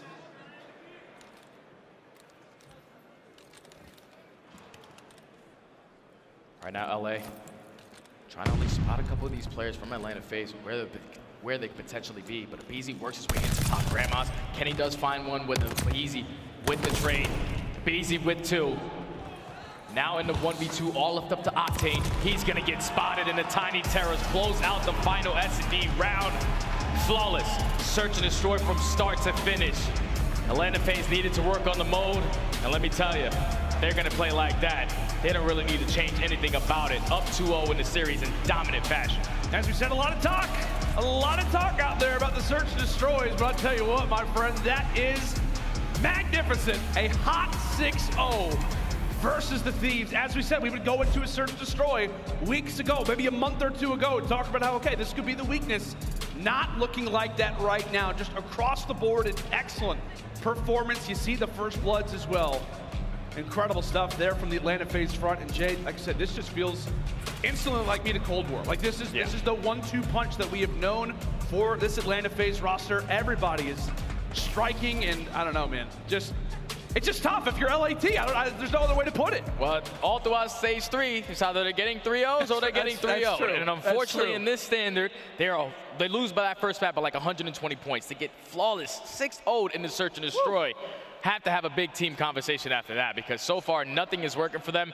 They're still in this series. They have their best control map coming up after this. Best defense as well on that.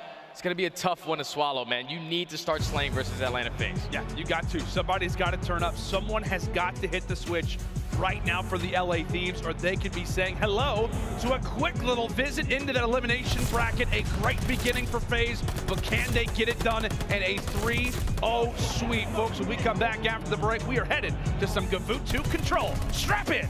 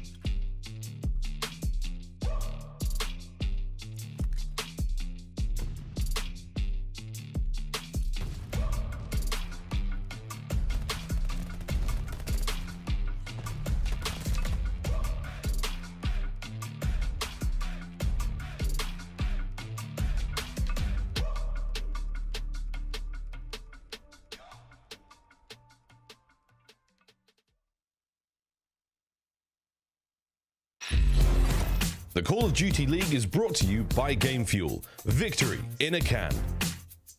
Upgrade your game with a Scuff, the official controller of the Call of Duty League.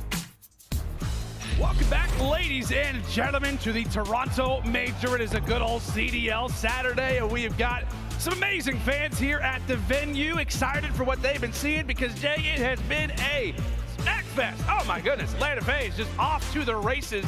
A quick little 2-0 But now it is time to take a look at our Scump play of the game. The best play throughout that search and destroy was out of good old MC, man. A 2v4, a 1v2, it had it all. Yeah, this is the 2v4. Cellium does find the first, Arcitys eventually with the second, and the 1v2, he reads the positioning of Envoy, wastes the game clock all the way down to the very end. You can see by the time he gets to this bomb to planet, there's about 7 seconds left. He gets this down and then gets out with his life, repositions himself in towards bottom tunnel, and wins a huge one-on-one versus Drazah. That's a momentum round right there. When you lose a 4v2 if you're LA Thieves, you just lost 3 straight rounds. Now to put yourself down 4-0 in a 4v2 situation, you cannot allow that to happen. And you see the stats on GvU control. Everything for LA Thieves is basically number one. Number one on the defensive side. First caps all percentage is at 19% first overall. Average ticks first. Record second. Offensive win percentage fourth. This is a great map statistically wise for the LA Thieves, but the way that Atlanta FaZe are playing right now, man, this has been, like you said, a smoke show so far. This has been a quick one. I'll be honest, we came into this being like, all right, all 5 maps, great. Honestly, for LAT, looked pretty good. Everybody on the Bluebird was like, okay, this could be a great moment for the LA Thieves. So far, not at all the case, but as we know, sometimes when it comes to GvU, it can be like a 20-minute map sometimes. So you get the opportunity to slow the pace down, and as we've said, GvU just in general, whether it's Hardpoint or especially Control, has been a home to this dominant 3 AR lineup out of the Thieves squad. Jay, I'm just gonna ask you right now, do you think it's done here? You see the stat right there? Okay, it might be done here. 1.93. Yeah, it's gotta be done here. That guy is playing out of his mind today. Atlanta FaZe on this map. You saw the LA Thieves on this map when it comes to record are second overall, sitting at 7-3. Atlanta FaZe 8-7. Before Atlanta, this was one of their worst control maps. They have been in a 4 winning spree throughout stage 3, and look at the shot from Cellium to find that first blood onto Octane. Oh my goodness. MC just coming out hot. He wants to make it a full 2 KD. It could be possible, friends. LA Thieves, by the way, this is the first time in, I think, 7 series that they have played a GvU control. They've been only playing Berlin most recently in their last 6 games. So it's been some time since the dominant GvU boys are back on their very map and mode. But Atlanta FaZe starting things off well on this defensive side. 30 seconds are through and really nothing to be said right now from the Thieves. aBeZy get all kinds of aggressive toward the top side of the boat. Drazah and Kenny combined for 2, and there we have it. A better presence at that A zone now. The Thieves have full control at ship. Do they read this player in Cellium? Working his way all the way deep through their spawn. Great shots from Drazah, not able to take down Simp, but Kenny with the trade. First tick progression is going to be complete. So now if you're Cellium, you're going to potentially just play for this guy off spawn. He's going to find him, but Drazah with some great shots. He's going to relieve that pressure in their base. Now they can continuously cap this 8 point. Second segment is going to be done. Basically going to force now Atlanta FaZe to give this one up. And that's such a frustrating fight loss if you're Cellium. He started off 1-0. The opening pick and then just made a full-on route throughout the beach. Goes for the challenge, instantly dies. The lack of his presence and really the rest of Atlanta FaZe and getting toward the boat allows for Thieves to grab that A zone. Well, it wasn't the greatest of starts. They quickly turned the tide, and now Octane sitting toward the top of P1. This is where he can start to go to work. Drazah and Octane combined for 2, and now it's going to free things open. Your AR sent forward, and now they'll look over at the cuts. Drazah falls, but Kenny is still here. Strong front still from the Thieves. But battered and bruised, Atlanta FaZe hold for now. Minute on the clock. Big 2 kills coming in from Arcitys to relieve some of that pressure. As aBeZy and Cellium find the other 2, now they can play for that map control. aBeZy's going to be super aggressive in towards P1. They're going to force all of LA Thieves to try to overextend through that ship side. With a minute left, 16-16 in lives remaining. You just have to try to find an opening if you're LA. Atlanta FaZe are doing a great job of just trading every single kill. Kenny, the huge one-on-one versus Arcitys. Kenny actually on this map as well is at a 1.2. So far, he's slaying. Yes, indeed. As we talk about the SMG woes, when he's got that AR in his hands, he is feeling really, really fine. LAT, a solid spread right now toward top green. Envoy does get wiped away, so this is all going to be in one part of the map. Atlanta FaZe trying to handle it, trying to deal some business. A great little slide in kill there from Simp. It's going to make the job that much more difficult now for the Thieves. Press back. And Simp not going to lose that one either. LAT, while they did get that opener, it never has happened since. And Drazah unfortunately loses that gunfight. He was the only player in a position on the LA Thieves side to touch that point. But Atlanta FaZe hold strong on defense, secure round number 1. Solid start for Atlanta FaZe. I mean, as we said, it's what you kind of expect for the most part when it comes down to defense, but this will be LAT's opportunity. As we said, the #1 defensive team in GVU2 control, is it over 90%? 94% exactly. Oh, just to be specific, 94%. Pretty good. We'll put that to the test. We will put that to the test. Like I said, if you're LAT though, you are somewhat happy you got those 3 ticks. We'll see if Atlanta FaZe can do it that much better. As they will fly forward into the boat. Nades tossed out just to provide a little bit of extra help, but it's Drazah who strikes with the first blood. Drazah with the first, with Simp and Arcitys combined for 3. Now that's gonna allow Atlanta FaZe to get on that point. Simp is not missing right now. Automaton, MP40, does not matter. He's on a mission to at least hold down this green position for his team. Gonna potentially set up this pitch, but he gets found out. Octane with some great shots. They are gonna complete that second segment over towards B, but a massive kill for them to relieve that pressure at that B point. Don't complete the tick there as well. I like the heads-up play from Drazah, just playing their base. You know where they're going to be coming from. Just nail these guys off the spot, but it's going to be up to his teammates to find those kills to ultimately set him up. It's one thing affecting the other. There's a great close-range shot from aBeZy. He will manage to stay alive for the time. Drazah still waiting for the chance to strike. And that's a massive 2-piece from Envoy. I thought Simp was in a great position because Drazah was so far pushed out towards B. She accidentally leaves Simp to slip on by, but Envoy with that 2-piece now could potentially put Atlanta FaZe in this trap in their base. They just have to win a couple of these gunfights. Look at the player that slips through. Arcitys already in the back of Red Tower. Should be able to find this kill. Also want to potentially get on this point. He just needs his teammates to win these gunfights at P1. Needs the teammates to win him, but it's LAT who ultimately does. Arcitys gets wiped away, and just like that, a 4-man wipe out of this Thieves defense, and they're quickly applying some pressure toward that base, trying to put him and lock him into that spawn trap, put him in a good old full Nelson as Kenny, now on 4 in a row, does eventually get dropped, but Drazah instantly on reply.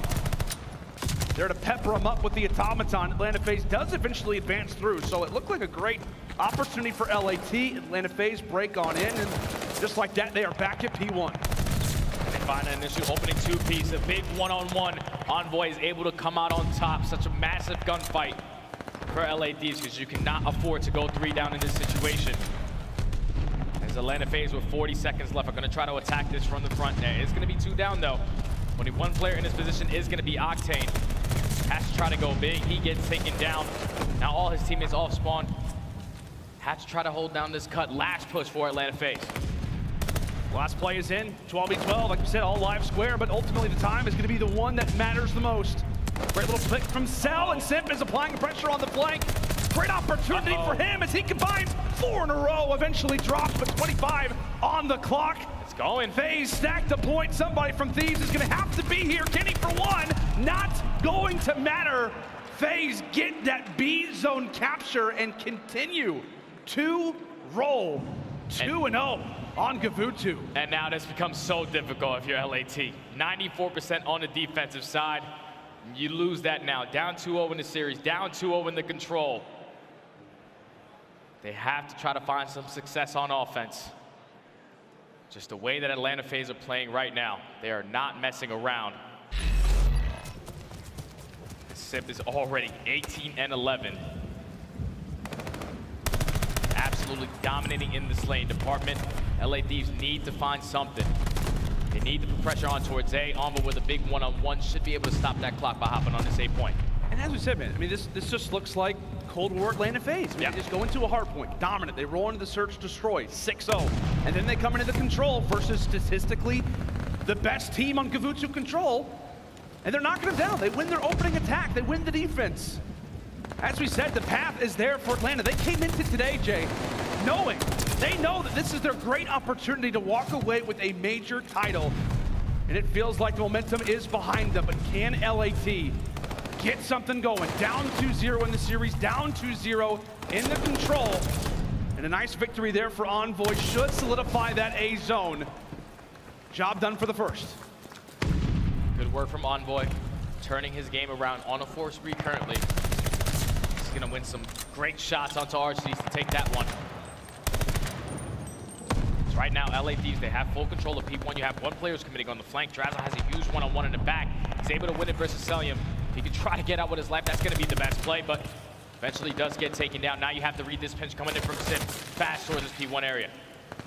Fast towards this area, Envoy eventually does fall in the streak. Ends it at 5 as Arcitys and the boys from FaZe just quickly pile on through. Such a scary defensive front as Arcitys does hit the deck. It is quick aggression on the other side of the map for aBeZy. Advances forward towards the boat. Also dropped, but again, if you're Atlanta, you can just afford to make decisions like this. Continue to pepper up Thieves and don't allow for them to have that full 4-man lineup as they advance closer and closer toward that objective. I think our feed is frozen, Jay. I'm not exactly sure what happened. I don't know. He's preaiming for a really long time. All right. Okay. We're being told the lobby has frozen. It's not just us. It's also in the game as well. So we apologize for that. And we'll get an update. But I don't know exactly what's going on, Jay. I don't know. I just saw Simp pre-aiming, and I expected him to get a kill, and I was waiting, and I was waiting, and I was waiting. It never happened. Well, never happened. Touch ball game a little bit more. The way that Atlanta FaZe so far just came out in this Kavutsu control. Obviously, in the first round, it secured their defense. But now, they go on to the following round, win an offense in a dominant fashion, get every single tick done. So now, if you're LAT, this break probably is necessary right now because Atlanta FaZe is just so damn hot. Just need to figure out something, man. Atlanta FaZe, every single time, they're just always having a player that's being a nuisance in their spawn. Either overextended to that cliff side, overextended through beach side, and just basically playing spawn traps every single time. They're thinking that they're getting a majority of the kills towards that ship area, but then when you have a player on flank who's causing you problems, you're not going to really see a lot of success. If you drop every single gunfight towards ship, now you're in a trap. It's just a lot of mind games right now that Atlanta FaZe are playing. Yeah, that's a great call. I mean, even when we had that opening hard point, who was on the flank time and time again? It was aBeZy. Who was on the flank of the Bocage? Who has been on the flank so far throughout this control?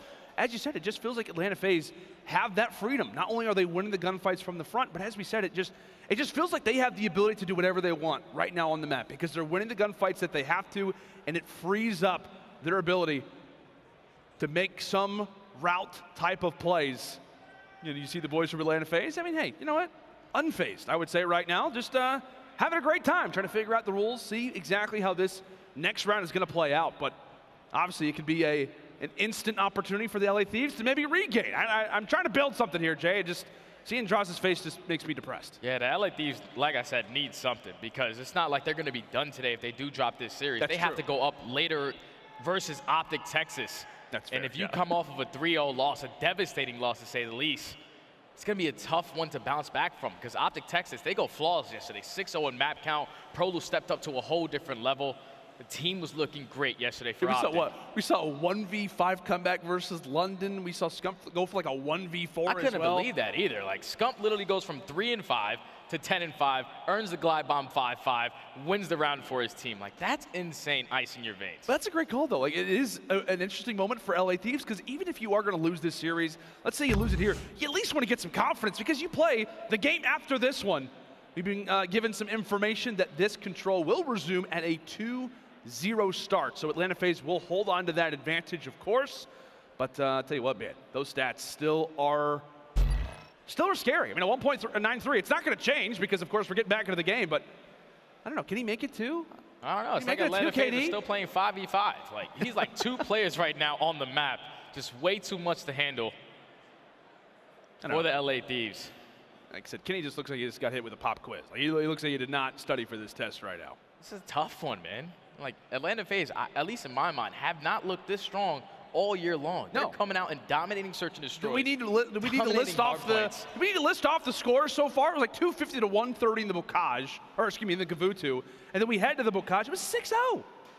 Like, this is going to probably rival one of the most dominant victories that we've seen. And the funniest part too, Jay, is that it feels like LA Thieves are the team who would rival it. Like, right, they 3-0 Boston Breach in like 20 minutes. If this hadn't have had a delay and we're not on land, it could possibly contest it. It could. Let's take a look at our maps and modes once again. Might not reach map 4 and 5. Because LA Thieves just need something. They need some kind of spark, something to bring this team up. I'm just gonna ask you right now, like if you are the LA Thieves, right, in this position, you're down 0-2, you're down 0-2 ultimately in the series as well. Like what is being said? Like is there even a reason to talk right now? If so, I mean, what would be the language that's necessary just to get some confidence going? There definitely is a reason to talk because the series is never over till it's over. Down 2-0 in the series, down 2-0 in the control.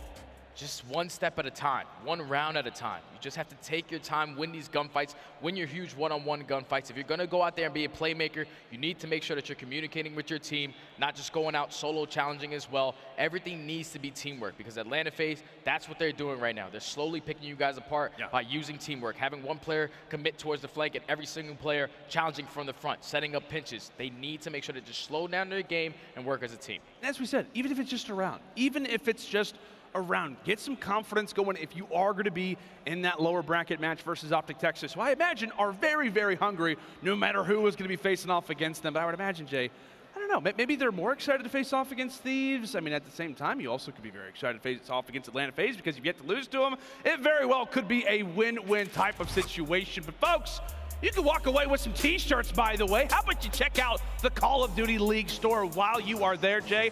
I can imagine which shirt that you're going to be going with, the one in the middle. Oh, yeah, the one in the middle looks familiar. You know, Metro card back in the day. Till I was 18, I had one every single year of my life. But now that I'm a grown adult, I drive a vehicle. No more trades for me. I drive a vehicle? But every single one of those t-shirts are absolute fire. I need some drip. Like Florida, LAG, New York, you guys got to send me that. I do like all three of these t-shirts. I got to say, I'm really liking the Florida Mutineers. Yeah, that's kind of sick, cool. man. You got to point it out. It's looking pretty nice right now. But not only can you walk away with some t-shirts, but you could also, I guess, rock the clothes in the game as well. The team packs are available. If you have not already sported one, now is your opportunity, Jay. Typically for me, whoever wins the major, I'm sporting that team's team pack. For me, you know where I'm going. Obviously, New York. But they kind of let me down. If there was one to rock outside of the Subliners, who's it going to be? Oh, Atlanta FaZe. No doubt about okay, it. That's fair. At that point, you're scared of me in gunfights, you know? You just like winners, you know? You just like winners. That's all it is. You like Crim, you like New York, and, you know, et cetera, et cetera. Also, folks, hey, we're just hitting thing after thing after thing. We're getting this game ready to go here in just a moment. Also, you can enter into the CDL Major 3 giveaway. You have the opportunity to win your choice in a CDL 2022 controller. Jay, I was going to ask you again. It's not going to matter. I know you're going for the one on the left. I'm going for the one in the center. I'm sporting the CDL, baby.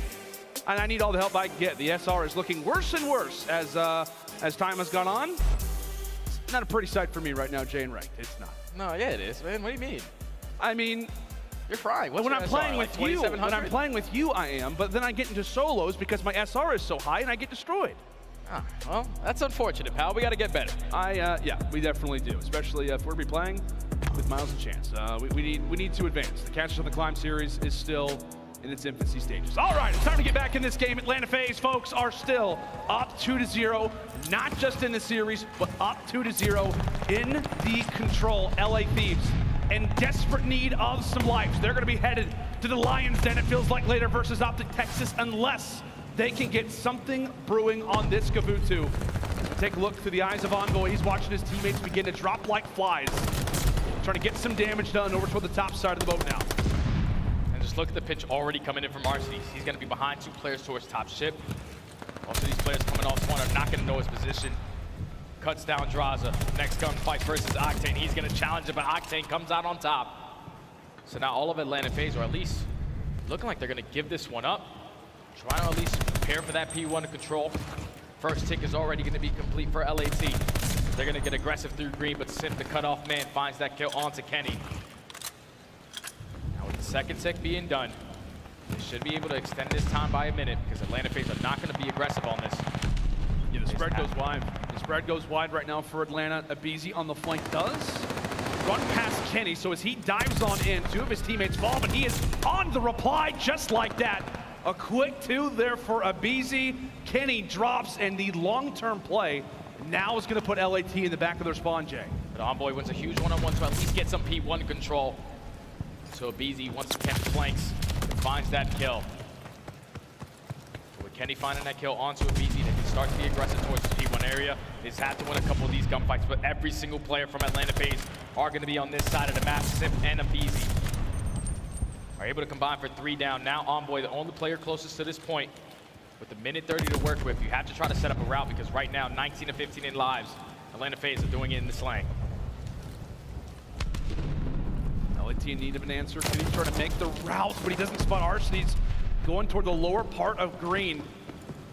Time and time again for Thieves, it's been trying to hit a route and ultimately getting taken down. They've got too strong though, as aBeZy with the automaton does get evaporated toward the top side of P1. So there are a few kills going the way of Thieves. We'll see if that does in fact make a sizable dent.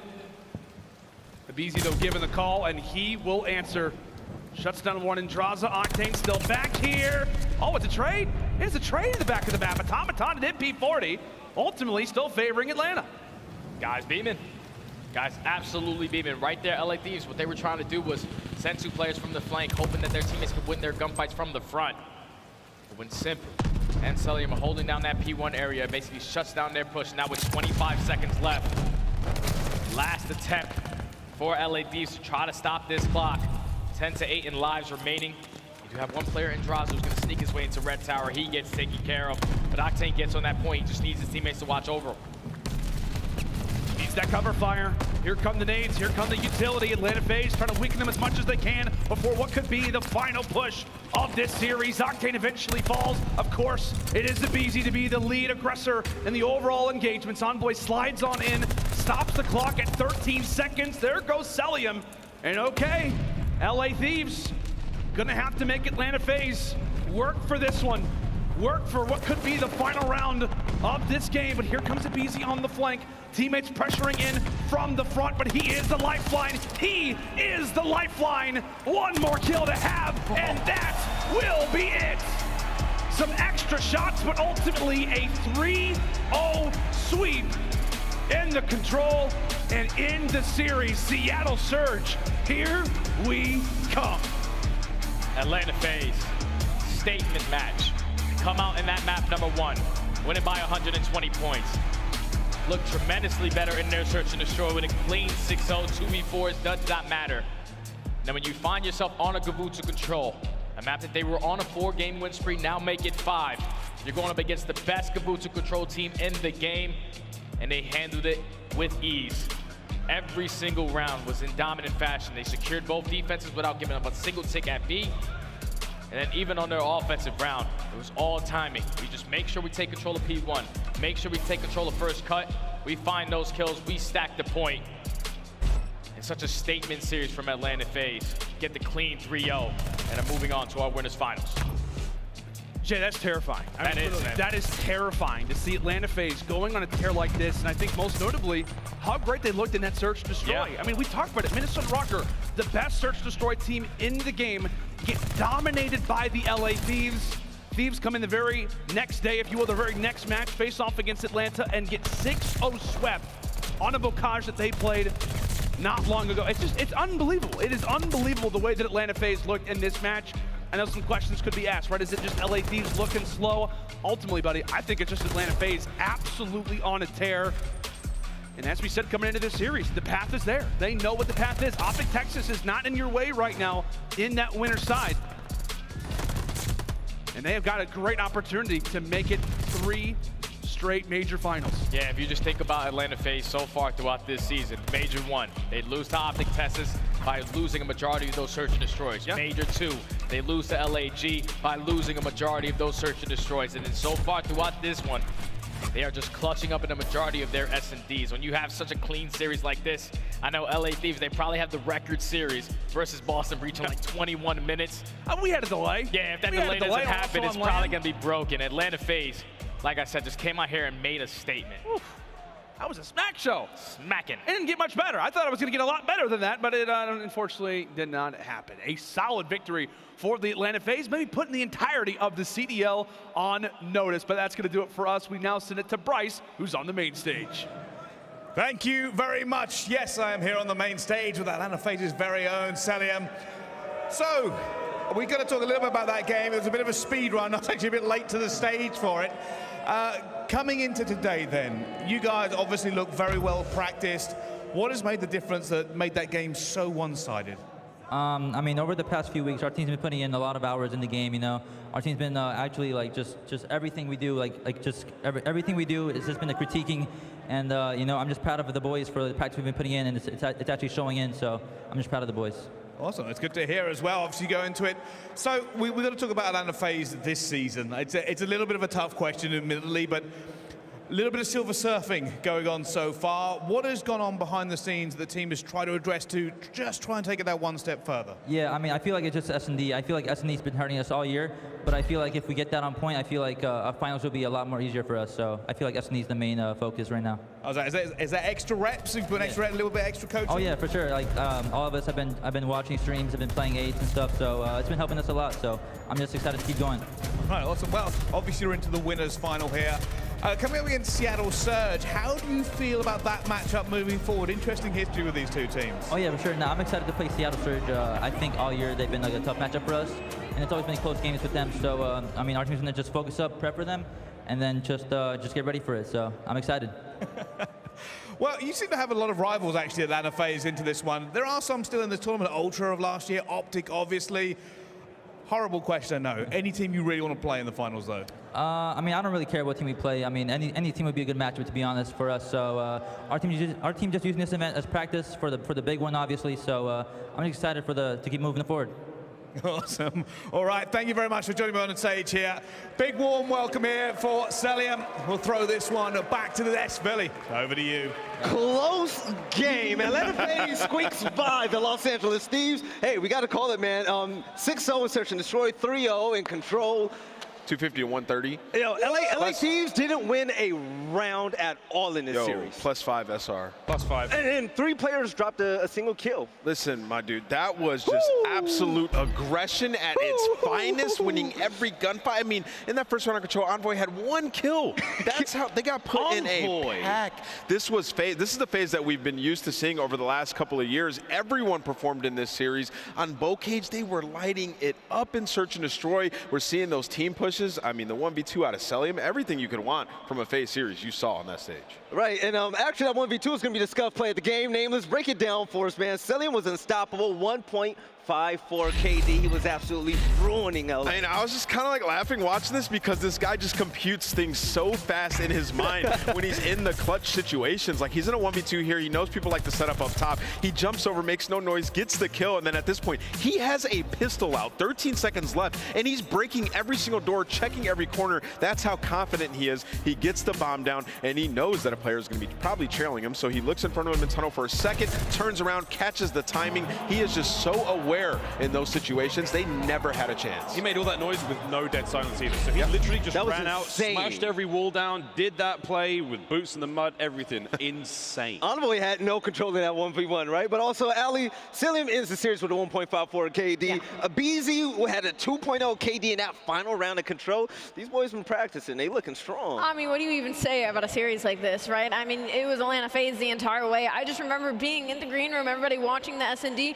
I stepped out for a second. I was like, oh, I wonder how Challengers is doing. I hear all of you start yelling. I walk back in, faces up 5-0. Cellium clutches a 1v2. We head into the control. They win an offense. Like, it was in the control of Atlanta FaZe this entire series. And like Nameless said, this is the Atlanta FaZe that we've been waiting to see. And now, possibly going to see it for the rest of the day. These guys are the Grim Reapers. Miles, LA got a first-hand taste at how good ATL are, and now they're going to go down to the loser side of the bracket. Let's bring it up. I'm going to hear your thoughts. I mean, look, this is going to be a tough draw. A tough one. FaZe and OpTic. Look, you had a bad series.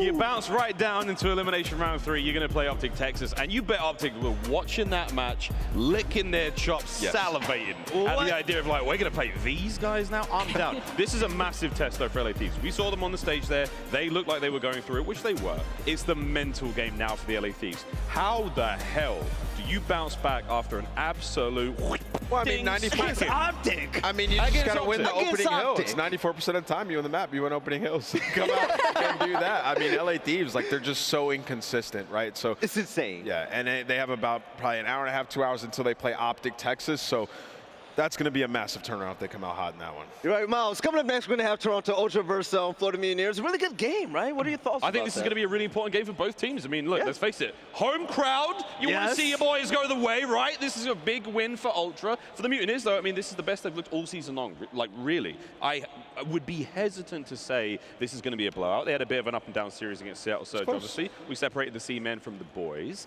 But I honestly believe that this is going to be an absolute banger. Ultra look good. Mutineers, though, they've got so much to prove. They don't want to go home now. They've gone so far. But home crowd advantage, Ultra, it's going to be special. By the way, with that win right there, the Atlanta FaZe just clinched their ticket to champs. Oh, really? So they're, I mean, we all knew they were going to be at champs regardless. They weren't going to miss it. It's official now. We knew these guys were going to be there. And you can see, he said this event is practice for champs. So that just kind of shows you where the mindset is of the Atlanta FaZe squad. Right now, looking at LA right now, I'm going to the loose side of the bracket, going against OpTic Texas. I mean, mental's got to be chalked. I mean, what's next for this team? It just looks bad. It's a rematch, right? We saw them play in Major League qualifiers, and they got their absolute dope smoked. Now they're going to have to play them again in an elimination match in a couple of hours after getting smoked by Atlanta FaZe. There is a lot of mental fortitude that needs to come in the likes of the LA Thieves, but I will say, for the LA Thieves side of things, for their fans, they have a lot of mental fortitude, right? Even after the break, sticking with this role change, pushing through all of the adversity,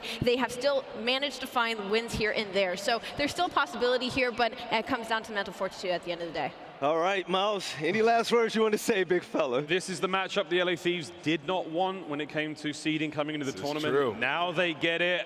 Let's see what happens. Inevitable. All right, ladies and gentlemen, Toronto Ultra versus the Florida Mutineers in such an exciting matchup. I can't wait. We'll catch you guys on the other side of the break. But once again, yo, don't sleep on them. The Atlanta FaZe are terrifying. The performance that we just saw against the LA Thieves, they made it look easy. They were smurfing. Hey, Nameless, how much SR you get from a win like that? 5. Just 5. All right, ladies and gentlemen, we'll see you soon on the other side of this break to continue on with day 3.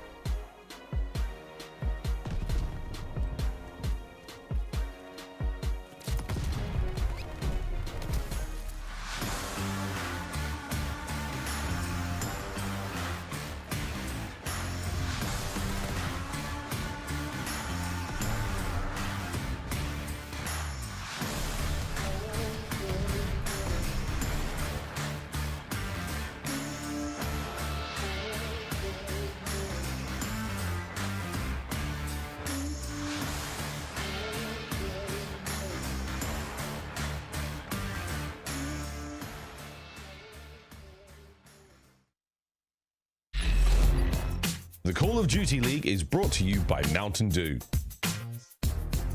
The Call of Duty League is brought to you by Zenny. Armor your eyes with Block's gaming glasses starting at $24 by visiting zenny.com/CDL. All right, ladies and gentlemen, it's about that time again. We got the hometown team pulling up, the Toronto Ultra facing off against Florida Mutineers. And this battle right here ain't gonna be easy at all. Toronto's definitely gonna be tested, but I'm loving the idea of this match already. But Chance, you just got off commentating a big game. LA put up a good fight against Atlanta FaZe. How was the cast? Well, I didn't cast it, and it was not a good fight. So 0 for 2 on that one, gotta say. But you know, a blowout in the hard point, 6-0 in the search and destroy. And honestly, it would have been one of the quickest gap controls if not for the lag out. So Atlanta trying to respect their time. The game I learned something. There's actually a mercy rule in Call of Duty that we don't know about. There you go. There you go. Let's talk about it though. Florida Mutineers looking good so far, but they're gonna have to bring it because they're going against Toronto Ultra and the crowd's behind them. Chance, what are your thoughts about this Toronto team and their run so far? Incredibly impressive is too far, but I think they are certainly well on their way. I think these guys have maybe not hit their finest Cold War form, but they are knocking on that devil's door. Their S&D has been incredible. I don't know. I think, honest to God, they might be my favorite team to watch play in the league. It's so much fun. The teamwork's always incredible. They're starting to improve. I mean, you go into a search and destroy, you don't even know what's going to happen. Bance is all of a sudden the guy pulling out the sniper on Tuscan. They mix things up. They always get aggressive. You trust these guys in the clutch moments. Genuinely always fun to watch. All right, when it comes to the game field keys of victory, what you got? You know, and to piggyback off what Chance was saying, also they're instilling fear in their opponents now. People are scared of Kleenex on that map, and we still have it in this series.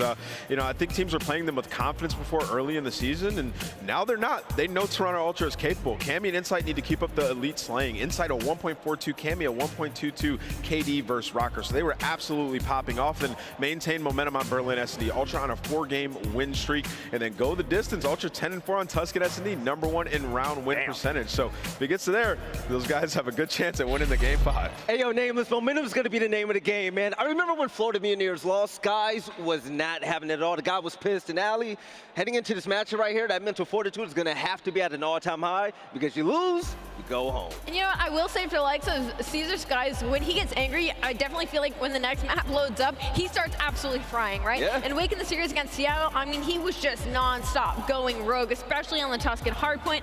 But their mental fortitude, you're right, you know, they're in a very unfortunate situation. They were up 4-2 in the Berlin S&D. They lose to 6-4. They're up 2-0 in the Tuscan control. They lose 3-2. So the mental fortitude has to be there for this team, but so does the teamwork, all right? For me, it was Big Wake being able to pop off and Skies coming out later, but when it comes to game fuel keys to victory, what do they got to do?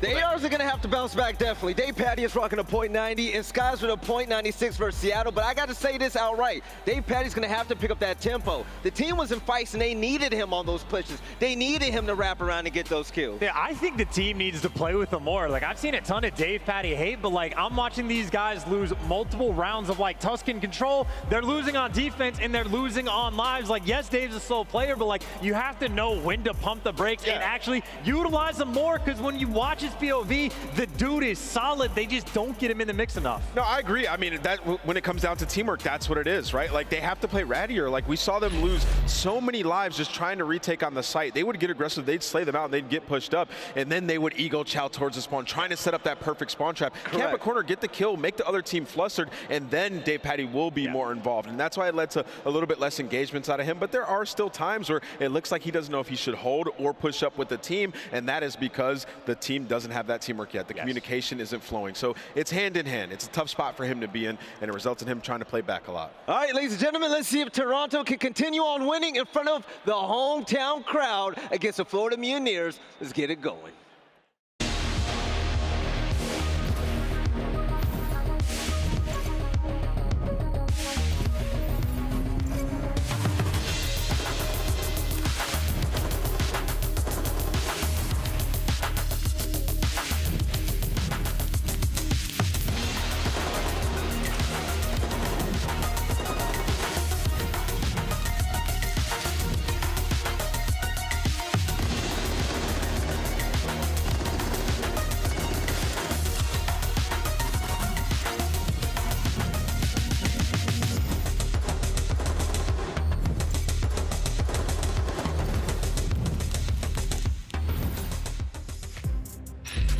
Ladies and gentlemen, we are ready for a big game here on the main stage. And my goodness, it's a packed house here in Toronto. I'll tell you something, I know one of these teams is going to need all the backing they can get because you want to see them go even further in this tournament. Playing for top 4 here on the main stage, these two really want to make a bit of a difference. So let's get these proceedings underway. Introducing first to the stage, it's the Florida Mutineers.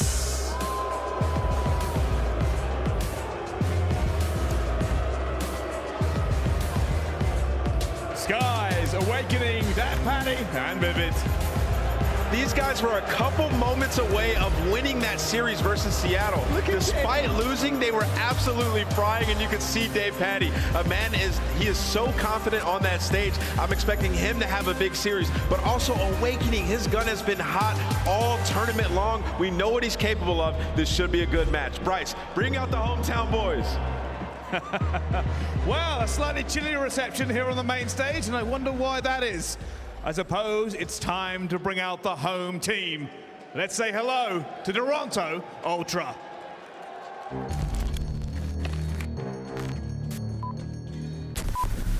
Haters talking to me, tell them pipe down. Or it's lights out. Zeros on the debit, baby, all I do is swipe now. Gucci sweater 5,000. Stunning, buzzing. I be going up, no ceiling. Wow, ballin', running. Getting to the paper, I'm peeling out. They gon' know me as legendary. You in the stands, I ain't need no commentary. They gon' know me as legendary. You in the stands, I ain't need no commentary. Ain't no option, ain't no secondary. I just throw it out like a Hail Mary. I'm legendary.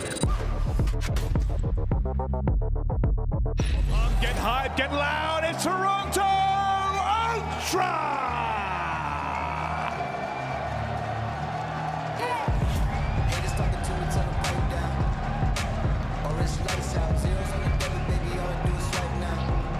Bats, Cammy, Insights, Kleenex. With Cammy and Kleenex shooting the way they have, Insight looking over them, and Bats getting up behind you in your spawn off a 3-0 from the Minnesota Røkkr. This home team, Bell, is looking to close it out here on day 3. And I'm gonna let y'all know right now, Toronto, y'all better raise the ante right now, make some noise. Insight is hype as ever, but I'm gonna let y'all know right now, the one guy we have not given enough praise is that man Bance. Take a look at the right side of your screen. The crowd is loving it. I'm loving it. In Toronto, they're looking to go back to their old ways. They want that championship game, and it all starts right here. The placement is looking nice so far, but the job's not finished yet. Cammy, Bance, Kleenex, and Insight, they're looking to give Florida all of it right now. And Bryce, they're looking for that next step in the bracket. Take it away. Thank you very much, Belly. The teams are sat down and the stage is set. Top 4 beckons for one of these two, and Oblivion for the other. Bringing in the action for this game, Merc and Maven. Thank you so much. Here we go, baby. And I'll tell you what, Florida might be in trouble. An Ultra fan brought me 100% maple syrup. Oh boy. I don't know where this is going to go on my body, but it might be used in a decorative manner later, Joe. We'll see. Well, maybe you'll take a sip of it. Okay. At some point, and then maybe if they win it, you can do the whole celebration. Yeah, actually, I don't know if I can dump it all. They gotta win the event, right? Yeah, I think they gotta at least win the match. Okay, yeah, well, I'm sure gonna enjoy a little sippy poo as we get rolling here. But I'm very excited for this one. We're gonna see if Ultra can continue on in front of the hometown crowd. It has been so fun to watch them. Cammy seems to be hitting those peaks with the chows. We've been loving what we're seeing out of him. Benjamin Bance stepping up in the limelight. I am really excited for this, but it's like, on the other side of it, it's like Florida is a team that doesn't seemingly, they've been booed before every match. Like, when they played against OpTic. They're just like, I'm here. Yeah, it's like, they've just been the fun team to hate. Dude, when Dave Paddy like tried to get people hype when they were all booing, that was incredible. I loved it. No, I mean, for Florida, it's, you try to bounce back. Obviously a very tough match that they had in the winners bracket versus Seattle. And a round 5 control maybe goes their way. Maybe it's a bit of a different story. Maybe Seattle is down here. But the fact is you want a little bit more, I think, from Skies and Dave Paddy. Awakening's been great. Vivid, the pressure that he's going to put on the map, and he's going to need that, because when you talk about pressure, I mean, Kleenex and Bance on the other side of it, they're the ones who put a ton of pressure on it, but Awakening has just been a superstar. I know my man Nameless loves watching him. He is just so fun to watch. But you look at these maps, I mean, a lot of these maps for Florida, we have seen in both of their series, but that Bocage hardpoint, it's been just the Toronto special. Well, you went from like wondering about Tucson versus OpTic to now saying you start banning that versus Florida with how good they looked on. No, especially Tucson hardpoint. They won that against Seattle as well. I mean, that's been one of their good twos. So if you can get to that map number 4, who knows what'll happen in the series? Who knows what's going to happen on Bocage? It's kind of how I feel as well. Hey, you know, when you have a team like a Røkkr or the way like Ultra likes to play it feels like it's going to go to the play clock. It's going to be like a 2:30, 2:35 game, and let's see how it ends on that final hard point. Yeah, but I mean, this is a 1-2 for Florida. They have a ton of reps on it. They played it 11 times. Ultra, they're 67, but it's when they've been winning a little bit more today. Especially, I mean, they had a very strong showing, and right from the get-go, I want to see if Cammy's still hot, because that man earlier was just putting up so many multi-kills in that first minute against Røkkr. Here we go, let's get into it. Can Ultra continue on? Can Mutineers play spoiler in front of the Toronto crowd? Cammy, yeah, he was on a heater more often than not, the last time we watched him. We'll see what he's going to bring to the table now. Well, one just drops right in front of CleanX. He's looking to start this off with 3 in a row. One on top, one down below, one behind. They're all over the place, but it's Cammy and CleanX cleaning up the crew. Yeah, I think Cammy gets 3 there, so he's keeping it going. CleanX is flying forward. It's actually 2 for Cammy. There's going to be number 3 as the nade connects. They're trying to flip the spawns, but Florida, they're going to hold for now. As P2 coming up at about 23 seconds. So Inside just getting some good position inside a barn. As Ultra putting pressure on the map. And yeah, with a P1 like this, you can already see 30 seconds off the clock. Yeah, that's what I was going to say. Like, everyone's vying for precision per second. Like, no one's been in the hard point at all. It's a 7-1 scoreline as we're getting to wrap up the first hard point. There's no one thinking about time early, but now let's focus on the minimap as we get poised and ready for second. Looking for an opening with CleanX. Going to shut the door is Skies. You've got 2 players deep, and Skies continues to find kills. That'll be 3 straight and almost 5 straight for Awakening, but as a collective, Mutineers pop it off. Yeah, you had a chance there. I think Bance is working shed side on that first push, but he shoots, and then Skies is able to find that kill with the MP40.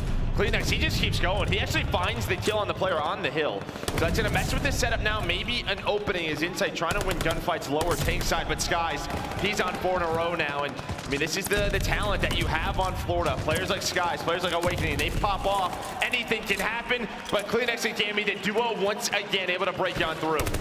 You see that ×3 multi-kill pop up for CleanX. As he makes the plays to get them into the hard point, they all start to push on forward. Just let him soak up the time. It'll be Insight inside. As the rest try to find kills. Insight's POV for a second. Over to Benjamin Bance we go. Can't quite center. Yeah, and you can see he's had a couple of those deaths right now. 2-6 start for him. Gotta get him going. When he's playing at his best, his team's so difficult to beat, but CleanX much better here in the start than what we saw earlier on this map. 9-5 for him, looking for number 10, but they have pressure to the front of the hill. Now you have Cammy working the backside on the spawn. Oh, wait, what? Dude, it looked like Awakening was looking at it, but he snaps. But it's CleanX through, and CleanX is snapping. 11-6 now. As he continues to push the tempo, gets the HP back to full. Where's the next child going to come from? As he is hungry and he is hunting for more. There it is, 3 in a row. Double positive at 12-6. Needs in front of him, not going to matter. Still going to stay up. But he's got 1 above. Next chow in, that's a nice slide. Yeah, good movement there from Vivid. So tough to deal with. Yeah, pretty much a tied game right now. Rest of the scrap time, maybe to go Ultra's way. Maybe one more push here through the front for Florida. But they're just going to play around P1 and try to set up for this 4th hill as we head over to Barn. But Vance, Inside, they're going to be pushing through Ravine side around that shed. Now can they get in? The first man in, Vance, he's going to get taken down. That's going to be 3 dead for Ultra. Yeah, on the big wrap too. I think it's Vivid that's able to pick that up as well. So they can't get through on either side of it. Skies gets a little bit of information that he's greeted by a frag that nearly takes his legs clean off. But there's a skirmish still around the hard point. Vivid, you thought maybe you had that one, but it's Cammy with the gunny. But it's Bance with a strap. He gets all 3. Bance off spawn. Those players from Florida, they just get gunned down. And that's what you want to see, but already on the hill is Florida. CleanX continues. He's up to 18. He's got 28 engagements on the map. A big break here, though, for Toronto Ultra as they're able to push on through. They get the spawns now. 20 seconds left in a 20-point lead. And you wonder, though, for Vance, who had a slow start, is one of those plays, like a triple like that, enough to just kind of rejuvenate you a little bit, get you going in the game? You know, just your gunny warm, right? A little bit, you know, some easy kills. It's not always that easy, as you can see. Awakening, some slide fights like that, not tough to win whatsoever, but they have the lead, and you know, you can obviously see what Cleanex is doing. This man just putting on.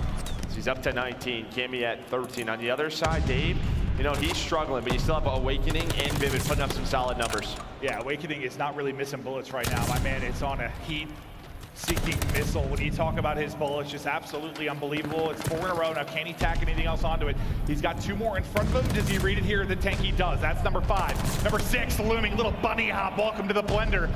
As Awakening is putting him through it. There's the last one, not quite able to do it. The challenge from up top as well, and it's Cleanex that ends any chance of streaks. And even after all that work from Awakening, Vivid, okay, I was gonna say Ultra had control, but Vivid with 3, maybe that switches things. That's Florida able to get on the hill. Yeah, it's like they're just straight blows right now. I mean, it's just somebody coming out with a triple here, triple there. Who's gonna pop off next? Is 20 points separate the teams?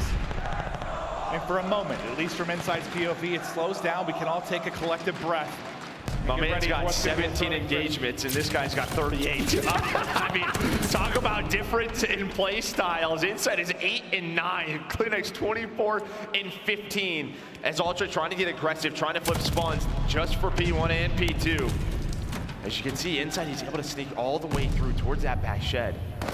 He's just kind of looming, just kind of waiting as his teammates get aggressive. Far inside Vivid, he knows it now, giving the comms to his teammates. Speaking of the comms, let's go to a listening with Toronto Ultra. We didn't spawn into the deep. Keep back 10 me now. Yeah. Heard you.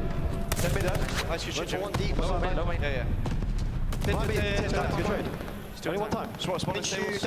Make sure spawn in stables. Gate still. What's he doing? Might be stables. Look at me deep. Yeah. Top one. Vivid. 2. One team back. Two. Yeah, top one. Team back.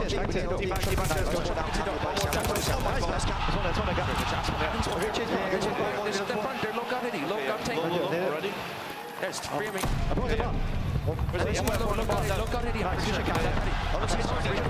Ah, sweet child of mine, Cammy is on one. 5 in a row now, up to 21 and 13, and he is making plays. It's not only that, it's when he finds those kills. I mean, he gives his team the spawns. Ultra always playing basically 1 hard point ahead.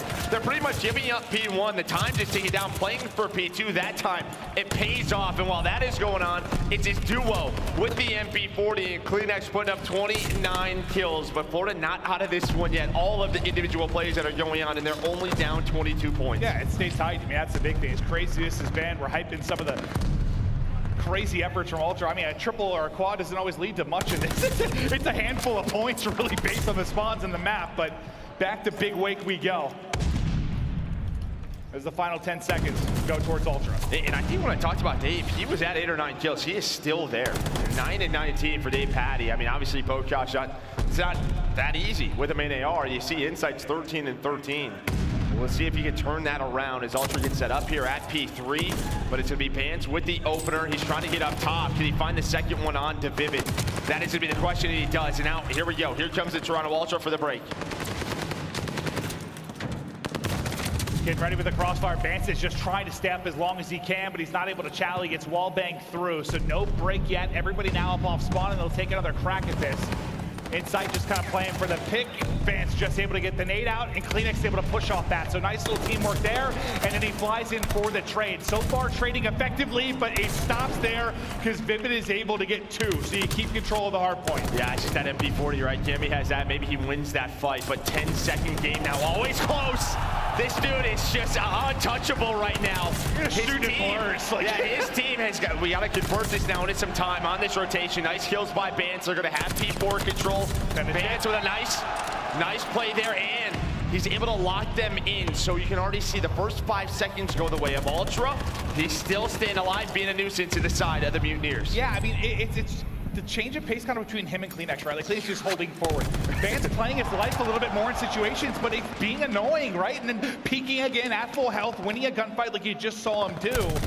it's interesting to watch the two different playstyles in the SMG role with the lead sitting around 30, Joe. Well, I think Crimsix is really just holding forward right now because the man is just, I mean, he's the on Nicky a D classic. Yeah, I mean, this guy's 35 in 24, and here we go. The first 30 seconds show the way Ultra, probably their biggest lead throughout this map. That rotation from P3 to P4 was just flawless, and it's due to Vance and the plays that he was making in the side. And Scammy able to find two, looking for a third on the hill. Well, we get cleared out for a second. Vance up the bat yet again. Tries to get a little free fire in, but not quite able to connect. With the teammate there, starting to get in support, just wanting to contest as long as he can. Now maybe you focus on the next hard point. They start to scatter. You've got a pretty good four-man split kind of around, just trying to find an opening between the lines of defense.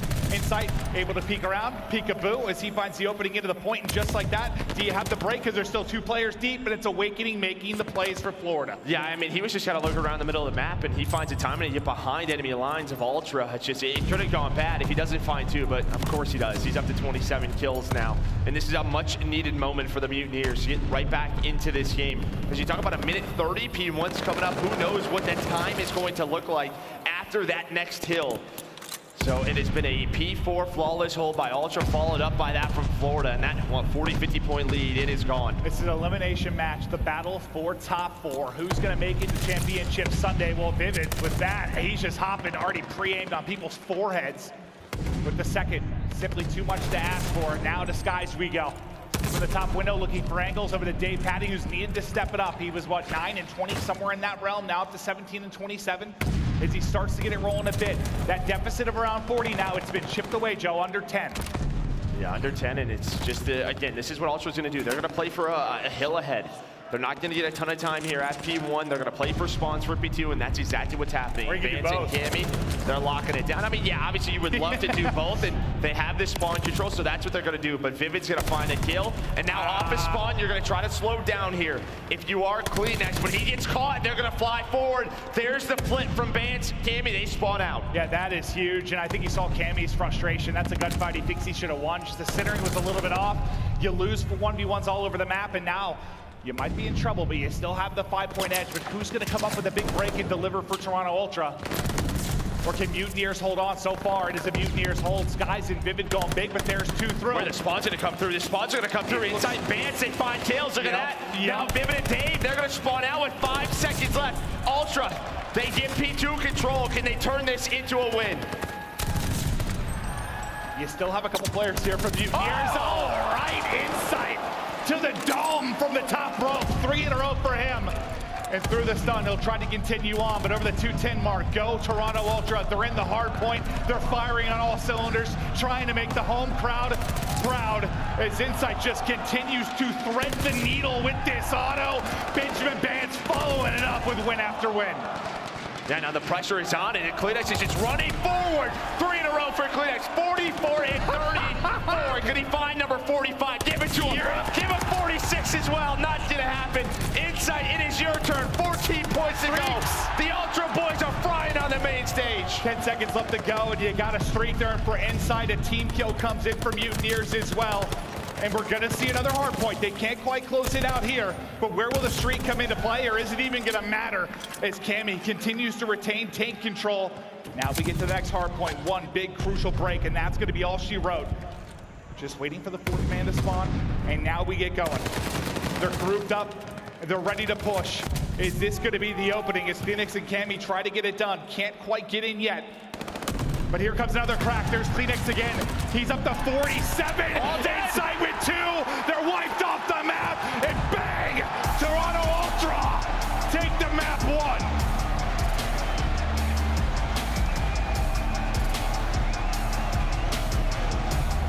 Florida, they hung in there. They hung in there for a long time.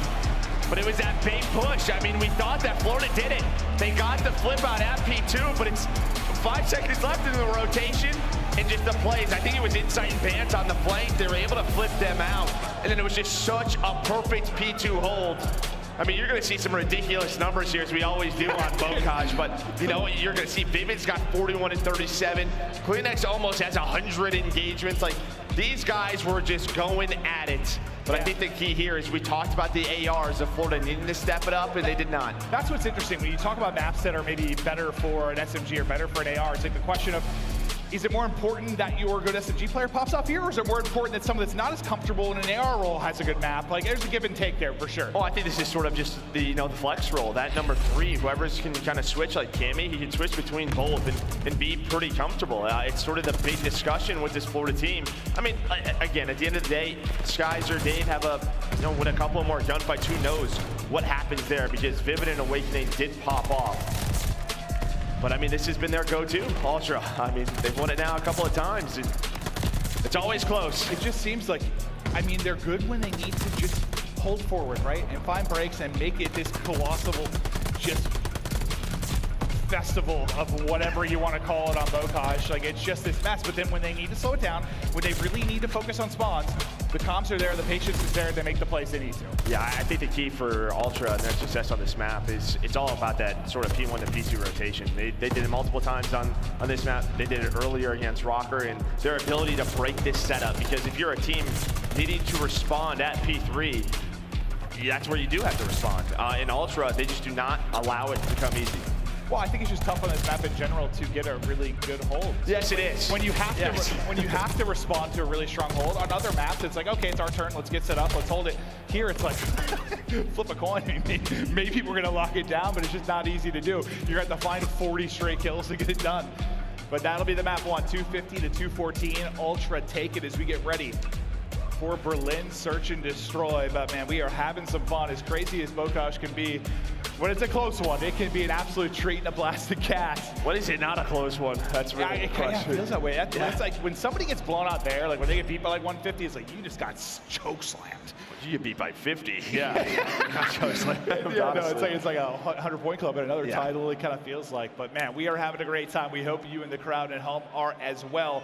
What an event this has been. And we've got this match, we've got the match coming up after, and then we've got the crazy championship Sunday to crown another champion. And I guess, part of me, you just want for the hometown crowd, for Toronto, maybe to make this run. They still have work to do. Florida, it's awesome seeing them improve after the deep run you saw at Major 2. Like, it's there, but the crowd obviously going to be pulling one way here. See what the Toronto boys are capable. I think for both of these teams, like, top 6 they'll take, but they would both love a top 4. And, for Ultra, with their winning ways last year, they want to keep pushing that as deep as possible. But I think both of these teams, they know they're in the hunt for the top 8.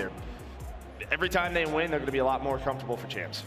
Yeah, I mean, it's starting to become the conversation now. I know we still have a stretch qualifiers and a major, but it's just like, it's money season, right? Like, you see some separation and some changes in who's on top as team changes come through the course of the year, but like now sort of, I don't know, in your career, it's like, it's lock it in time. It's like, figure out what works. You gotta it's like what Cell talked about on stage in the interview. He's like, you know what, this is the time we feel like we have to be our best. But looking at our top performers for Search and Destroy, well, it's the main ARs. It's gonna be Inside on one side, Skies on the other. And I think I really want to see Skies have a good match here for Florida. Not the best map 1. You start off pretty well, but we'll see if you turn around here in SD. Yeah, and Insight just since the second he came into the league, I mean, I think it was like, if I remember correctly, he like joined the team and it was like his first raid search, he drops like 18 or something like that. It was Miami. Remember that? Was it Miami? Is that what it was? Like, it's like right when he came into the league, you just saw his impact in Search and Destroy nearly instantly, and it's been a pleasure to watch and cast ever since. Yeah, he knows his role. And I mean, even just in that map 1, like just looking at the difference in engagements, he knows where he needs to be. But we saw Florida Mutineers, versus Seattle. Seattle did a really good job adjusting to sort of the aggression and the pace that they play with on this map, right? When we watched them versus OpTic, they were really throwing them off guard, but Seattle Surge, they were able to bounce back. Ultra, I'm sure we're watching that. Their coaching staff, giving the tips to the team, letting them know what worked, what won't work, and we'll see if the adjustments will come into play. We're getting ready to go. Thank you for your patience. Just getting ready to hop into the Search and Destroy. We're going to Berlin, and we'll see if Florida can tie this up, because I mean, Ultra did just do something that they haven't done a ton of this year. Just kind of, it was a rough start. I mean, they weren't winning a hard point. They were winning about 1 hard point a month when the league first started. But you start to win those map 1s, you start to get the 2-0 edge, and it's just like needing to put away teams. And I love what we saw from them in their last series. Just the grit, the composure to close it out and get it done.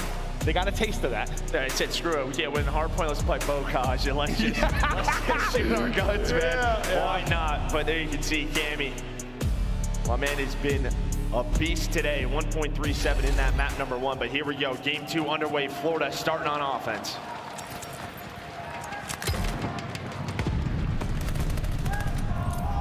It looks like they're gonna start to work this towards B, but this is when all these nades come in, and like who's able to actually connect. Sliding across the bomb, he is able to get there. They're gonna be slow on this rotation. It's gonna be a 4 versus 4 retake. These are not easy whatsoever.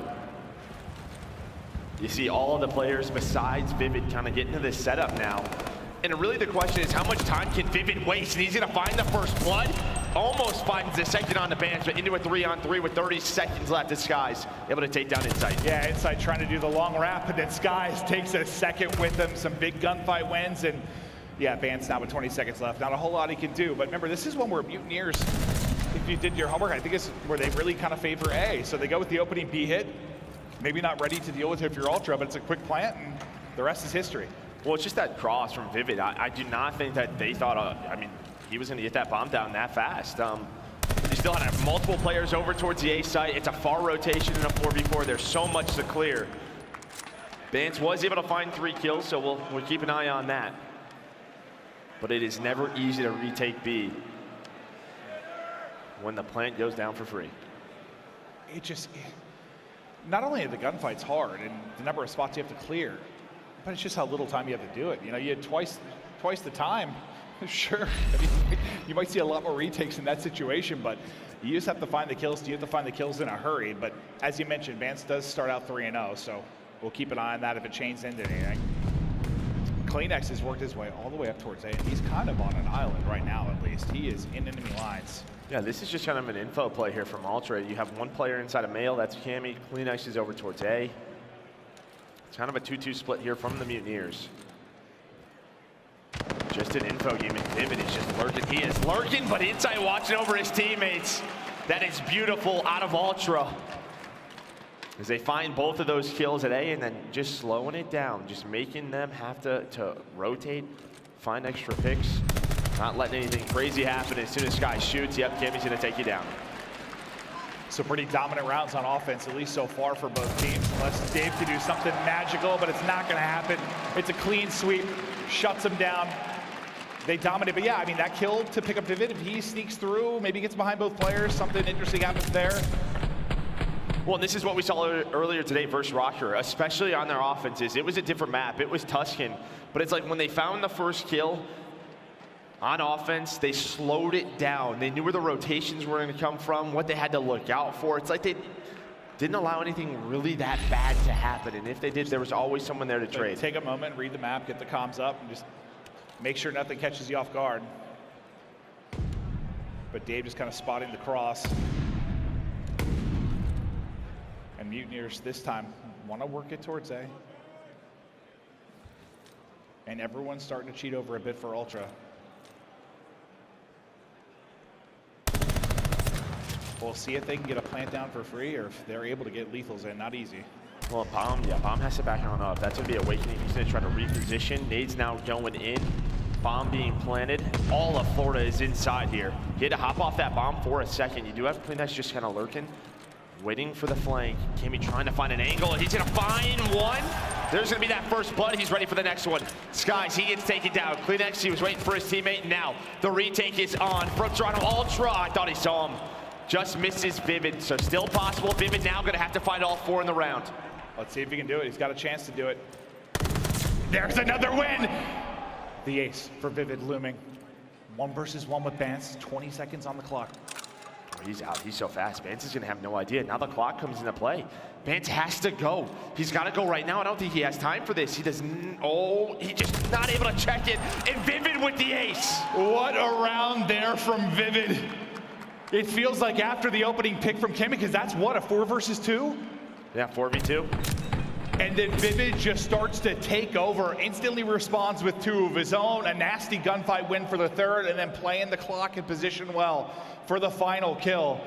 Woo! That is brilliance from Vivid.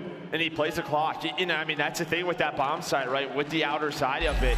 I mean, you have the staircases. You know, Bance is like trying to get the trade when he takes down Insight, but he has no idea where he goes. Plays his life so well, finesses the round into a win. Yeah, that's a painful one if you're Ultra. You're in such a good position, things collapse.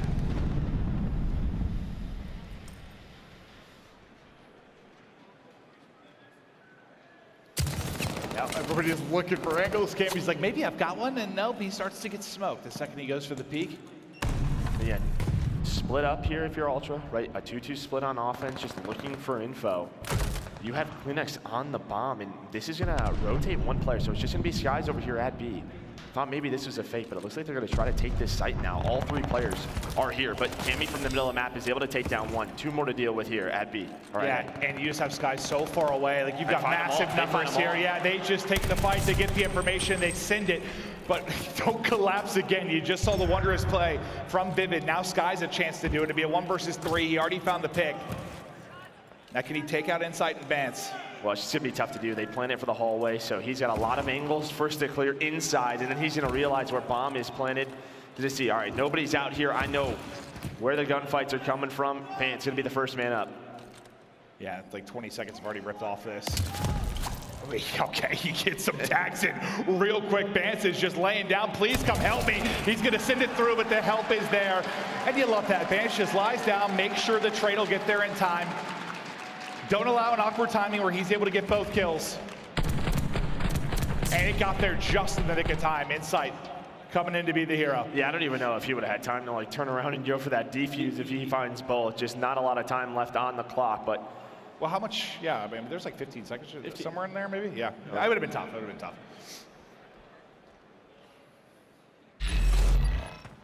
tough. Well, Bance made sure he had to march the whole way down the hallway. That's why I like it. Just go pro. No need to chow. Yeah, balance from Toronto. We saw that again on Tuscan. Was like ranging from 7 to 9 kills, all 4 players. Mutineers still in this game, tied 2-2. Attacking towards A. Vivid's gonna find the opener. And Awakening looking for his first kill of the map. His Insight just getting out with his life. Yeah, I thought he was gonna take that fight for a second. He is backs out of it. And Cleanex just gonna get pinched from top and bottom. There's nowhere to go in that stairwell. 2v2, 50 seconds to go. Yeah, exactly. It's like right after he gets that angle, he's already gotten through, but look how split up Mutineers is right now. The timings are going back and forth. I'm like, all right, Dave's gonna flank them, but now Insight was able to spot him, so they know he's working towards their defensive spawn. Just both of these players are so split up. Ultra, they're gonna play with one another, try to get those trades. Basically give up the site for now. They think they're gonna wrap it towards B, but it's actually gonna be an A bomb plant. So through all of that now, both parties grouped up. Insight currently on 3 in a row. And then Bance will work the retake as they both back it up to fire. Whoa. And look at this angle. Insight with the beams. Bance to follow it up. Up to 6 and 2, and the fuse coming through. Yeah, I mean, Dave there, he just cannot get picked. You're playing the info. Obviously, it's an insane angle by Insight. But it's what we saw in the previous round from Bance, right? Just proning, wasting time. He's just checking the bomb. Cannot get picked. As soon as he does, Awakening's like, oh, crap, I gotta go. He's gotta go. He tries to find the timing, but Bance locking down the middle of the map.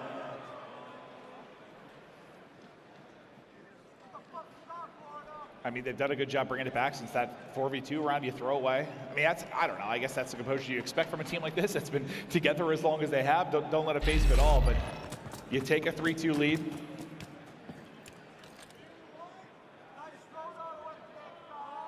Awakening still looking for his first. This is similar to the opening offense we saw from them. Yeah, they're playing pretty solid, not 4-man hitting one bomb site. Playing pretty spread out. You're getting Cammy into top 3. That seems to be his spot. Looking for picks in the middle of the map, and then it's just sort of, what does Cleanex see at A? And so far, they've been working towards this bomb site. So it looks like it's going to be a hit through secret. They're going to have to deal with Awakening. He's going to be the first person in the defensive spawn. I don't know if he's going to be ready for this. They just split the defense. They split it, and there's the first kill. The first kill for Cleanex. Yeah. Vivid though lurking inside of A. through Secret all the way up through Fire. But do they spot Vivid? I mean, he is just tucked away, doing secretary work behind the desk, and now he's gonna pop up. Now, how long can Vivid stay up? He's played spoiler before. Yep, this is his bomb site. But you've got numbers now if you're Ultra. You've got bigger numbers now. Vivid, he's going to be sniffed out. That's 5 in a row for Insight currently. DavePaty, last guy up, but he does find a pick. Oh, he's going to try to take this one-on-one.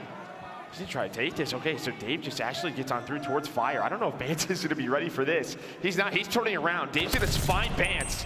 So into the one-on-one we go. I don't know where bomb is planted from. And this is big for a couple of reasons. One, the round, but also Insight's on that streak. Can Insight clutch and get the round? So bomb's actually planted for the defensive side. Thank you, observers. But he sees a cross and Insight with another one. He's up to 7 and 2. These have been some weird rounds. Yeah, no. These sort of these 2v2 situations. That's what, that's 6 in a row, I believe, for Insight. Yep. And I mean, you might be fortunate to have it as close as it is if you're Mutineers, because still a goose egg right now for Awakening. Just cannot find any rhyme or rhythm. He has 98 damage in the map. Which just means, I mean, he's just getting, you're done. Trying to hit a gap, just getting beamed. He's just not finding any gunfights. Yeah, I mean, pretty much caught sprinting. He's not even putting damage in gunfights. We know what a prolific search player he can be. Let's see if he can pick it up. Bance. Nice shots on the one, but Dave there with the trade and those shots. I mean, when you're shooting straight down like that from top, it is not the easiest thing. And Cammy just puts a little damage in, then falls. But we'll see if Insight's able to pick up his 7th. Won this 2 versus 3. So do you just play around the kill? I mean, you obviously love the round win, but you have a round to give if you need to, and you can get the streak. Just how important is it to you here on Berlin? You know, Awakening, he's just not seeing anything. So they don't know if they're in the offensive spawn or on the flank, and they're actually working the flank. This might work out well for Cleanex, depending on the timing. He's gonna find that kill. The problem is the bomb is not planted for Awakening. It's for the other side, so he's gotta get over here. Sky's and Awakening trying to lock this down. Insight just worried about a pinch through the middle of the map. The nades are coming in, but it's through the outer sight. And now Insight, yeah, he's just kind of playing around his life now, looking for number 7. I think you got to. There's under 20 seconds to go. Well, he better get it. Can he just get a kill?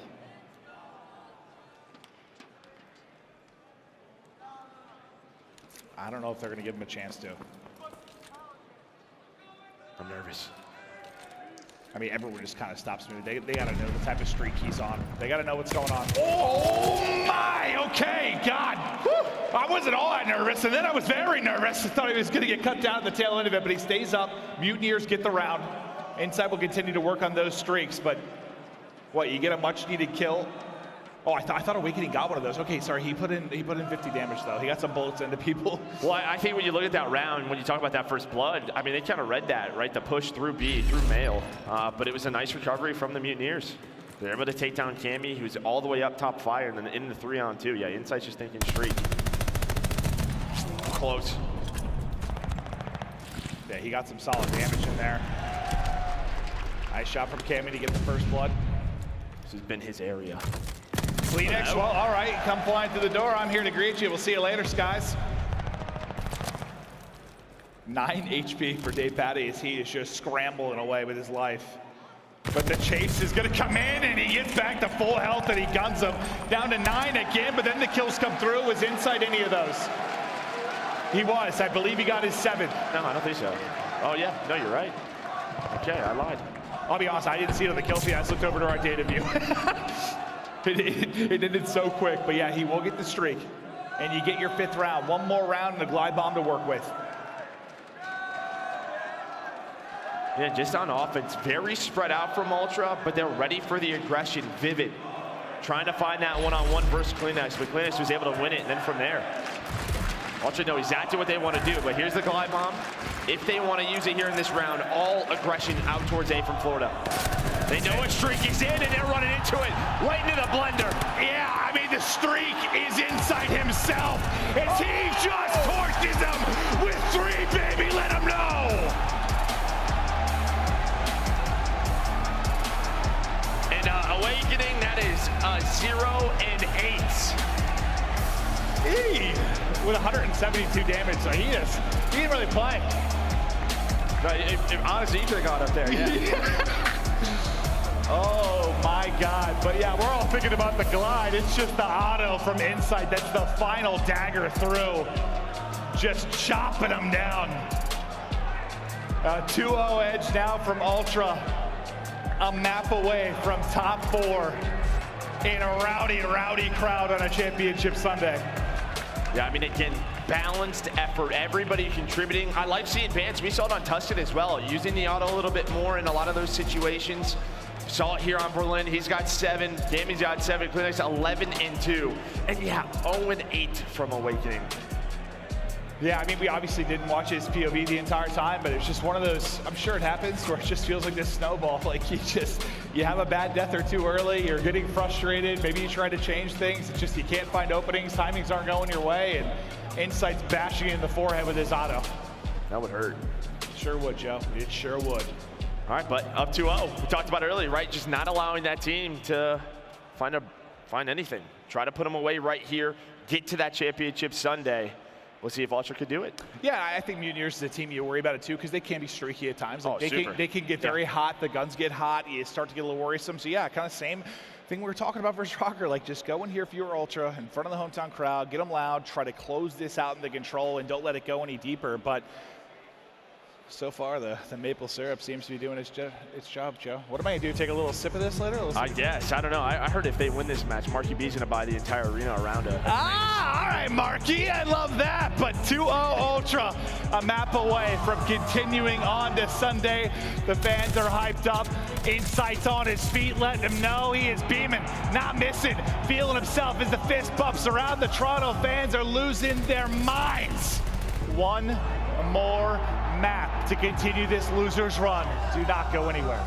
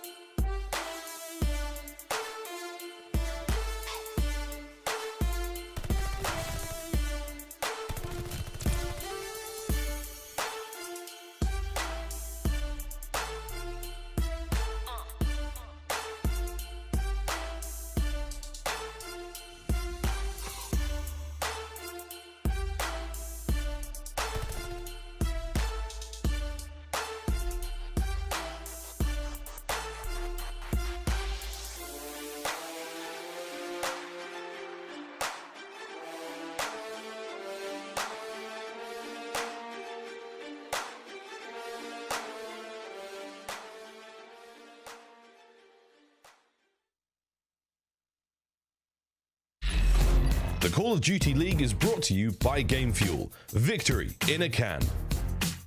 Upgrade your game with a Scuff, the official controller of the Call of Duty League. Here we go, back at it. 2-0 edge now for Toronto Ultra. And Joe, the question is, can they close it out here and continue this loser's run into who knows what sort of special thing tomorrow? Yeah, who knows, right? That's really the question. Well, we have Tuskens, I believe, to close out all three. And, you know, this is a map where Florida have looked good. So, you know, Awakening obviously has a very tough map, number 2, 0-8. But he has been lights out on this map. For some reason, I had a feeling this event was going to end with FaZe and Ultra. I don't know why. That was your pick? You just, like, they just have so much, like, history. We saw them battle so much over the course of Cold War and even, at the tail end of MW. Like, just feel like it's been a little while since we've had those heads collide. Like, I'd love it. That'd be a lot of fun. I'm down for it. I don't know Sounds if we're great. there, but we'll see. Sounds awesome. They still got work to do, though. They got to close it out on the controller. We'll see if Mutineers can come up with some life. And you got to bounce back because no one's really been, like, popping off. Awakening, you know, he has the tough 0-8. He's got to brush that off his shoulders and bring it here in the map 3.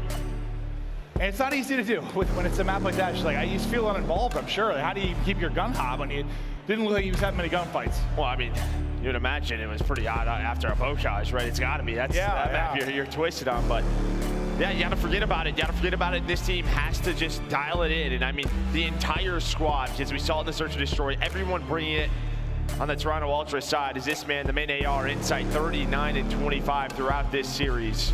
1.56, not easy to do. Can the ARs and the Mutineers step it on up, or is it end here? Yeah, what a map that was from Insight. But our Awakening, okay, all right, open the window, there's the kills. That didn't take long. And TJHaly will follow it up, starting to make some progress up towards A. That'll be Skies that's on the point. But for now, they're worried about the pressure over towards the B side. You have one playing back church, one is pushed up. Ooh, they're able to pick that up as well, but TJHaly, nice little 3-0 start. Phoenix, though, with this done, will find him. Yeah, Ultra, they're just kind of playing around B now, right? They're just going to give this up, play around their strong B defense. You do have Vivid lurking around. Awakening as well. Just not a lot of map control for Ultra. Very spread out is this Mutineers team, but Crimsix is so fast in situations like that. Like, you don't even get a shot off. He's just through. Yeah, he got a couple, but like, I don't even know what you're supposed to do with that. Here comes a push, though, from Skies and Awakening through the backside. Is the other two going to try to push through P5? Time this up. Vivid down low. Dave up top. Jamie's able to deal with one, almost snaps onto the second. Awakening's grenade that kind of opened things up to allow the push. You get the information here for your CleanX and you get it done with the auto. You still have one player up on either side of this point. Now it's just going to be on TJHaly as the rest scrambling back to the point. And he's not in the best position to play his life. He's kind of committed in the position he is in. And who is that? Insight, of course it is. It's his first kill, but he has pushed up and staggered this all the way top side of the map towards A. Well, Skies, he's going to get cut down, and now some map to work with. You can see Insight lurking on through. He's going to find that kill as he takes down Vivid. Cammy with another one. Over by Well in P5. They're not making this easy for the Mutineers. I mean, look where Insight is. He's just funneling them. They know right where they're coming from. Just how far he's pushed up into you on the other side of the map. Yeah, but it's like you can leave him, right? And that's going to be the play call. They're going to leave him behind. But then when does he pinch? Here it comes. Yeah, here comes a pinch. The rest of the push, though, coming on through. What is the timing like? Vance might just shut it down himself before that happens. Then Inside, there it is. CleanX soft spot. He thought about it. He didn't think about it. He stopped. He stopped. He keeps going. Yeah, but he finds a live one. He's not stopping in game. He's still moving and grooving. 3 in a row before he drops. I mean, Insight's been doing laps, bro. He hasn't died in a while. He started towards the B spawn. He's gone all the way around.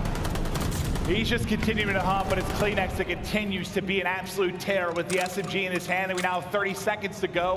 6 lives for the Mutineers to try and muster up some magic. Dude, this guy's got 18 engagements, and I mean, the rest of his team has, I mean, Insight has 6, right? I mean, it's just very similar to Bocage, the pace that he plays in. But 15 seconds out for the Mutineers, 5 lives. It's gonna be the last push. They have to start winning some gunfights, some clean gunfights, and that's not very clean, Dave. At least it wasn't Skies again. At least it wasn't Skies. Yeah. You know, make it somebody else this time around. Insight has yet to die from that spree, so he's going to have 5. He might carry that into the next round. Yeah, he will. That started like a solid 2 minutes ago. He's just rotating, doing laps, dude. He just like layered the map, just basically kept inching his win a gunfight, inch forward a bit, win a gunfight, and then when it came time to pinch, he did. Shot one in the back, and then he's just been hanging out. Yeah, it had to be a solid 2 minutes, something in that ballpark. Like, unbelievable. Yeah, no, since the B point pop. Yeah. So he's going to be on 5. We'll see if he can find a streak. I mean, they can be key on this map. Yeah, I mean, it could come up clutch in so many different scenarios. But can he close it out and get the streaks? Because the lethals are going to be the big thing, and he does take one nade to the face, but Nady gets what he actually is able to eat 2 and stay up. Just not all that close, so he survives the damage. They're thinking about B. Inside does get taken down, so he dies to Dave. But they rotated over. They're finding kills right now, trying to make this messy.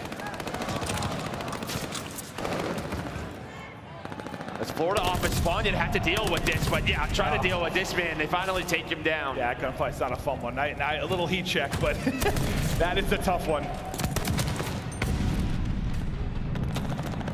They try to get back over towards A, but Dave Patty is set up and just beaming. He lines them both up with the auto, shuts that down, and now you start to trap him in. You've only got 50 seconds left, lives even, not a big deal, but you're gonna have to get out of this because they've got you pinned down. Yeah, that's one way to do it. Yeah, they get out of it. They don't even need the nades. I was gonna say, obviously you have the nades off of spawn. They can time that up, find an opening. We already have Vance inside of church, so he's in a good position moving forward. It's the same thing. They're going to get off of this and try to transition this over towards B, but now Cammy has to slow it down, play his life, find as many kills as possible. Slide, trying to look twisted, and he does, but Awakening finds him. Yeah, he may be dizzy a little bit there, I'll be honest with you. He was just spinning in circles like a little ballerina. Look at leak it all the way around the back, just going for this long flank. That's Dave Patty. Just trying to push up, maybe get angles through the back. He's able to do it. It's Cammy is going to shut it down. They're all going to have to turn to try to deal with this. They're able to finish A, but it feels like they are trapped in for a second, just trying to get out of this.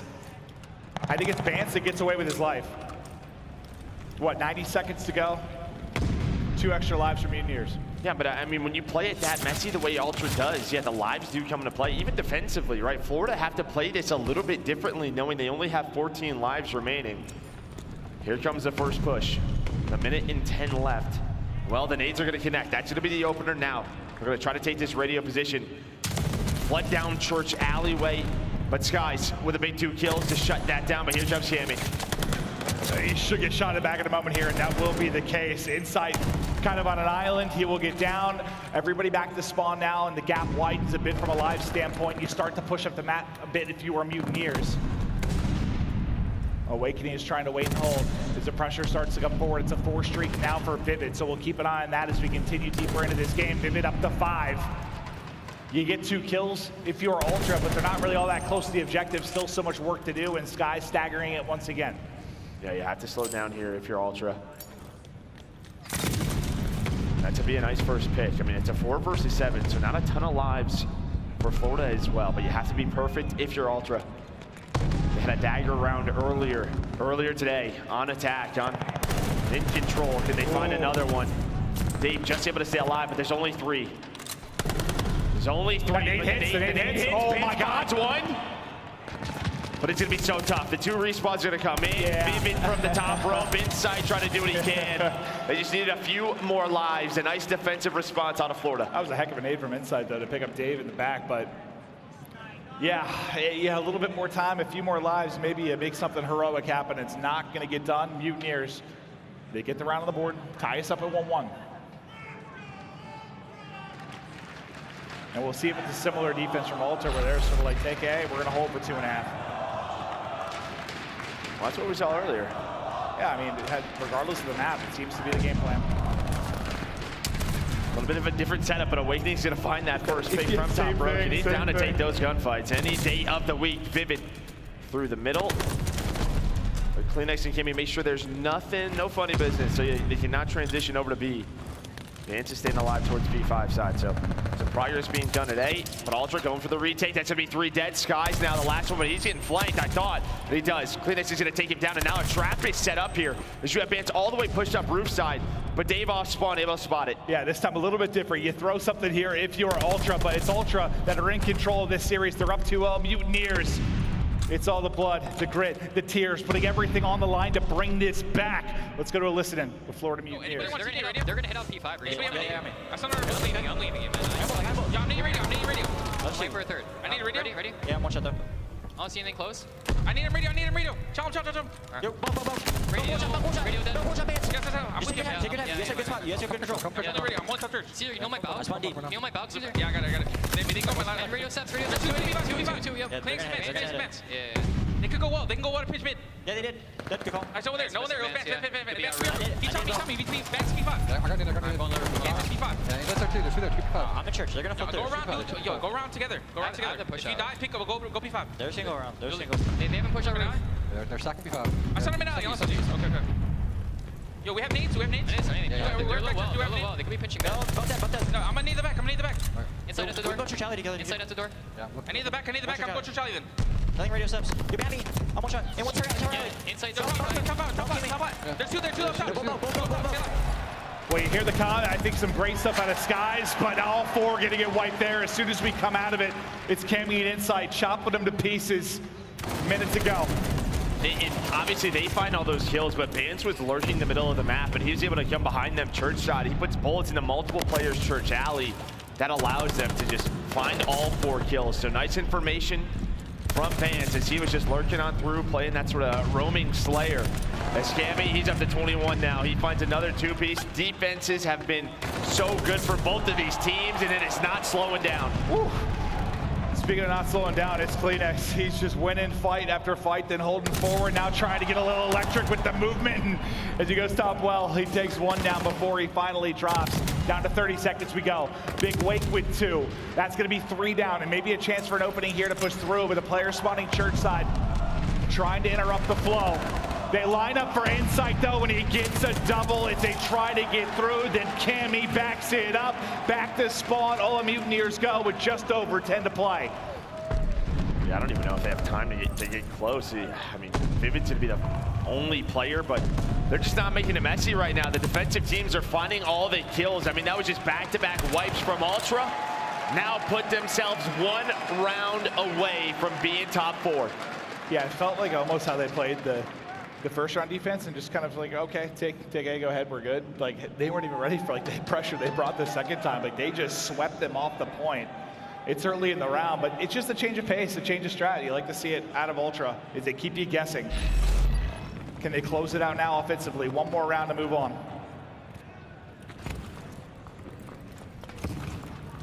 Nothing crazy off the break. Just over towards A.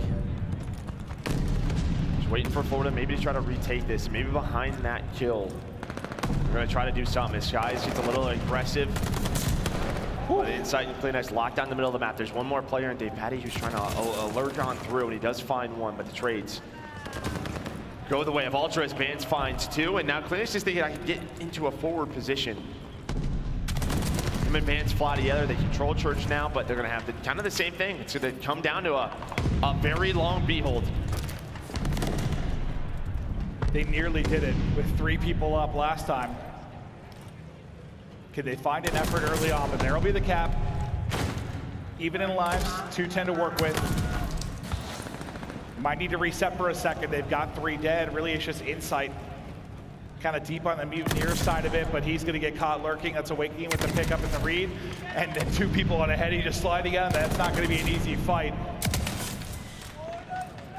But who's that all the way behind? That's Skies. That's like I say, he's way behind Insight. That might be another one where he's just getting shot in the back, trying to get into a good position. I mean, with him in that spot, they know where this push is coming from. An Awakening, he is just roaming around, dealing with the players pushing through. Vivid had a great map 1. He's bringing it here in map 3 as he is matching Cleanex, and that is not easy to do. 2 of the fastest players in the CDL, 29 and 27 from him.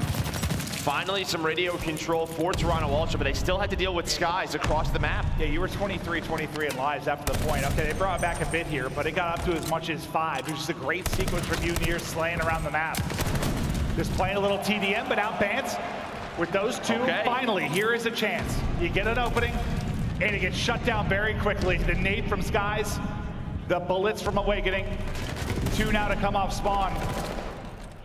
It's just like, can Cammy stay up? You haven't had like a good four-man effort from either team really onto the objective. It's just been a mess. Yeah, it's just the defense is doing such a good job around this area, controlling P5, but also radio. And if there's one or two players left, they're taking the fight to them, not allowing the players off spawn to group up. But here we go, another chance, another two-piece. Bans and Cleanex, three go down, three all four dead now. A chance for Stack the point, stack the point. One tick coming in, another name for Bans, the flight from Awakening. What does that do?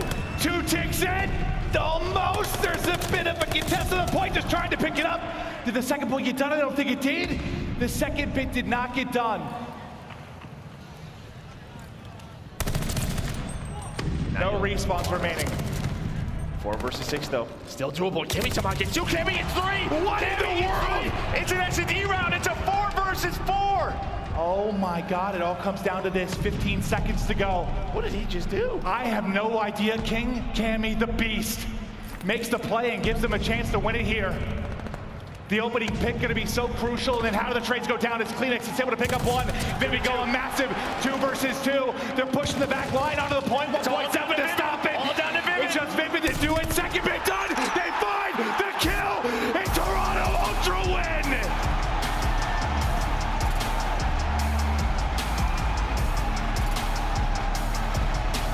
Back-to-back 3-0s for the Ultra side as they fly in the championship Sunday. Top 4. I gotta see team. I gotta see Cammy's play back. I don't know what he just did. I'm thinking like, they're in trouble now. They reset. The line's not going their way. And then Cammy just pops off with 3.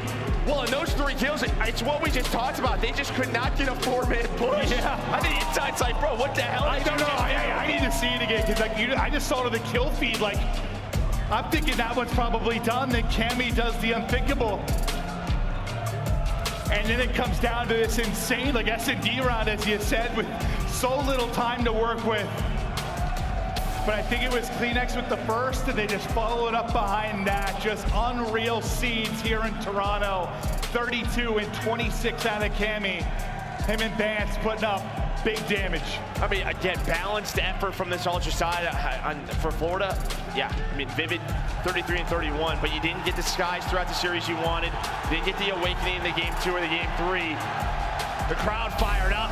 They're just happy this team continues on in the tournament. Vance is having fun. They're riling up the crowd. Look at Insight. They've got to be loving this, man. Just unbelievable. This first major in Toronto has just been absolutely sensational. As we'll watch some of the highlights, I'm curious to see if we'll see the Cammy moment make it into this. Is it just, it came out of nowhere for me. I was like, okay, all right, 3 dead. Yeah, I mean, it was just, dominant defenses from both of these teams, securing this P5 area right outside of radio, not allowing anyone on offense to get comfortable, to even get pressure onto B.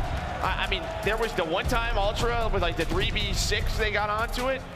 Florida hardly touched it. I mean, it was just insanity, but it comes down to that round. The 4 versus 4, well, it was a 7v4, and then Cammy's like, all right, I'm gonna make it a 4v4. Somehow finds 3 kills. What in the world? Like, I'm not even thinking, they're like regrouping in my head, right? Like looking for the next point. Well, I was thinking about like, all right, are they tied in ticks? You know, like, they come down to the kills. I was totally, like, my brain was just to the next round, like round 5. Like, who's gonna be on defense? Where are we sitting with that? We're getting closer to it. I was wondering if we're gonna right before this. I don't think we saw it.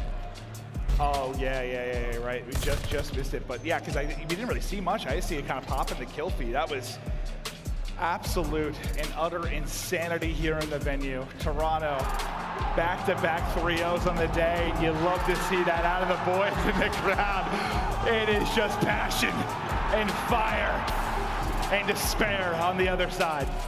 I mean, I guess for Florida, it's a top 6, right? You know, you earn some CDL points and some big upsets, but obviously, again, it's a question of they beat OpTic, but they got to move it forward. There's a lot more to a tournament than just one match. You know, they have another major to do it. We'll see what'll happen with the Mutineers. We know it's kind of the ceiling, but we also know the floor, and they have to even that out. Woo, this has been a lot of fun. Oh my God, I mean, I'm sweating because I'm up here just like, I'm fist bumping the air. I think you're gonna like take a sip of syrup now, right? Do I need to? Okay, all right, I can. Okay, here we go. Can I open, am I strong enough to open this? Yeah. You can open it for me? I'm not strong enough. you serious? I need you. Well, we got to take this You're off. my work husband. We got to take this off. Oh, okay? that helped. Now can I do it? Yeah, probably. Go, come on. I can't do it, dude. Twisted bar. I need to chug the syrup. Is this guy serious right now? Oh, you're very strong. Did you get it? Not the headset, please. Yeah! Woo! Oh, God, what are you doing? Oh, my gosh, that was way too much. We've got insight on stage. That's delicious. Okay. Take it away, Bryce, please.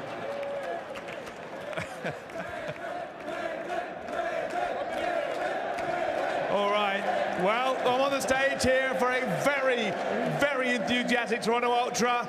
Joining me, of course, is going to be Insight. Huge 3-0 to kick this one off. And obviously, you are looking sharp today. How are you feeling? I'm feeling great. You know, when we're playing here, the crowd, it's amazing. We're injecting it every play we make, and wow, what a feeling right now. Oh, yeah, it's certainly very loud for you. But we'll get to just how great this crowd is in a minute, because they have some questions for you. Yeah. First of all, obviously, coming into this tournament, you guys have looked better, but there was an awful lot of criticism towards your respawns coming into this, including yourself. How have you and the team worked on that to get to this point? Well, you know, obviously I was getting criticised a lot. But, you know, you can't let that things get you. You know, we've been working hard as a team behind closed doors, and it's been showing in our gameplay, and especially mine as well. I'm feeling great right now, and I'm just looking forward to the next game. I think everybody is. Let's talk about a little bit about this crowd here. Obviously, being your home crowd, you get the walkouts through the tunnel of bodies. You're leading the charge most of the time. How is that feeling walking up to the main stage? I swear to God, it's a feeling you can't explain, you know. Just walking up there, everyone's high-fiving you, you're getting hyped. I just want to load in. As soon as I sit down, I just want to load in. That's awesome. So, in preparation for this major, obviously it was a little bit more important to your team than some others. Not only do you want the points going into champs, but you do have an awful lot of fans here as well. Was there anything specific your team really focused on the run-up? Honestly, like, obviously we're a great S&D team, so we didn't have to worry about that. It's honestly just making sure, like, we were just doing the fundamentals right in respawn, because we always had close games, and came down to the wire and we were losing a lot of small situations, but we're working on that and we're looking great. Awesome. Certainly are looking great. One last question that I have to ask. Why are you so good at S&D? What's that? Why are you so good at S&D? I think it's our teamwork and just micro adjustments in game. It's just so, like, it's just top notch, flawless. The boys are amazing, and we'll just keep it rolling. I feel like I have to give this last one. Yeah. Anything you want to say to the lunatics in purple? I mean, we love you guys. We can hear you up here, and keep supporting us, and we'll keep doing our best for you guys. We fucking love you. All right, thank you very much, brother. We'll send this one back to the desk. Belly, over to you. What is that? Is that the maple syrup anthem? What's going on right Canada. now? I don't know. There we go. Hey, shout out to Maven as well. That man is a lunatic. That was disgusting. Whose man is that right now? I don't blame him. But yo, shout out to Toronto Ultra getting a big dub, knocking Florida out of the event. And yo, shout out to Insight. The moment Insight came in after Scrappy subbed in for him for that one play day, he's been a man on a mission. He's been absolutely taking over games, man. And the search and destroy game plan they had, I mean, they were taking mid-map, watching the cross. We saw them go through secret door, take the steps, go through fire, and just pick apart their opponents. Like, Insight gets the streak, and the just easy call. You've seen him in the camera. He just looks at his team. He goes, yo, they're all going to rush through A. Like, they're not going to go B right now. I have a glide bomb. And what happens? Doesn't even have to use it. Just slays them out from the bomb site. Nope.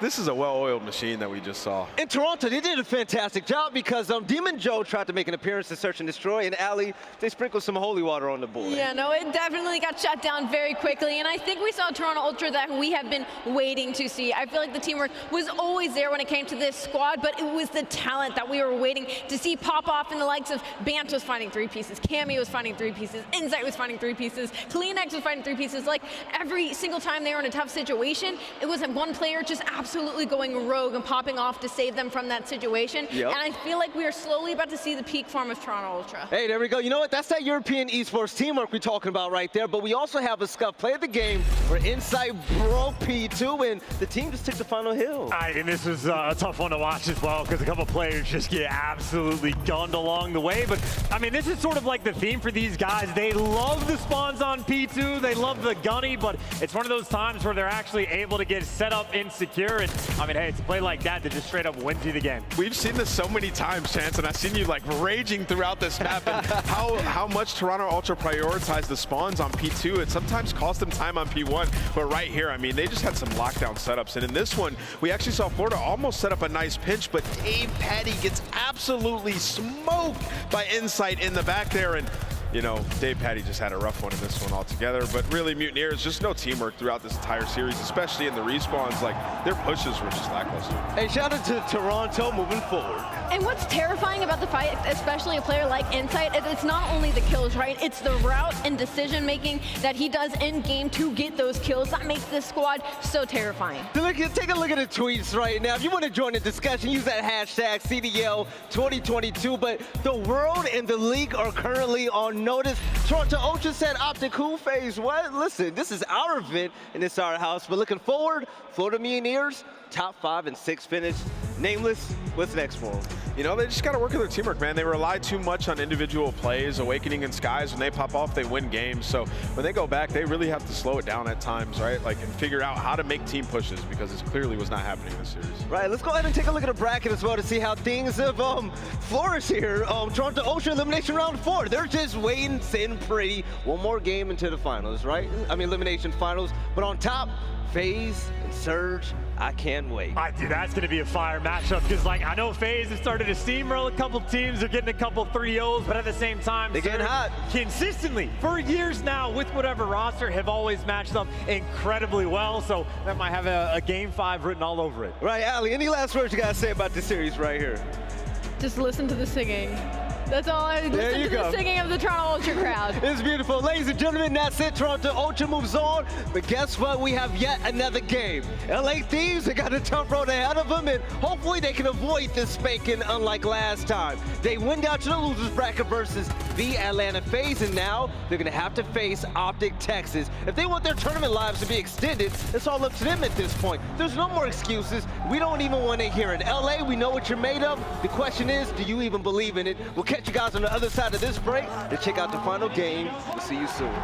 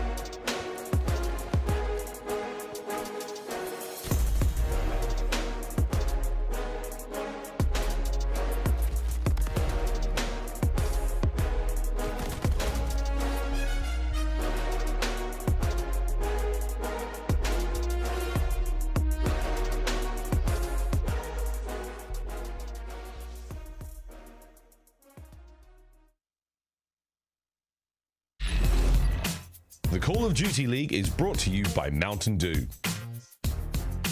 The Call of Duty League is brought to you by Zenny. Armor your eyes with Block's gaming glasses starting at $24 by visiting zenny.com/CDL. Ladies and gentlemen, welcome to Ultra's house. We're here in the Me Athletic Center, and Toronto just showed us a spectacle in that main stage, sitting in Florida home, baby. But with this last series right here, it's going to be a banger. We have the Los Angeles Thieves and also OpTic Texas. We're here on the desk. We have a guest, my man Merc. We got Ali, we got Nameless. You already know the deal, right? But Merc, what's going with your co-caster, man? Yo, he's bugging.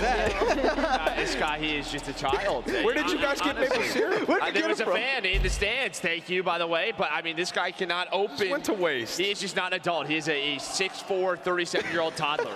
Wait, production, do we even have a clip of that? If you do, throw it up right there. Oh, my God, seeing it again. We gotta live through this again. He can even take the plastic off. By the way, this entire thing is gone. He literally, it's all gone. Stop. It is all done. I don't want to. Guys, listen. Oh my God. He was waterfalling that. It is empty. This isn't the first time. This is actually more humane than the last time we seen him with maple syrup. He poured it all over his head. I thought he was going to do that. I got so stressed out for you in the splash I love it. Great times here in Toronto. But by the way, let's talk about the match at hand, right? OpTic Texas. Woo! They're going to have an interesting game ahead of them, right? They're facing off against the LA Thieves, and leading the way is going to be the leader of this roster. Nameless, you and I have personal discussions about Scump, and this man is on a mission. He's been taken over in Search and Destroy. I mean, they've had two pretty easy games in their last two where they dominated 3-0 in both of those series, and they just played the LA Thieves last weekend and absolutely smoked them 3-0. And they have two of the same maps, Berlin for games 2 and 3. Shotzzy literally had like a 1.6 in this series. He was super frying. But for the game field keys to victory, Ali, what does OpTic Texas have Well, to do? MVT Dashy, I know we're going to hear the Bruce chants from the crowd at 1.31 KD during Major 3 so far. That is first overall and feeling good in the swing game 3. OpTic is 7-2 on Berlin Control. Thieves 4-4. Again, last time they played OpTic, it was also on a Berlin Control. OpTic 3-0'd the LA Thieves. So just keep doing what you're doing. A repeat performance on Berlin Hardpoint. Beat Thieves 250-135 on Berlin last week. Again, guys, it is Berlin heading into this series of maps that they are comfortable on. And taking a look at those points right there, Merc, I have to ask you, man, if I'm an LA Thieves fan, I'm really hoping that we take that first hard point, because S&D in Control looks chalk. Oh, no, for sure. And I think if you are a Thieves fan, one of the big things here, obviously with the schedule, it's OpTic hasn't played today. Now, LA Thieves, well, I guess they really didn't play today either. But, I mean, listen, it's like the first match of the day for both of these guys. So, I mean, they have to come out guns hot if you are the LA Thieves. Try to take advantage of the fact that you at least have a match under your belt. And for OpTic, try to match that pace right away. I love it. And we got to remember, like, this is one of those make it or break it series for the LA Thieves. Like, if they don't find some success here, if they come out and get 3-0'd, they will have to make a roster change. So these guys are fighting for their spot on this team at this point. And they're going against the top 2 teams in the CDL by everyone's standards at this point in time. But speaking about the LA Thieves, Ali, it's been disappointing, but I'm hoping for a change. Kenny and the boys have to step it up now. It's been ever since that role changed, right? Ever since that unfortunate loss, like,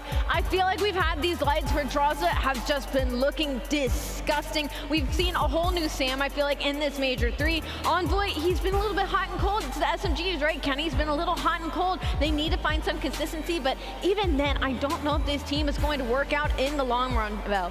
All right, and when it comes to the game field keys of victory, I mean, LA Thieves, they need everything, but Nameless, what are these 3 right Turn your monitor on, get your gunny back. They were getting ran over by Atlanta FaZe. They had a .69 KD. I don't know if they just weren't fully awake yet, if the warm-ups weren't there, or if they just lost full on map 1, but they have to bounce back here and then need to execute breaks on Gavutu hardpoint.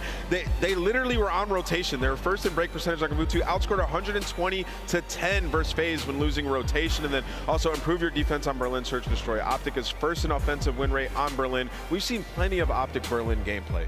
Review that VOD and come strong in this one. They just played them on that map. Adjust your play style. I mean, how do you even bounce back against a beating like FaZe for that? I mean, 3 of your players in 3 rounds were getting 1 kill. That's unacceptable. Merc, If you're LA Thieves, which player do you really want to step up in this series? Ooh, I mean, listen, I think it's going to take all four, but if there's one guy I'm looking at, I think Drazah. It feels like when Drazah is finding success, he makes such a big impact for this team.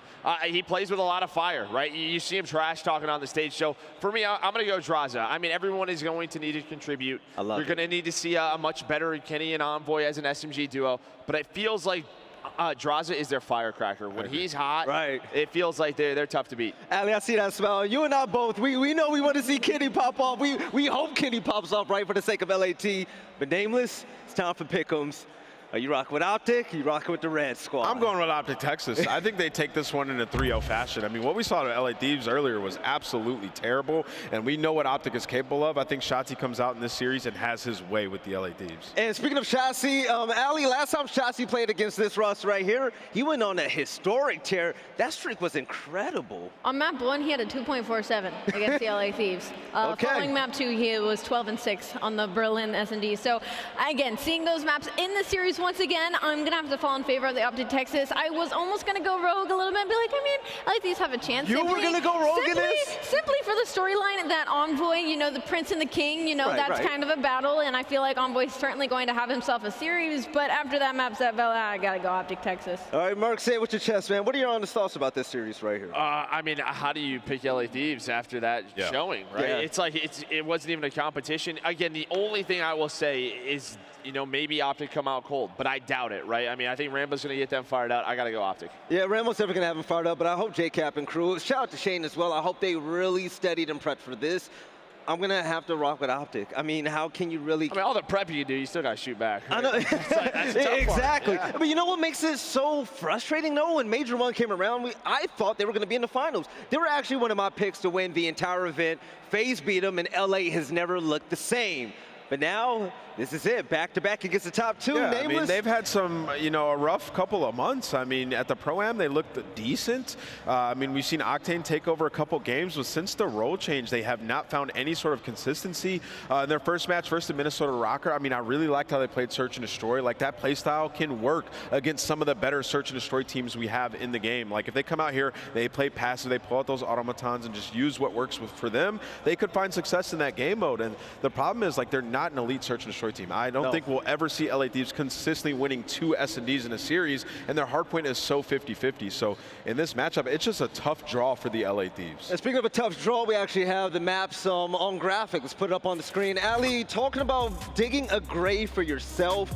We're kicking things off on Kavutu. Now, Val, this is one of my favorite things, personally, to break down when it comes to Call of Duty is the maps and modes, right? And I feel like the first map that you put your team on is going to be like the confidence map, right? So you always want to put in something that's going to boost your team's confidence going into the rest of the series. Kavutu, for me, for LA Thieves, is not it. They just lost to Atlanta Thieves 250-138 on this map. I understand that in the beginning, their stats were incredible, and it was Don't Chalice on Kavutu, and they just couldn't be defeated. They went 10-0 on this map and mode, but following that, it's been a decline, right? And I just don't feel like putting yourself in that situation once again against one of the top teams in OpTic Texas, who are also fairly comfortable on this map. I mean, you're looking at Dashy, the #1 AR in this game, staring at you on the other side. I just don't agree with it. Yeah, I think maybe the one bright spot here for Thieves is we've talked about their sub-duo struggles. You're playing a lot of maps with a lot of ARs, right? Especially the hard points. We saw Kenny played pretty well on that Kavutu, but I mean, maybe that's something you can take from it. Even Berlin. Even Berlin was Kenny's map. If we can get there, right? They've been known to pull out P4 and P5. It's just, can they get to that back half? But I mean, Bocage S&D, that's been like Thieves' go-to for a very long time. So just, can they get there, though? Hopefully they can't get there. Now, as we head into this matchup right now, we have to call it out. We got to give my man some props. Prolute, man, he's working it right now with OpTic Texas and Nameless. I mean, we got to say, as an M, he's getting such good experience, man. Playing with the best of the best on that main stage. I mean, you know, we gave him a lot after that first series because he was so confident when he was talking online in his post-match interviews. But what we saw was the first match land jitters, right? And then they go into the next day, they clearly prepared better, and he had a good performance, right? Like, he fit the team, he was role-playing for the squad, he did good in the search and destroys, and that's what you need out of a player like Prolute, right? Now this is a big test. He's going up against some superstar talent on the other side of that stage. Thieves might not have been able to put it together team-wise, but they have some great talented players who can take over games. So if Prolute can just be that role player for the team, allow players like Scump and Shotzzy to do their thing on the map, they will continue to find success. Should be a good win for them now. Right, now let's also talk about challengers, because that's happening as well, and there is a stream for you to check it out. It's like college football, man. Just the passion is there, Ali. Absolutely. I've gotten the chance to look over the Passion Pit a little bit in between matches, and it is grueling, I tell you what. But you know what, the Toronto Academy NA, last I checked, was going against Doug's team, the unofficial Boston Breach Academy. I don't know how that ended up going. I'm sure it's the graphic on our screen right now, but a team that's actually been doing incredibly well is the Iron Blood Gaming Squad. I believe they are still in winners currently, with huge dubs over teams like with the former pro players like Brack, you know, like rolling through here. There's Rex, like there's former pros in here, but also players on the rise. Speaking of former pros, Clay just got eliminated. By who? Wait. Do we know by who? Production by who? I just heard it in my ear. It's gonna come in a second. Wait. Are we able? That's tough. Right, that is really tough. God RX's team. That's insane. Wow. Exactly. But ladies and gentlemen, check this out. We have the final series of the day starting right now. Let's go ahead and make some noise, baby. We got OpTic Texas and the LA Thieves. Take it away.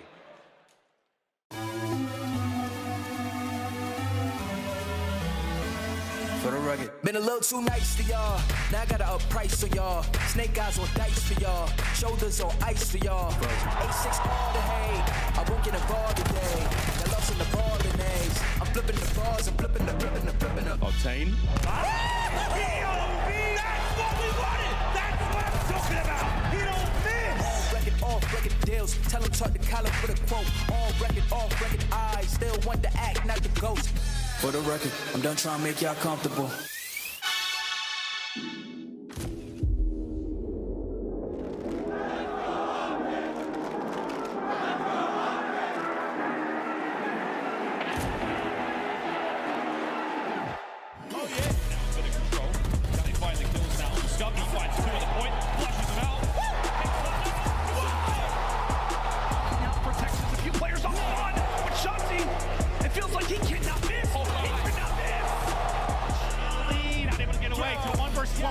Dashy coming through with the pistol.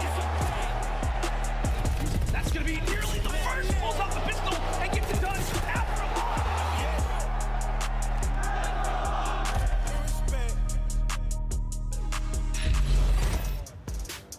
Ladies and gentlemen, it is time for the last game of the day here on the main stage at Toronto. Saturday has been glorious, but of course Championship Sunday awaits. And two more teams looking to throw down. You can call this one the Battle of the Barbecue, because Texas are known for it. An hour ago, LA got smoked. But it's okay. It's okay. Because redemption can be earned and reputation can be rebuilt. Some would say brick by brick. Welcome to the stage first. It's OpTic Texas!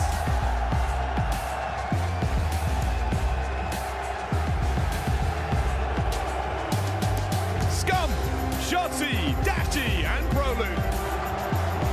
Scump is gonna be my main point of focus, but I just gotta say one thing. That man, Dashy, is a bad man. Check this out. He's gonna put up MVP performance numbers on your head in front of his own mama. He would embarrass you in front of his family. But Scump is just built different. He's a legend in the team and one of the longest lasting ones. The game IQ is on another level. And Bryce, OpTic, they're looking at that finals, baby. Bring it up, bring out the other teams.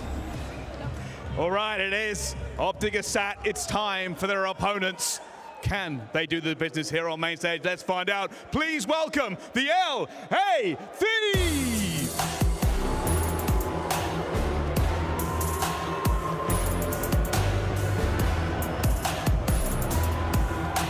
Octane, Drazah, Kenny on it. You can tell they've been smacked around so much, they are tired of it. The stop has to start now, and it's going to be against the likes of OpTic Texas. This is not only redemption, but revenge as well for the squad. And I'm looking at the turret, the human turret, Sam LaRue, Octane here on this Berg mat in Gabutu to get it started. There wasn't no smile on Kenny's face down there, Bryce, and I'm hoping that that translates to something special. Let's get this game going, baby. Yes, let's get this game going indeed, Philly. It is in fact time. One more chance to get top 4 in this tournament at the Major. Let's get the action over to Study and Lando. Thank you so much, Bryce. Yes, it is our final match of the day. One more spot is left in Championship Sunday. Is it going to be OpTic Texas or will it be the LA Thieves, Jay? It felt like we were here like 30 minutes ago where the LA Thieves were getting smoked. Yep, we were here like 45 minutes ago and LA Thieves basically did not turn their monitors on. No one was shooting back. Outslayed by 46 kills in that series. Overall, Team KD at .69. They just got to forget about that one, man. They need to answer into this series early, and it has to start with map 1. It absolutely has to, man. And obviously, considering on the other side, as Merc pointed out, right, OpTic Texas, it's their very first series of the day. But so far throughout the elimination bracket, after the loss versus Florida, they have been on a roll, dominating teams in Search and Destroy, getting 3-0 victories. But talk to me, buddy. How important is this game 1 specifically for the team who just got stopped? LA Thieves, they need to come out and be super aggressive and set the tone right off the rip of this series. On this Gabutu hardpoint, we saw how they struggled massively versus Atlanta FaZe. #1 team when it comes to break percentage. Every single time Atlanta FaZe was set up for a hill, they simply could not touch it. 100 to 10.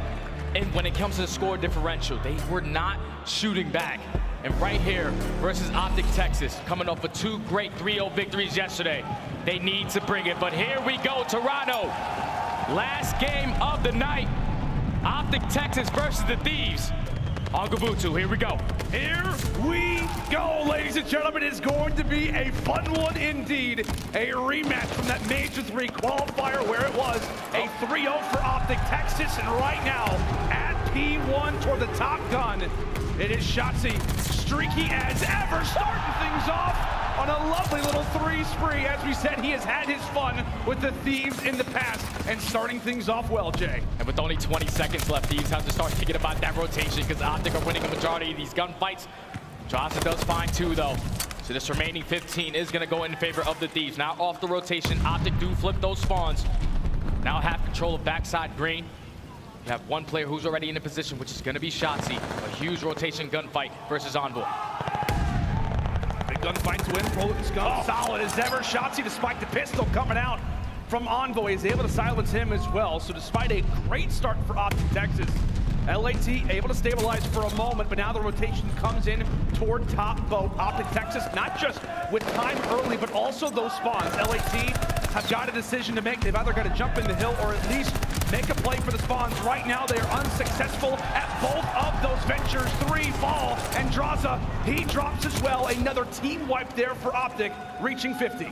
Great hold so far from OpTic, and with 25 seconds left, Prolute on a 5 spree before he does get shut down. They are playing this beautifully. This has been a flawless hold at this P2. They're controlling the spawns for P3. They're giving up those remaining 15 seconds once again to LA Thieves. They're just thinking big picture. As long as we're set up properly for these hills, we will continuously hold this lead. Okay, trying to make a route, just gets dealt with by Dashy. I mean, he finds that kill. He instantly has the opportunity to find one inside of green, and maybe we're talking about a different looking HP to start, but OpTic Texas win the fights that they have to, and right now, Shotzzy was contesting for some time over at P1. Scump will look to join alongside of him, as Dashy's now going to be off spawn. LAT though, Jay, take a look at the bottom left of the screen. They are going for the spawns. And this could be scary. If you're LA Thieves, you have to win a bunch of these gunfights and try to get out of this trap, because OpTic Texas can chain this to that P4. You're going to have Prolute on point. Scump watching over. 30 seconds remaining on this P3 hard point. You just have to go if you're LA. You have to try to get some time. But every single gunfight so far is still going in favor of OpTic Texas. That's going to be 3 down. Prolute goes massive on the hill. On a 3 spree, 20 seconds left, and they have spawns for next. And Jay, that could do, I mean, unbelievable things to the scoreline, considering the LA Thieves, they invested so much in that hill. They don't get rewarded for it, and now they're looking at having to cross the map again. I mean, if OpTic roll into this hill the exact way that we expect to, and with the way that statistics would suggest, they could have, I mean, a 160 to 30 advantage if all things go their way. But LA Thieves in much need of an answer soon, but now it could be Scump's turn. End things out on a 4 spree. Prolute keeping things in mind. Also sits on a 4 spree himself. Had a slow game versus the Florida Mutineers, Jay, but it's been a great opportunity for him to test the waters. And these last few, one away from the glide bomb is the Røkkr. Let me tell you, Prolute plays his first match, doesn't really have a big impact, but ever since, once you get those first match jitters out the way, he's been stepping up tremendously for this OpTic Texas roster. Already gonna be up by 100 points, now with 20 seconds left. If you're LA Thieves, you need to just slow this game down. You need to start holding some of these great setups on some of these hard points. But as you see, with only 10 seconds left, you have OpTic Texas trying to overextend, trying to get out through that beach side to flip these spawns. That's a big kill as well for Octane, just to keep things somewhat in place for the moment. Can he try to go for an early challenge? Well, we do have a number of different important gunfights going throughout the map. OpTic look to group up and try to challenge onto Octane. He gets dropped, and you've got 3 members strong for OpTic making their way through the beach. Again, LA Thieves are getting the seconds right now, which is great, but how long can they hold? 4-3 go down, and we will step aside and go to a listen now with the Texas boys. He ran away, Drazah. I don't know where he is. Probably away. Simp top left. He probably ran away. Yo, what's back green? I need somebody. Yo, oil drives.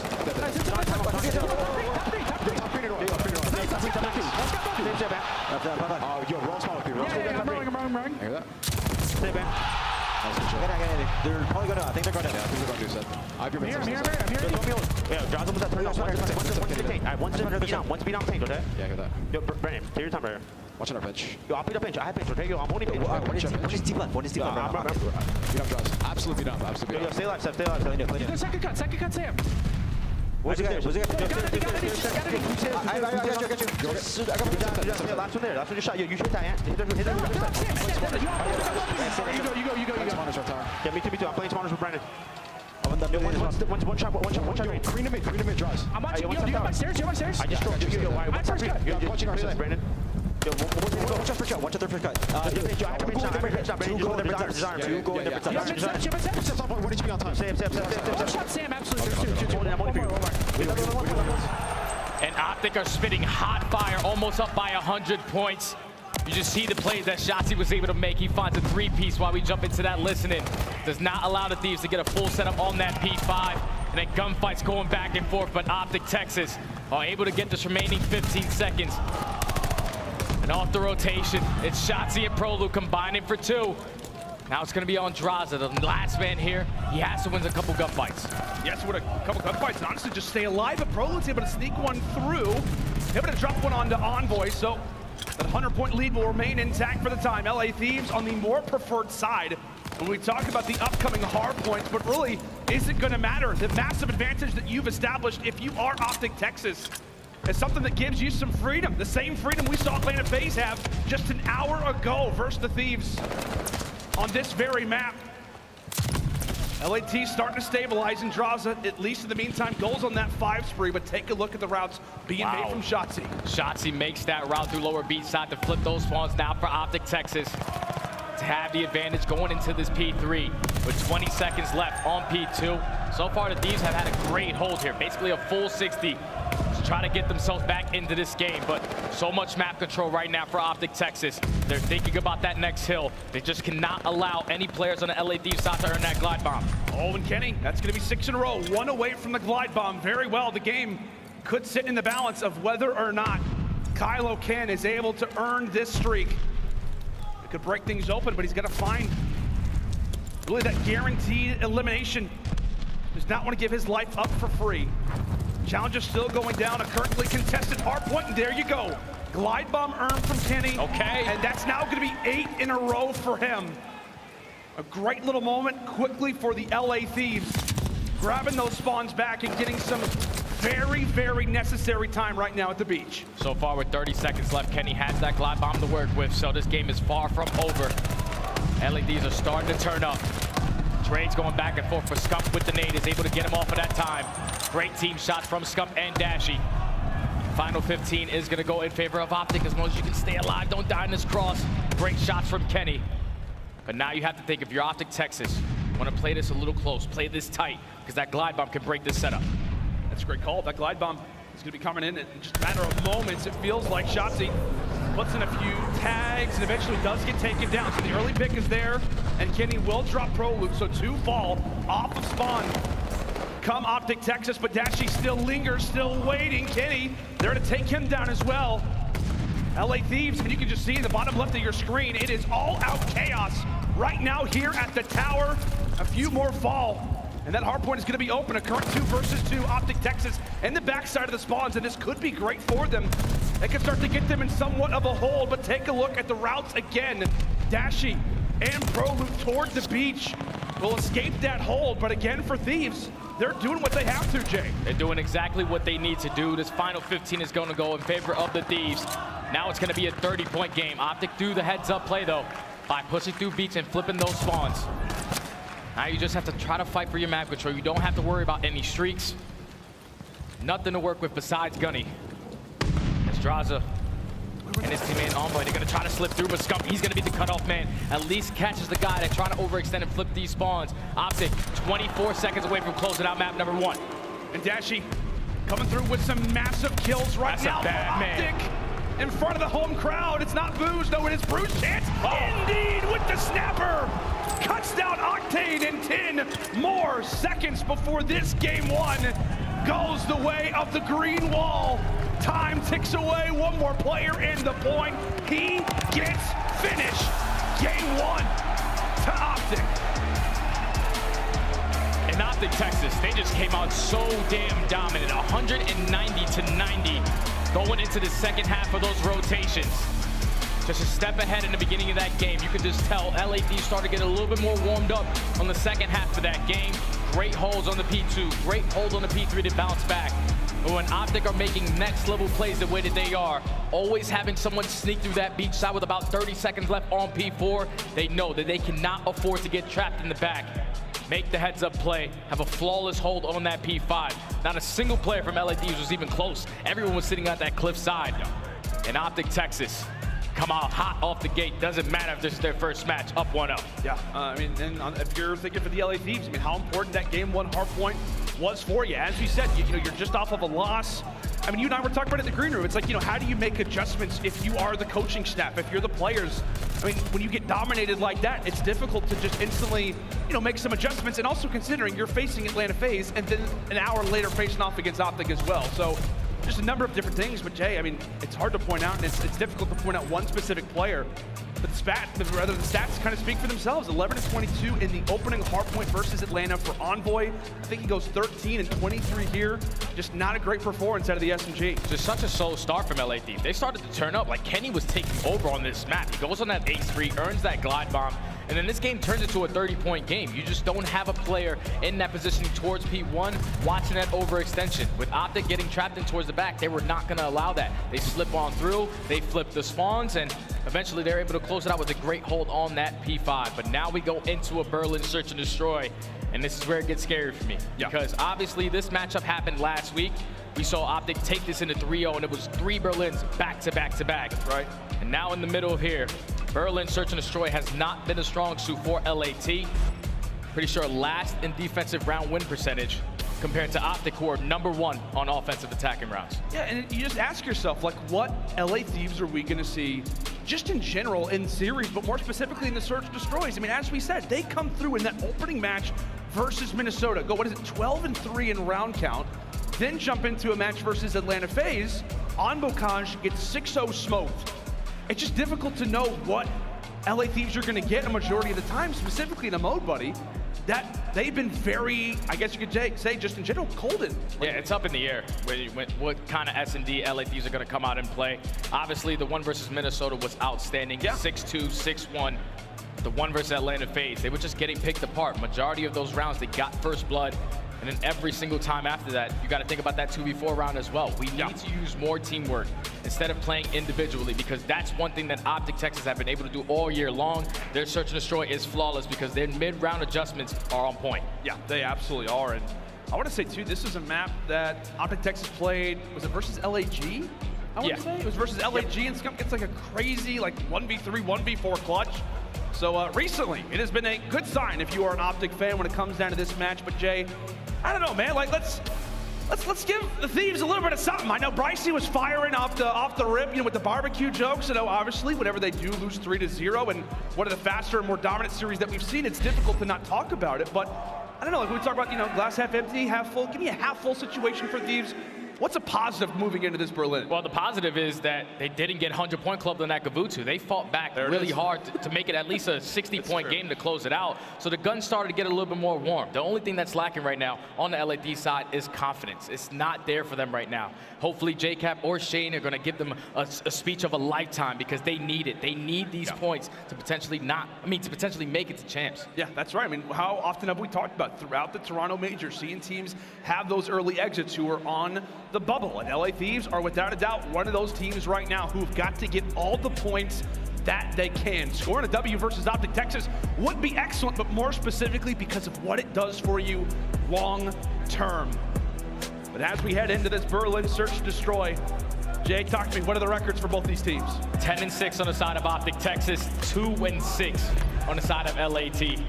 Hasn't really been their best S&D map all year long, and when you take a look at map 1 stats, that's a bad man right there. 1.41 out of Dashy Bruce, Batman. He has so many nicknames.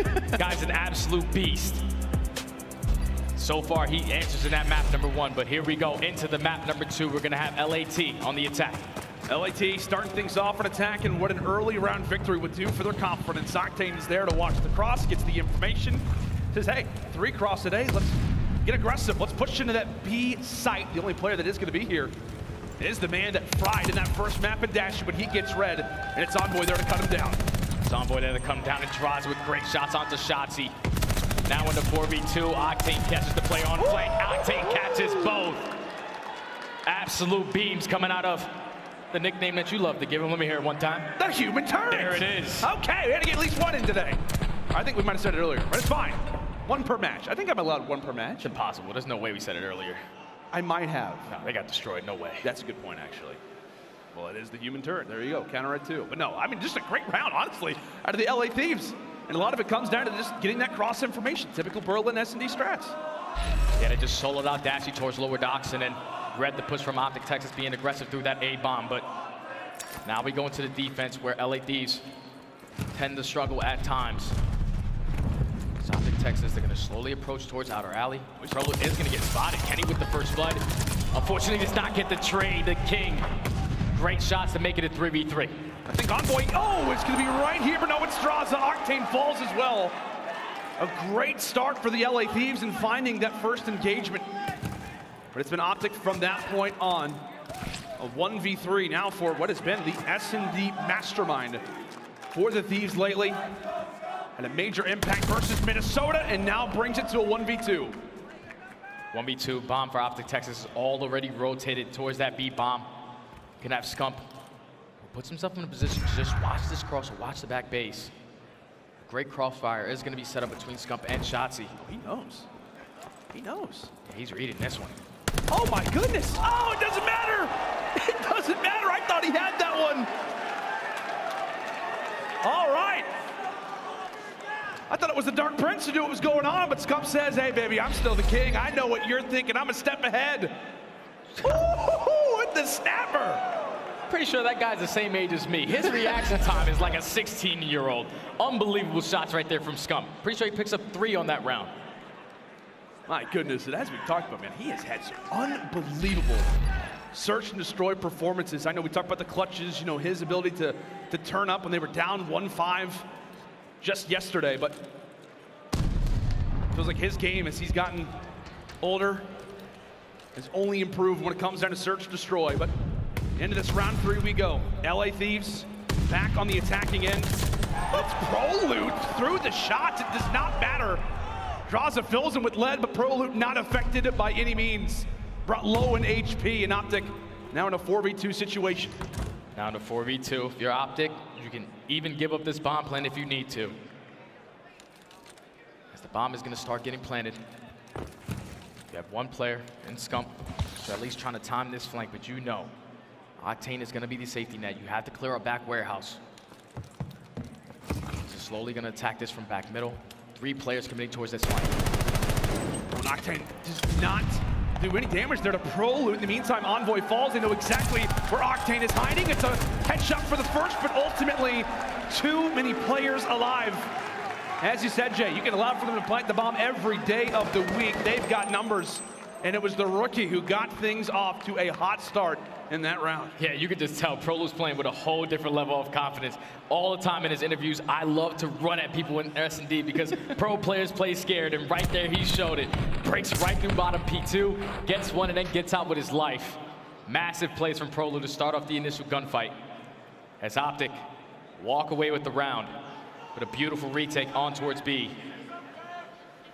Now if you're LAT, you just need to shut down their push right here. You need to spread map, play for the information because OpTic are so good at those mid-round adjustments. Yeah, they're so great at those mid-round adjustments, and you and I were talking about it. I mean, they're great at either bomb site on this Berlin. The reason why it's so strong is that they're clinical at both. Shotzzy pulling out the sniper.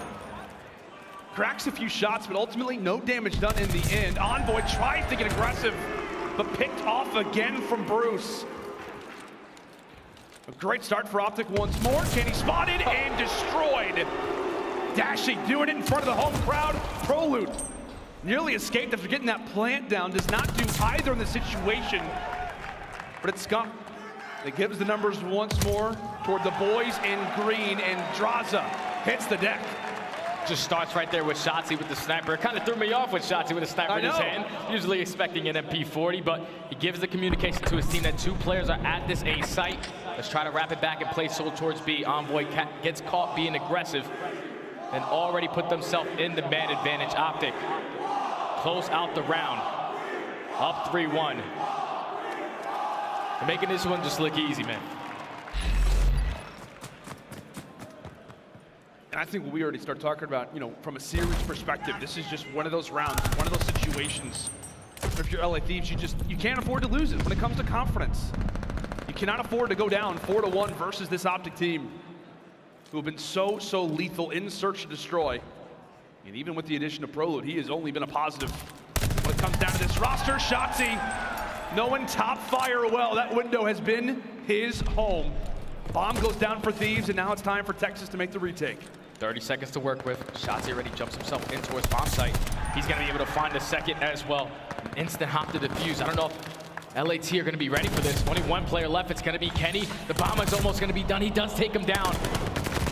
As Kenny, he's just finessing his way through the hallway, but the king with great shots, and Dashy. Great movement to get towards that bomb. I thought Kenny had a good chance of at least forcing it to a 1v1, but once again, Scump's reaction time is a lot better than mine. He wins the gunfight. OpTic go up 4-1. That is a frustrating moment if you're Kenny. You're like, guys, I'm literally by myself, and I'm taking nearly 3 players out.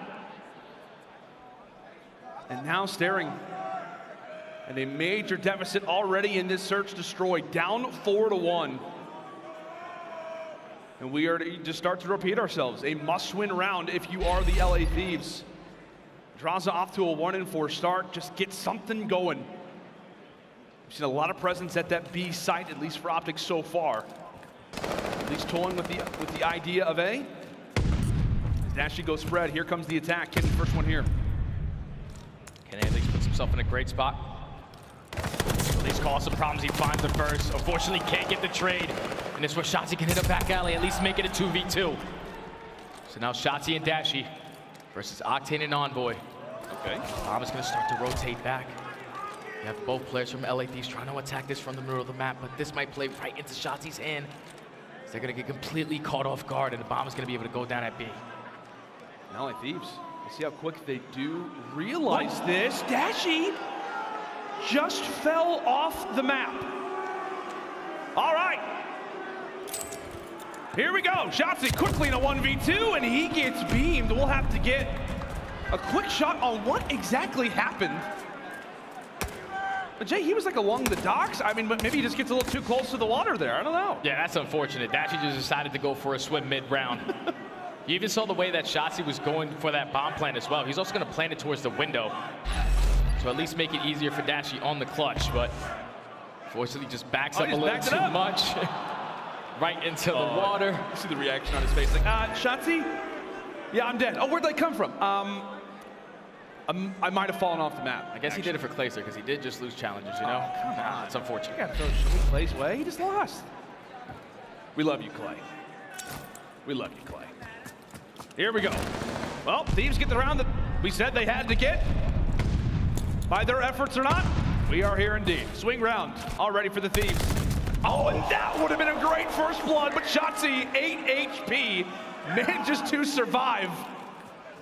And says, hey, it was a 1v2 last round, this time a 1v1, I will take it. Scump and Envoy continue to duel, but now it's Prolute's turn. Shots exchanged either way, but ultimately it is trades. To start as Scump again stays alive. And finally, will be taken down by Drazah. Now Shotzzy in the 1v2. Drazah does pick up bomb, but he is gonna be able to spot Shotzzy as well. Shotzzy tucks himself into the corner. Drazah gonna go for the pre-fire, and Shotzzy able to win the gunfight, but not able to find the second. Octane with the immediate trade. I can't even believe he won that first gunfight. I have no idea how that happened. He just tucked away in a corner. That is some scary reactions. Some terrifying reactions, but LA Thieves, despite how they've got it done, it's been back-to-back rounds. We'll see if they can level this thing at 4 apiece. As we said, search, destroy, it has been up and down. We'll see if they can find some more of that magic. A different team when it comes to land.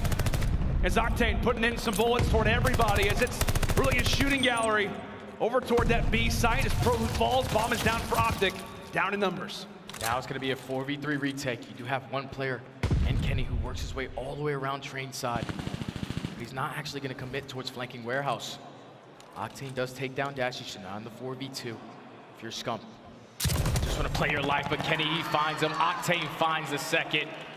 4 up, 4 down. LA Thieves with 3 rounds in a row. With a great retake, great first blood from Envoy. Have been able to tie this search and destroy up now at 4. And a massive swing just in this game. You can start to feel it. You can start to feel it. I mean, whenever Dashy falls in that situation, it gives a run for LA Thieves. They start to see that scoreboard. They start to gain a little more confidence here and there. And they're finally able to slow down what has been a full momentum train. Really on the other side of the stage, whether it's been FaZe or OpTic Texas. A moment to breathe. And maybe for Thieves, a chance to get back in this series.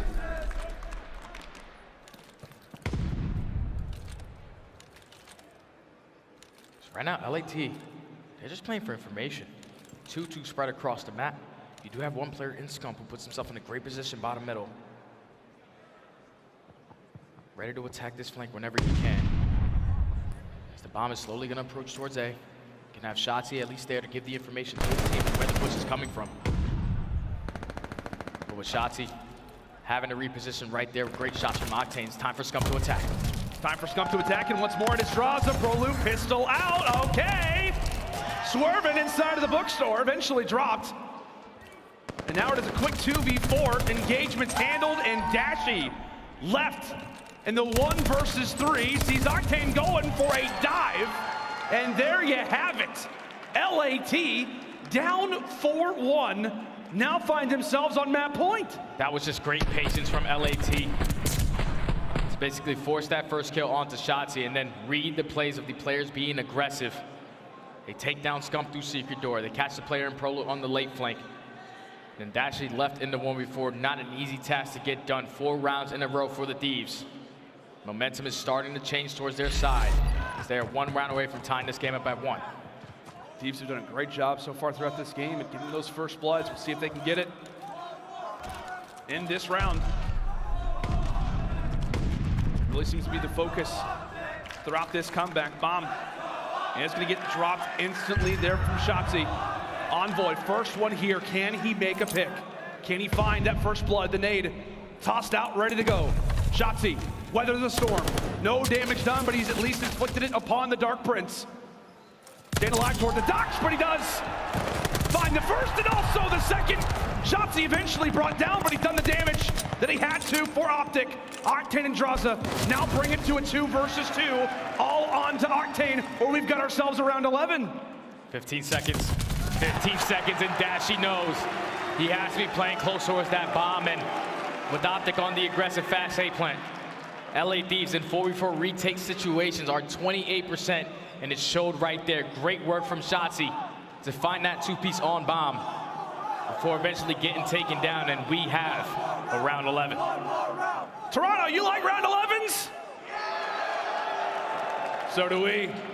We like ourselves some round 11. I guess it's fair to say, you know, if you are on, you know, supporting some teams out there, it can get a little stressful from time to time, but we love ourselves some round 11s. Berlin has set the stage. OpTic looking to go 2-0 up Thieves, hoping for some life to give themselves a chance at Championship Sunday. It is OpTic on the attack as they carefully make their way into the A side, but Drazah is here. Oh, and Drazah finds a huge first blood onto Prolute. Trade not gonna be there. He's now in the 3v4. OpTic have to slow down. Bomb is gonna get picked up by Scump. But what kind of information can Dashy get from top 3? He's gonna be the guy giving the callouts. It's gonna be LAT full on attack through back alley. Scump unfortunately gets taken down now. 4v2 left up to Dashy and Shotzzy. Shotzzy find a pick.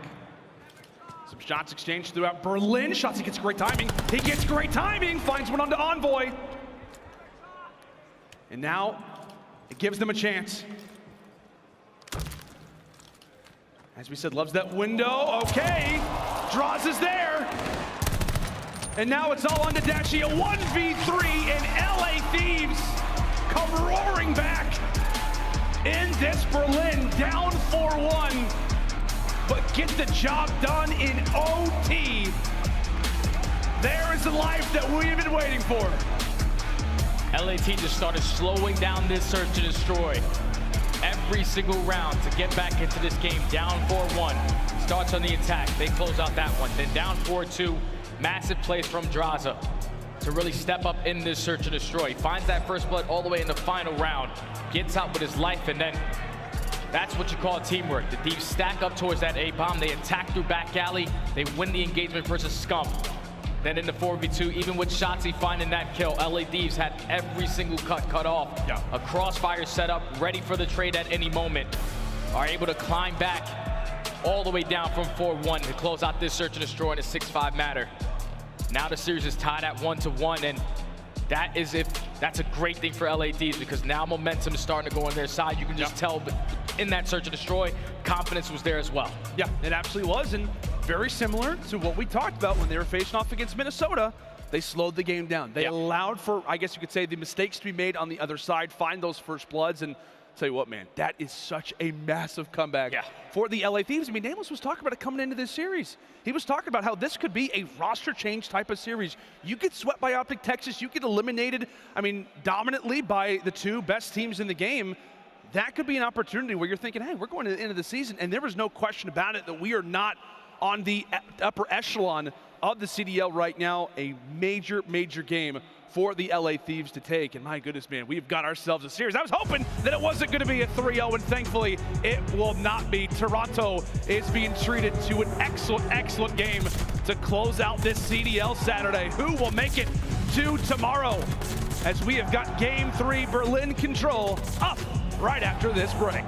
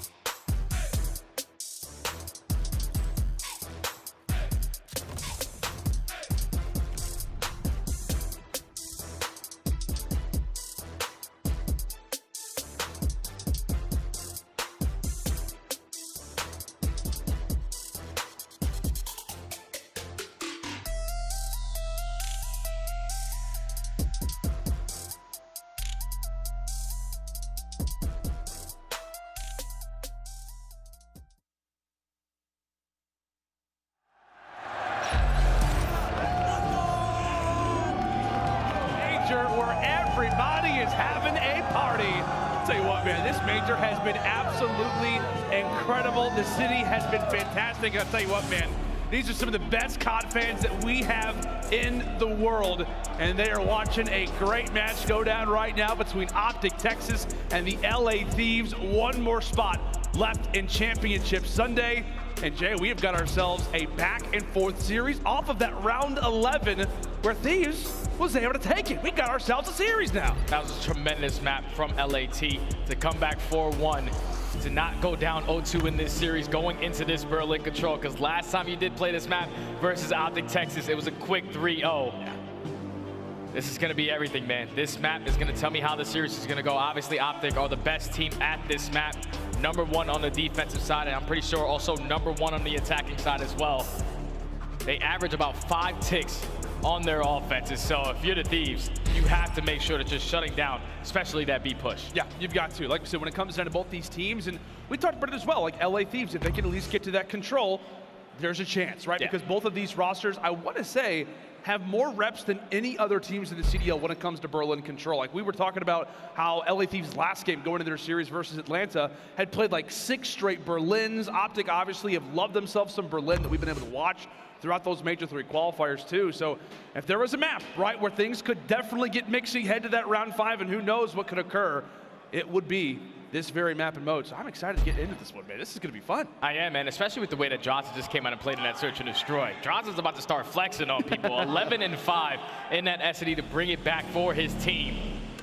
But we got to get into this Berlin Control. You have to find success if you're the Thieves on your defensive rounds. 33% win rate compared to OpTic, who are 90% on their defense. Goodness. This is going to be a tough one, man. This is going to be a tough one. It is. Thieves are going to have to work for it, but I tell you what, man, Berlin Control has become one of my favorite game modes to commentate over. As you see the stats so far throughout this series for the LA Thieves, one that does stick out, though, is Mr. Envoy, the Dark Prince. We'll see if he can pick up his pace when it comes to this next respawn. OpTic Texas will begin things on the attacking end.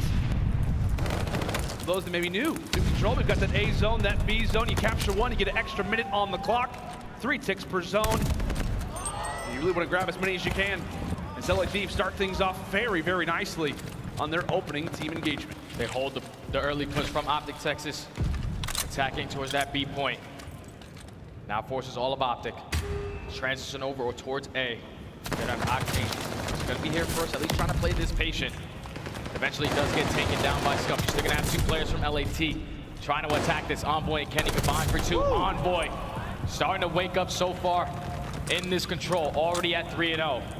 You see what number 7 and Drazah is doing as well. He's forcing all of OpTic Texas to continuously spawn at water.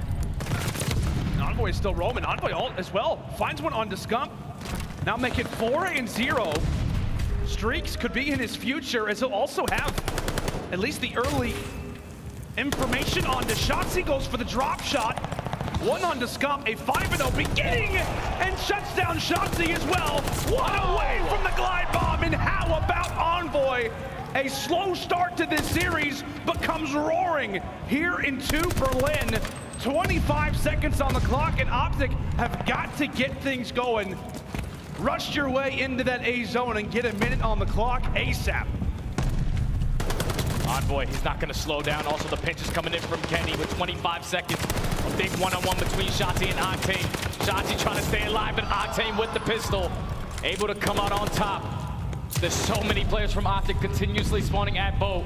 They're just going to flood and play the trade. So OpTic are going to be able to secure this 8-point, extend this time by a minute. But what a start from Envoy. 0.62 so far in this series.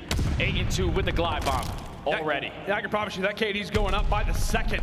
And the positive for LA Thieves as well is that you've got a guaranteed Berlin hardpoint too. So we talk about different players that can step up for this LA Thieves team. We talk about it can be Drazah, and obviously we know that it can be Envoy. 2 such talented young players that we've got in the CDL are trying to do it big for Los Angeles now. Making their prowl toward the flank, and a great shot comes in from the Røkkr. Now sits on 4 in a row as Prolute. And that's 3 dead. So now OpTic can be aggressive into this train side. You just have to read a couple of these players that are trying to attack the flank. As Scump does find that opening kill onto Kenny, they're able to get on this point. But Envoy and Octane combined for 2. Now you're gonna force OpTic off of that point. You're gonna try to play for a couple of these spawn kills, but there's only 30 seconds to work with. You have to try to stop this clock.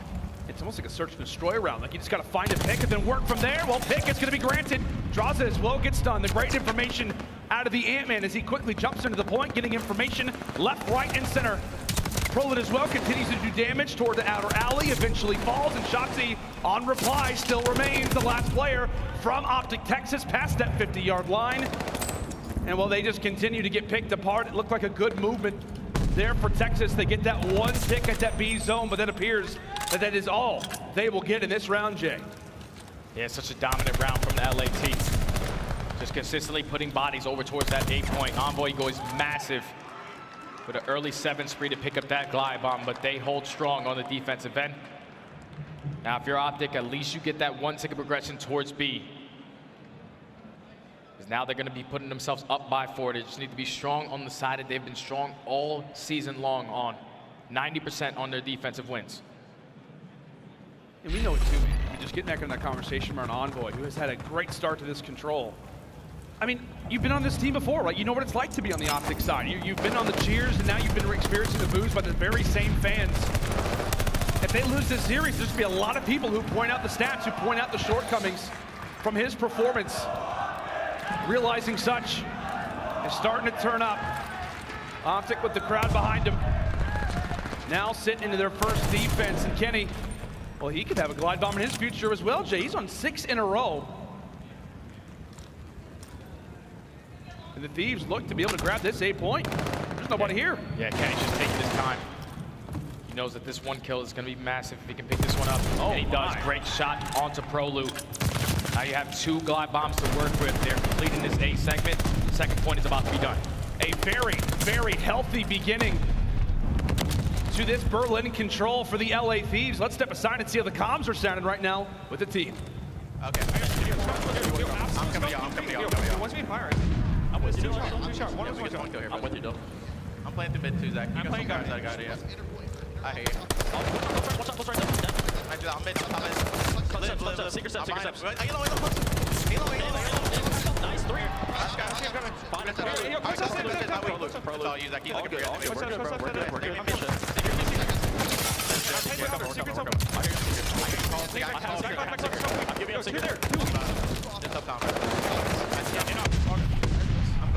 One shot back left.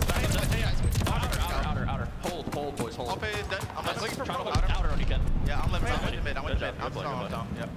I'm gonna slow play our side outer. I'm playing to kill stone, bro. Dashy is alive outer point. No, that should be open on me. Open, not weak. He in open left corner.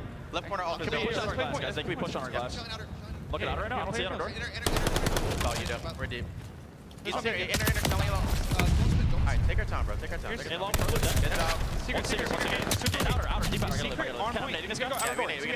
Outer to run it out of front. Bro. Okay, I need it. He's like barrel door. Outer. Watch out. I got him. Barrel door. Secret stairs. Secret stairs. Watch out. Secret stairs. I'm in. I mean, all in all, a great little check-in there with the LA Thieves. You saw them having some great success for a moment at that B zone. You have everybody, I mean, really just, I guess, doing exactly what they need to. It sounds like a really top-tier team. When it comes down to moments like these, everybody giving the right call-outs, talking about when to slow down, when to move forward, and ultimately even calling out names. A great little performance that could be brewing right now for LAT. And this might be the play. This is the route that Kenny's able to make. He finds that spawn kill onto Shotzzy, but Prolute goes big. Finding that kill onto Envoy back alley. He's now going to slow down that pressure, but the pitch is going to be here. Kenny does take down the first, Octane with the second.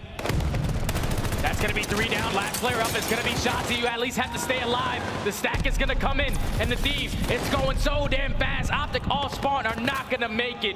They needed 1 break, 1 execution on getting into that B point, and they get it done with a clean 4 down. How about the LA Thieves, man? How about these plays? You called it out, Jay. You're talking about how Kenny was on the long route, and they just find everything that they have to. The coordination was on point, as we talked about it, and as we heard in the listening. Great work from this LA Thieves side, who, as we talked about it, were down 4-1 in that search destroy. They turned things up, and they have brought it into this control, up 2-0 now. and remain on the defensive end. OpTic have got to get something going. OpTic are currently down by 2 segments. They're going to try to commit towards an early B push once again.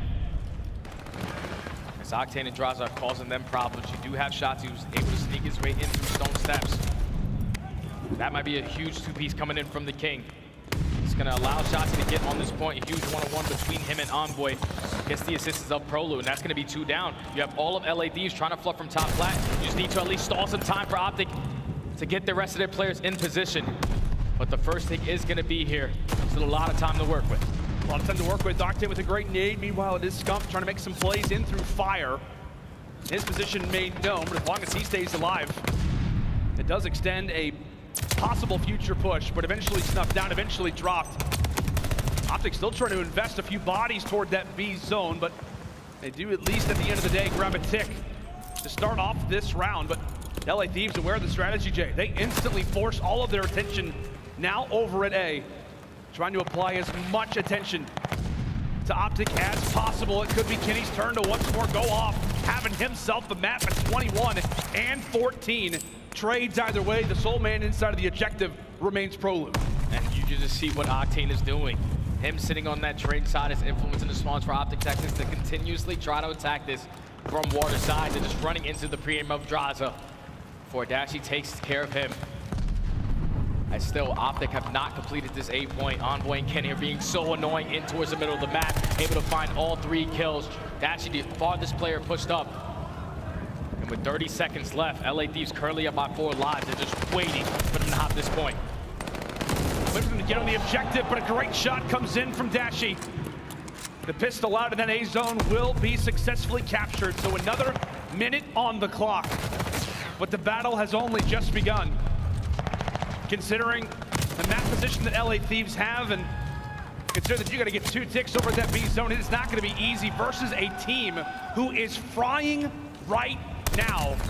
And on top of that, Jay, they've got 2 glide bombs. Yeah, they got 2 glide bombs. They're currently up by 7 lives. If you are that LAT, you probably want to choose to invest one here to at least read the play that's coming in, but doesn't matter when you're starting to beam. Drazah and Kenny able to take down 2. No more respawns remaining for OpTic Texas.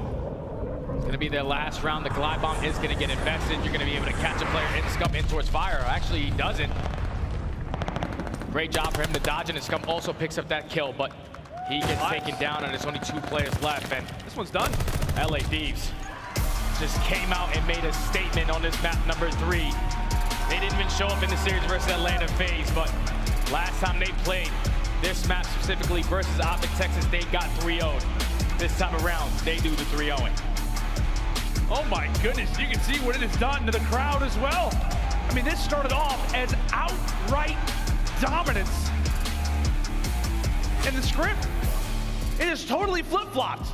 And it was OpTic that looked like they were going to be up 2-0 in this series, and in a matter of moments, it is now LA Thieves who come out with the round 11 search destroy, and now a dominant 3-0 victory here into this Berlin control. And the guy who, to me, Jay, turned around his game. I mean, obviously, Kenny has a phenomenal performance, 29 and 17. You got to give him all the props for that.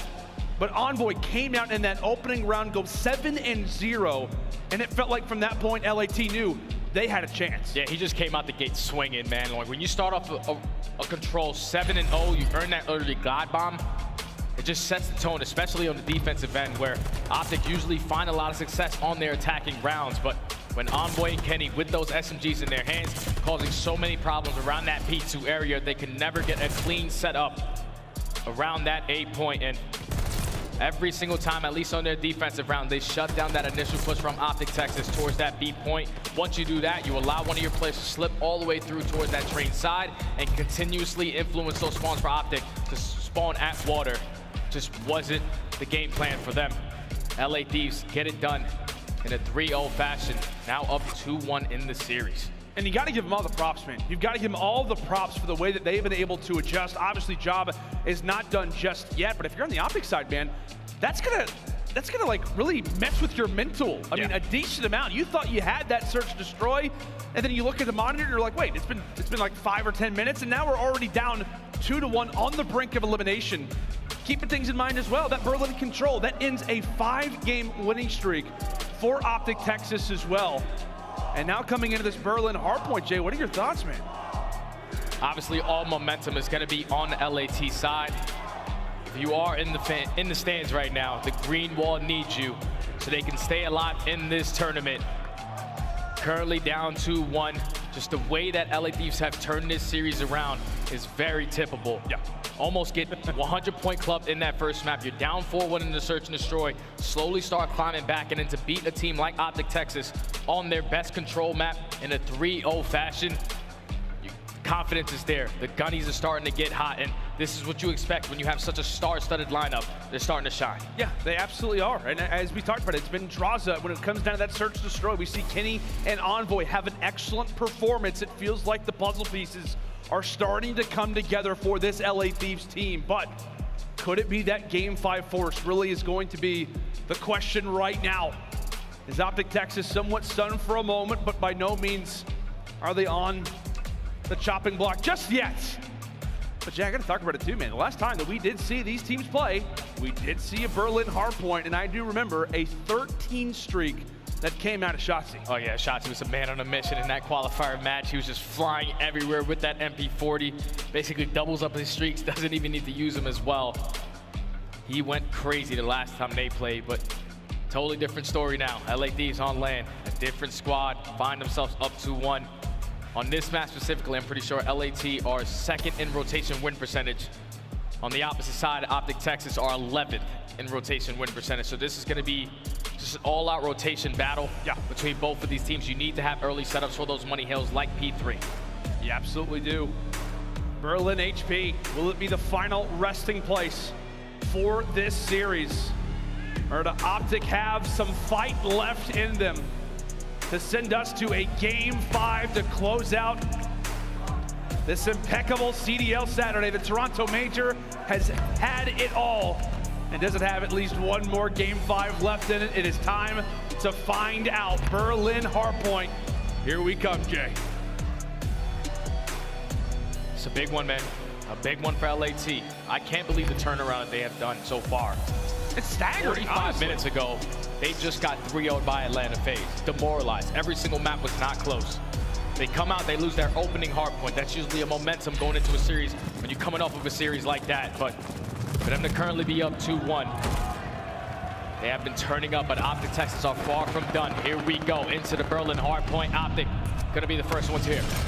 And as we said, last time around, these teams matched up on Berlin HP. It was the Shotzzy highlight reel with 42 and 17. On top of it, had a 13 kill streak.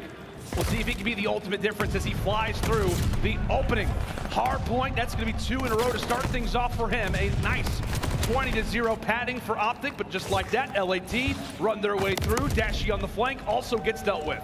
Great break from LAT. Just still have the king here. Try to fight for this remaining 20 seconds. The contest is going to be here, but the king able to find that kill onto Envoy. Now you're thinking about that rotation. OpTic do a great job at P1. They already have Shotzzy in a position off the rotation. Sitting on those P2 steps. Finds that opening kill onto Drazah. They know that Octane is in this position towards top 3. Envoy with a massive kill onto Scump. And with those gunfights going in favor of the Thieves, they're going to be able to set up properly for this P2. That's just a great process of elimination as well. If you're Thieves, you got quite a few stragglers from Texas, obviously grabbing the scrap points, but trying to make their way through P5. And that just comes down to the comms that we got to listen to earlier. LA Thieves on a run, and more specifically, so is Octane. A nice 4-0 beginning for him and Envoy. Doing some great work right now inside of the library, and now it is Drazah's turn. Everybody from LAT starting to go on a streak. Kylo 10 as well. My goodness, look at the team streak that is brewing right now. LAT have woken up and have started to take over. And they flipped the spawns as well, so now they can chain it to this P3. Octane is also on a 5 spree. If he can pick up 2 more kills, that glide bomb can be huge going into this later half of this game. OpTic are going to be able to retake the lead. They just have to execute a break on towards this P3. Drazah is so far pushed out towards the middle of the map, at least opens up that gunfight.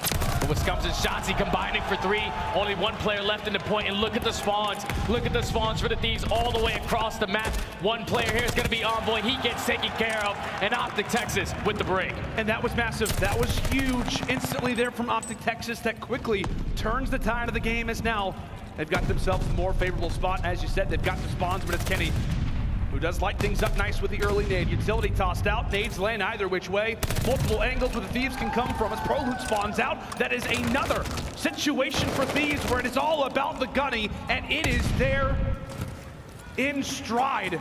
They break through that HP. They've got the lead, and now Kenny is looking to make a route. Now off the rotation, Kenny runs right into the preaim of Dashy. So they win their first initial 2 gunfights to properly set up for P4. These currently put themselves up by 10 points.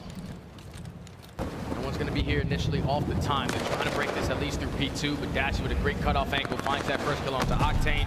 Prolute with the crossfire, Shotzzy with the 3rd. They hold the first push.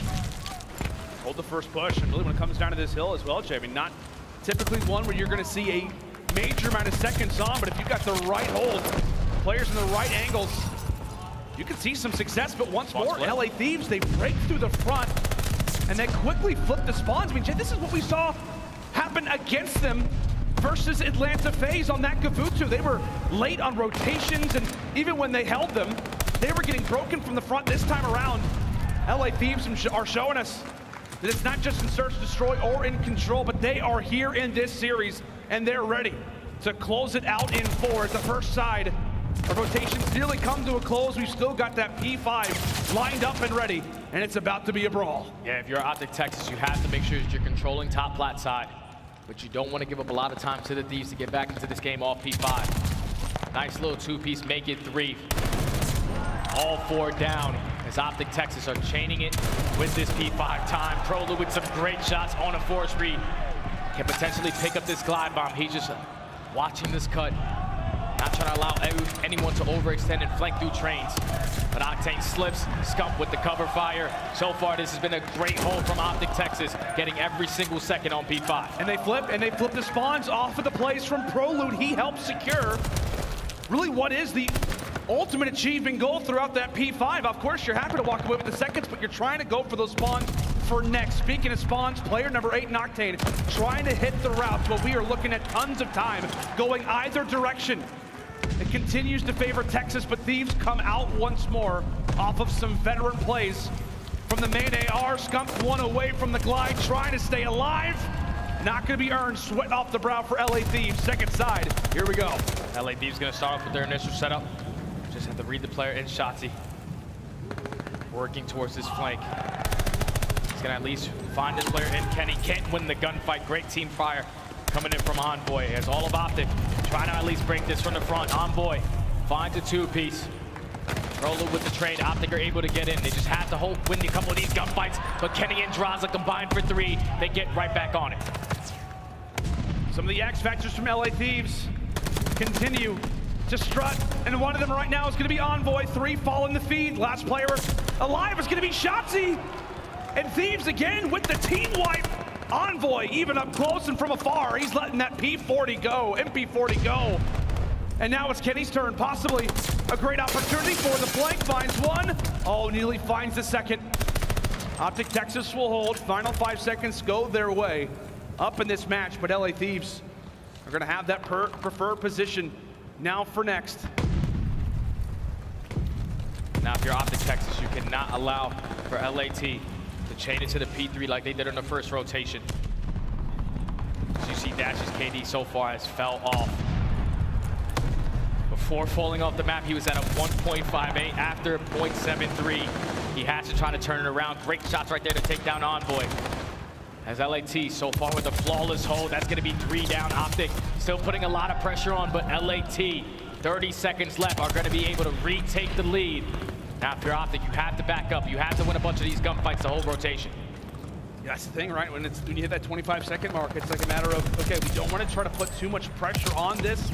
At the same time, we want to try to advance ourselves forward. Don't allow for these seconds to go unnoticed, to go unhinged. But That's exactly what they're going to have to do. They're going to have to settle with a 25-point deficit coming into this next HP. But great shot. As we know in Berlin, as Kenny hits the beams from afar, you can quickly make some runs on this hardcore. Octane doing great work toward the street. Kenny ultimately wins the 1v1. Take a look at the spawns.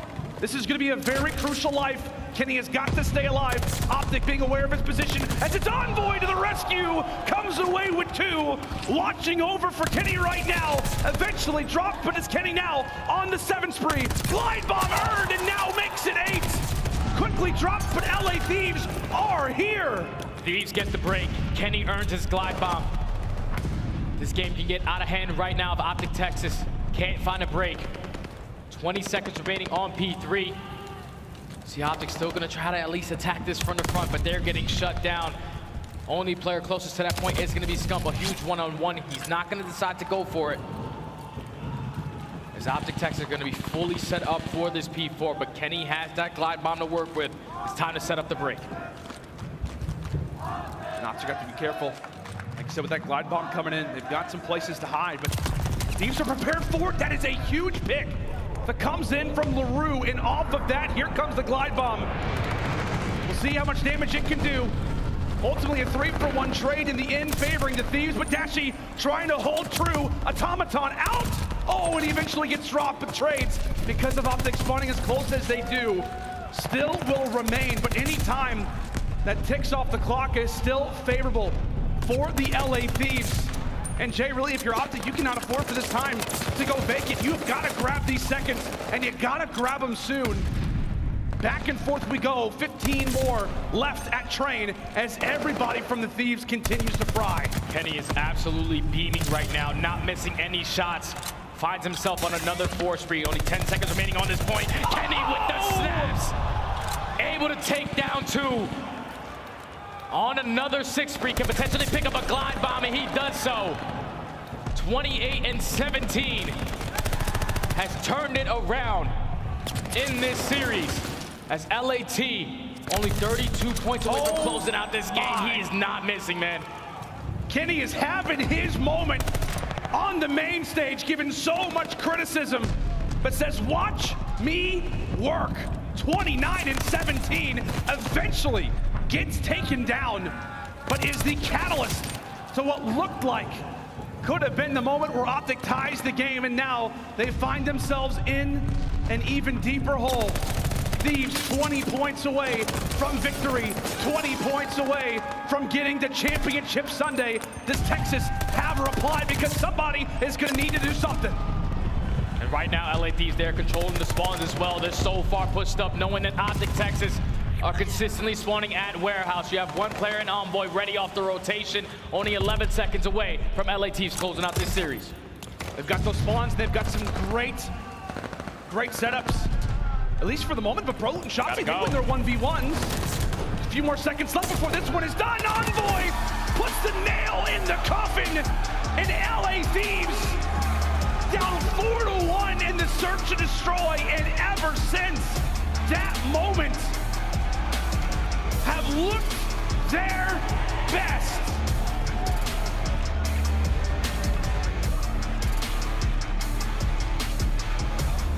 A stunning moment here at the Toronto Major. It felt like it was going to be another sweep, another dominant win for OpTic Texas. But LA Thieves, the core of the team, everybody stepping up when they had to. An incredible display and a magnificent comeback. Can't believe the performance that they just put on. An hour ago, they just got beat up so bad by Atlanta FaZe. Then the following series ends in a 3-0 for Toronto. It's only like, all right, you got 35 minutes to talk about your next series. They come in here prepared. They lose that map number 1, but they show some fight. That was the biggest thing that I took away. Showing fight at the end of that Kabuto hardpoint, not getting 100-point club was massive. And then in the search and destroy, to come back and completely shift the momentum. Down 4-1, you come back and win 5 rounds in a row to close out that search and destroy. You clutch up and dominate that control. And then on this map, they were just ahead of the game. Every single time they needed to execute a break on P3, they got it done. They were doing the little things. And the player for me that really stepped up all series long had to be Kenny. If I'm LA Thieves, I am playing the rest of the weekend on these big maps. Give me Kabutus, give me Berlins. Let's try to stay away from Tuscan and Bocage. Yeah, man, I mean, what a performance that he has. You saw it. I mean, you can tell what it means for him. I mean, he has been the most talked about player in the CDL for the past few weeks, ever since he has switched to that SMG role. It's not been a great time, and while a lot of these highlights are going to be with that assault rifle, it is undoubted. The talent is there, the skill is there, and we all saw it. We all saw it on full display in a moment where Thieves had to come away with W's. It was dire situations, my man. They were down 4-1. It looked like it was going to be a 2-0 start, another 3-0 loss.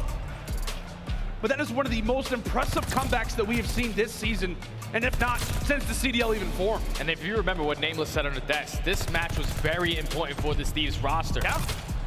The fact that they come out and play so damn well to close out this series versus OpTic Texas, who came out and had a lights-out day yesterday. Flawless in map, 6-0 for the LA Thieves. I'm telling you, to come back versus in that series versus Atlanta FaZe, and the 3-0 got smoked.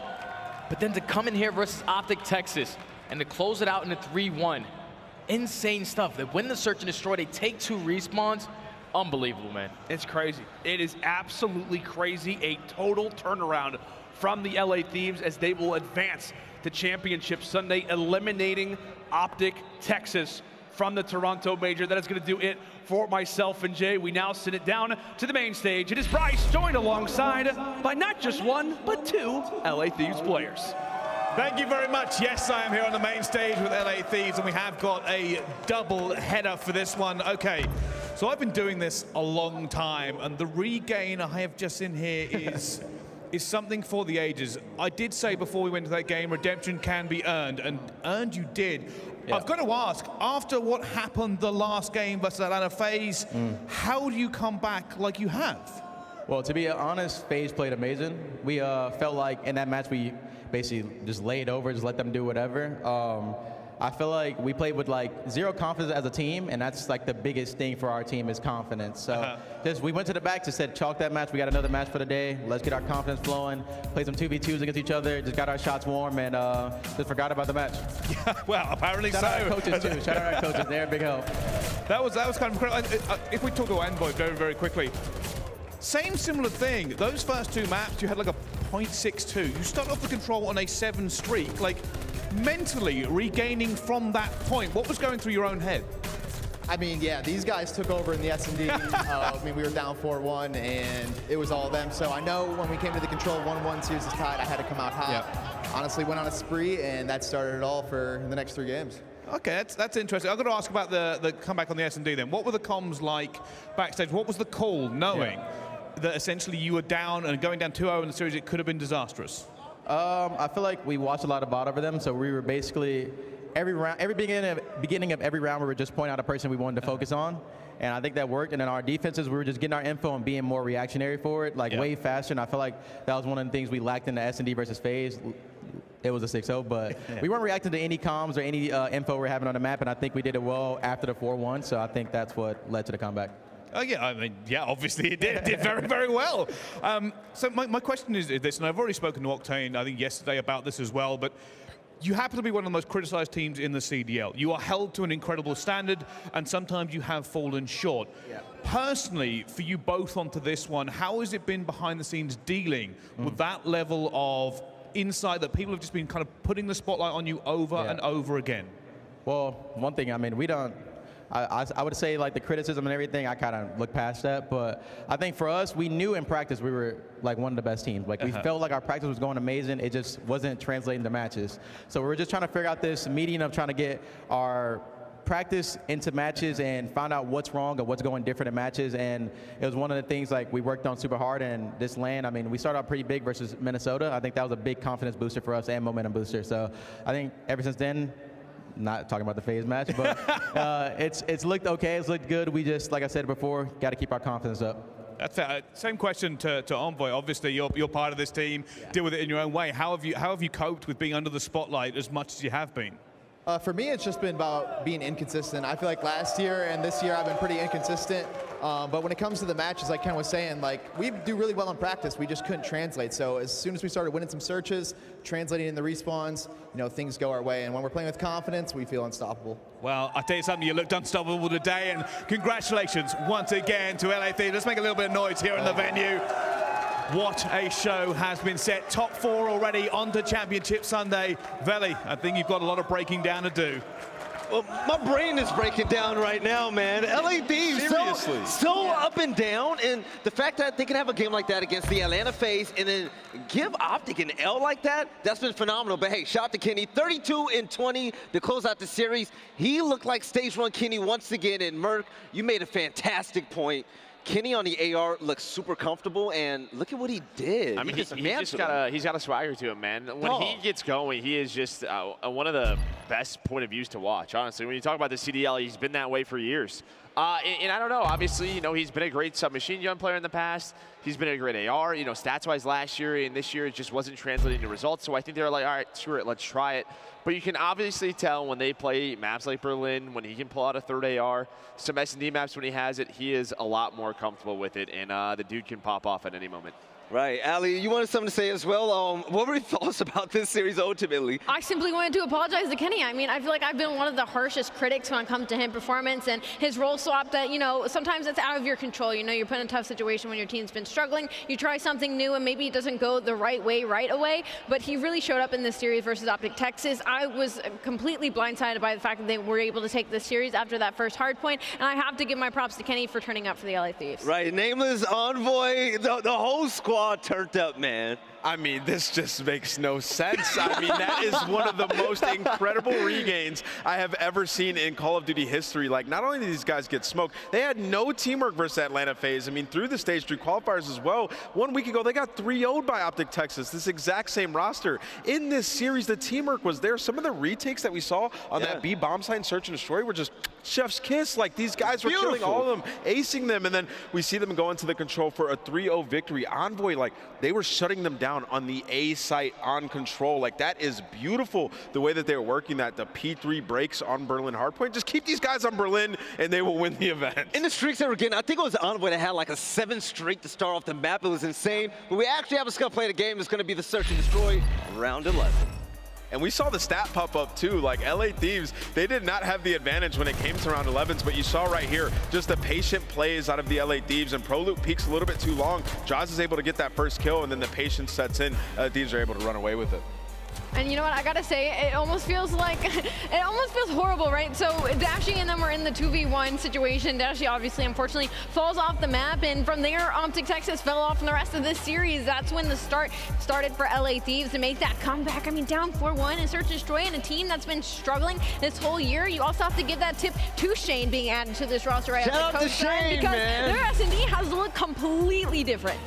Taking a look at the KDs right here. Go ahead, Merc. I'm sorry. And I was just going to say, too, even looking at, like, the vetoes, this is something very small. Yes, they won 3-0, but, like, coming into this, it's almost like, do you want to play the Berlins, the control, and the hard point, right? Maybe if the vetoes are a little bit different, because, I mean, Berlin control is a map that it just feels like at any moment, you know, it takes one play over at that base, at that site. And I think OpTic has the better system. Yeah. You know, maybe if they can play on Gavutu, maybe it's something different. Again, very small, but just something to bring up. And, you know, Berlin hardpoint, it's like, yes, they just won. So they're going to go for it. But that was also behind, what, a 42-14 performance from Shotzzy. Yes. I think teams tomorrow are going to be looking at what LA Thieves did tonight, what they've done this week, and they're going to try to flip these vetoes a little bit. Well, hopefully so, right? Let's actually recap what's happened today. Today was insane. A lot of 3-0s, 3-1s. This was spectacular. But we kicked off today with Toronto Ultra getting a big win over the Minnesota Røkkr. It was 3-0. Nameless, the hometown team was just victorious all day long. Yeah, these guys were lights out, man. I mean, some of the plays we saw from Insight were beautiful today. And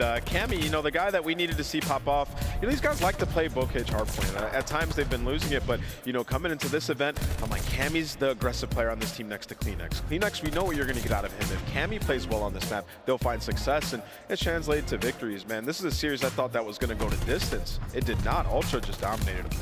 Right, and watching Minnesota go home after that amazing Stage 3 qualifier performance, Ali. I was hoping we saw more, but their road ended. No, it's really tough, especially because we all were speculating a little bit as well in their first matchup, right? And they come out and they give us something to get excited for. And I don't think this is the end of Minnesota Røkkr. I feel like they're going to continue to get better, and they're clearly a better team than what we saw in Major 2. So I don't think it's the last of them for sure, but Toronto Ultra just looked too good today. And talking about systems, let's talk about the second series of the day, right? Seattle Surge faced off against Florida, and that was insane.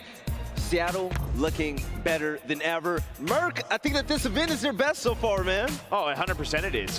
You know, just from day to day, they look like they are on point, but they're going to have a very tough challenge against Atlanta FaZe, but it's a team they are confident to play against. And yeah, I mean, everybody is having moments, but I want to give a lot of shout out to Mack, dude. Mack is playing exceptionally well this tournament, and we always talk a lot about Sib and Pred, the superstars on the roster, and I get it. But if Mack can be that third guy that he's been this week, it's a tough team to beat. And I really hope nobody give Mack any suspicious food, okay? Yeah. No suspicious food for Mack, all right, guys? I need that out of you for Seattle Surge. I want to see the finish of what maybe we could have saw in Major 2, but also it was just a series of unfortunate events for Florida, right? Like they go up 4-2 in the Berlin S&D, and then Seattle just completely flipped the script, right? They go up 2-0 in the Tuscan Control. Yeah, Seattle wins 2 offenses, like in the most insane clutch way. It came down to kills as well. Like the Seattle Surge we saw today is what we were hoping to see at the beginning of the season. The Florida Mutineers, not so much. I don't know about you guys right now, but I need to call my therapist after what we just saw today. The LA Thieves just sitting home OpTic Texas, but before that they face off against the Atlanta FaZe, and Nameless. It was like a Dr. Jekyll, Mr. Hyde performance. And this was an ass whooping from start to finish. Yeah, they faked them, boys. That had to be the biggest dominating series I have seen all year. I mean, we saw LA Thieves response to Breach. We thought that was bad. This was bad. They ran over them. We even saw Kenny in the interview saying, like, we just laid down and let them do whatever they wanted with us. Oh, yeah. And that's really what happened. I mean, that's scary for the competition if this is how FaZe is playing. Some big clutches in the Search and Destroy. That's the one game mode that we wanted to see FaZe get better at. And so far, so good. From Stage 3 qualifiers to LAN, they've translated into victories, and they get it in a 6-0 fashion. So, you know, for Atlanta FaZe tomorrow, it's going to be a big day. And Merc, one of the loudest the loudest match we saw today was when Toronto Ultra sent home Florida Mutineers as well. Toronto, man, they're getting the love from the crowd. I'm loving their chances to reach the finals. I mean, top 4 right now. You know, similar to LA Thieves, what we're talking about with the hard points and the vetoes, those two teams are going to match up. Bocage right away, right, for Toronto Ultra has been their go-to. It's been how they are setting the pace. They're getting guys like Crimsix on fire, but it's been every single game mode they are clutching up. Their Search and Destroy has looked so much better. They look to all be on the same page. Ultra, man, they got a chance tomorrow. Well, hey, hopefully Ultra keeps going strong, and they're going to need help from the audience because you saw from Insight, they're just feeding off of it so beautifully, right? But now it's going to be time to take a look at the bracket. And Ali, I was thinking about it. There's a scenario that's going to remind us of last year, right? We could actually see FaZe versus Ultra in the finals if things go their way, but still, you never know with LA and Surge still in the mix. Things going back to the way that they should be going, Val. I don't know. Toronto Ultra is looking incredible. I have to say, you know, they're already a scary team just based off the amount of teamwork that this team has, right? The amount of calm, cool, collected. But you know how some teams depend on superstars. You know, they depend on superstars to pop off on maps. Well, I saw a superstar in every single member of Toronto Ultra today. If that woe continues heading into tomorrow, I don't know, Nameless. Yo, is this kickoff? Like, these are the teams that were frying at kickoff. It's like full circle here at Major 3. This is going to be lit, but let's check out tomorrow's schedule and see what we have in store for it. All right, first game of the day. Oh my God. Seattle versus Atlanta FaZe to kick off the day. After that, LA Thieves versus the Toronto Ultra. Merc, my body's ready. Yeah, both of these should be bangers, right? Yeah. Just right from the Surge and FaZe, they have just put up some great matches throughout the year. And then Ultra and LA Thieves. I mean, LA Thieves, they're going to stay the villains. But I will say, right, LA Thieves, they need to figure out a way to not just be a momentum team. Because in one way, when they're losing quickly, it is very fast, like we saw today. Yeah. They cannot always rely on someone popping off, going on a 7 spree. The system has to be a little bit better, especially going up against Ultra, who has been so balanced throughout this tournament. All right, ladies and gentlemen, we're going to lock down this desk right now. We're going to shut things down. But day 3 has been phenomenal so far. But tomorrow, you already know what to say. And then there are 4. We got LA in the mix, and you just can't sleep on them. From the performance that we saw today, you can't even guess it. But also, a lot of teams went home as well. OpTic Texas are out of the event. We still have Atlanta FaZe and Seattle Surge on top, and LA and Toronto at the bottom. But imagine this scenario, right? Toronto Ultra has his loser bracket run all the way to the finals. And what if they meet with their adversaries from last year, the Atlanta FaZe? But things can get flipped on its head. We can see Seattle Surge in their first finals in a major along with the Los Angeles Thieves this year. It is a beautiful scenario, and you guys already know the deal. We love you. Thank you for tuning in so far. You all at home are the real winners. Thank you for tuning in, and we'll catch you tomorrow for more CDL action.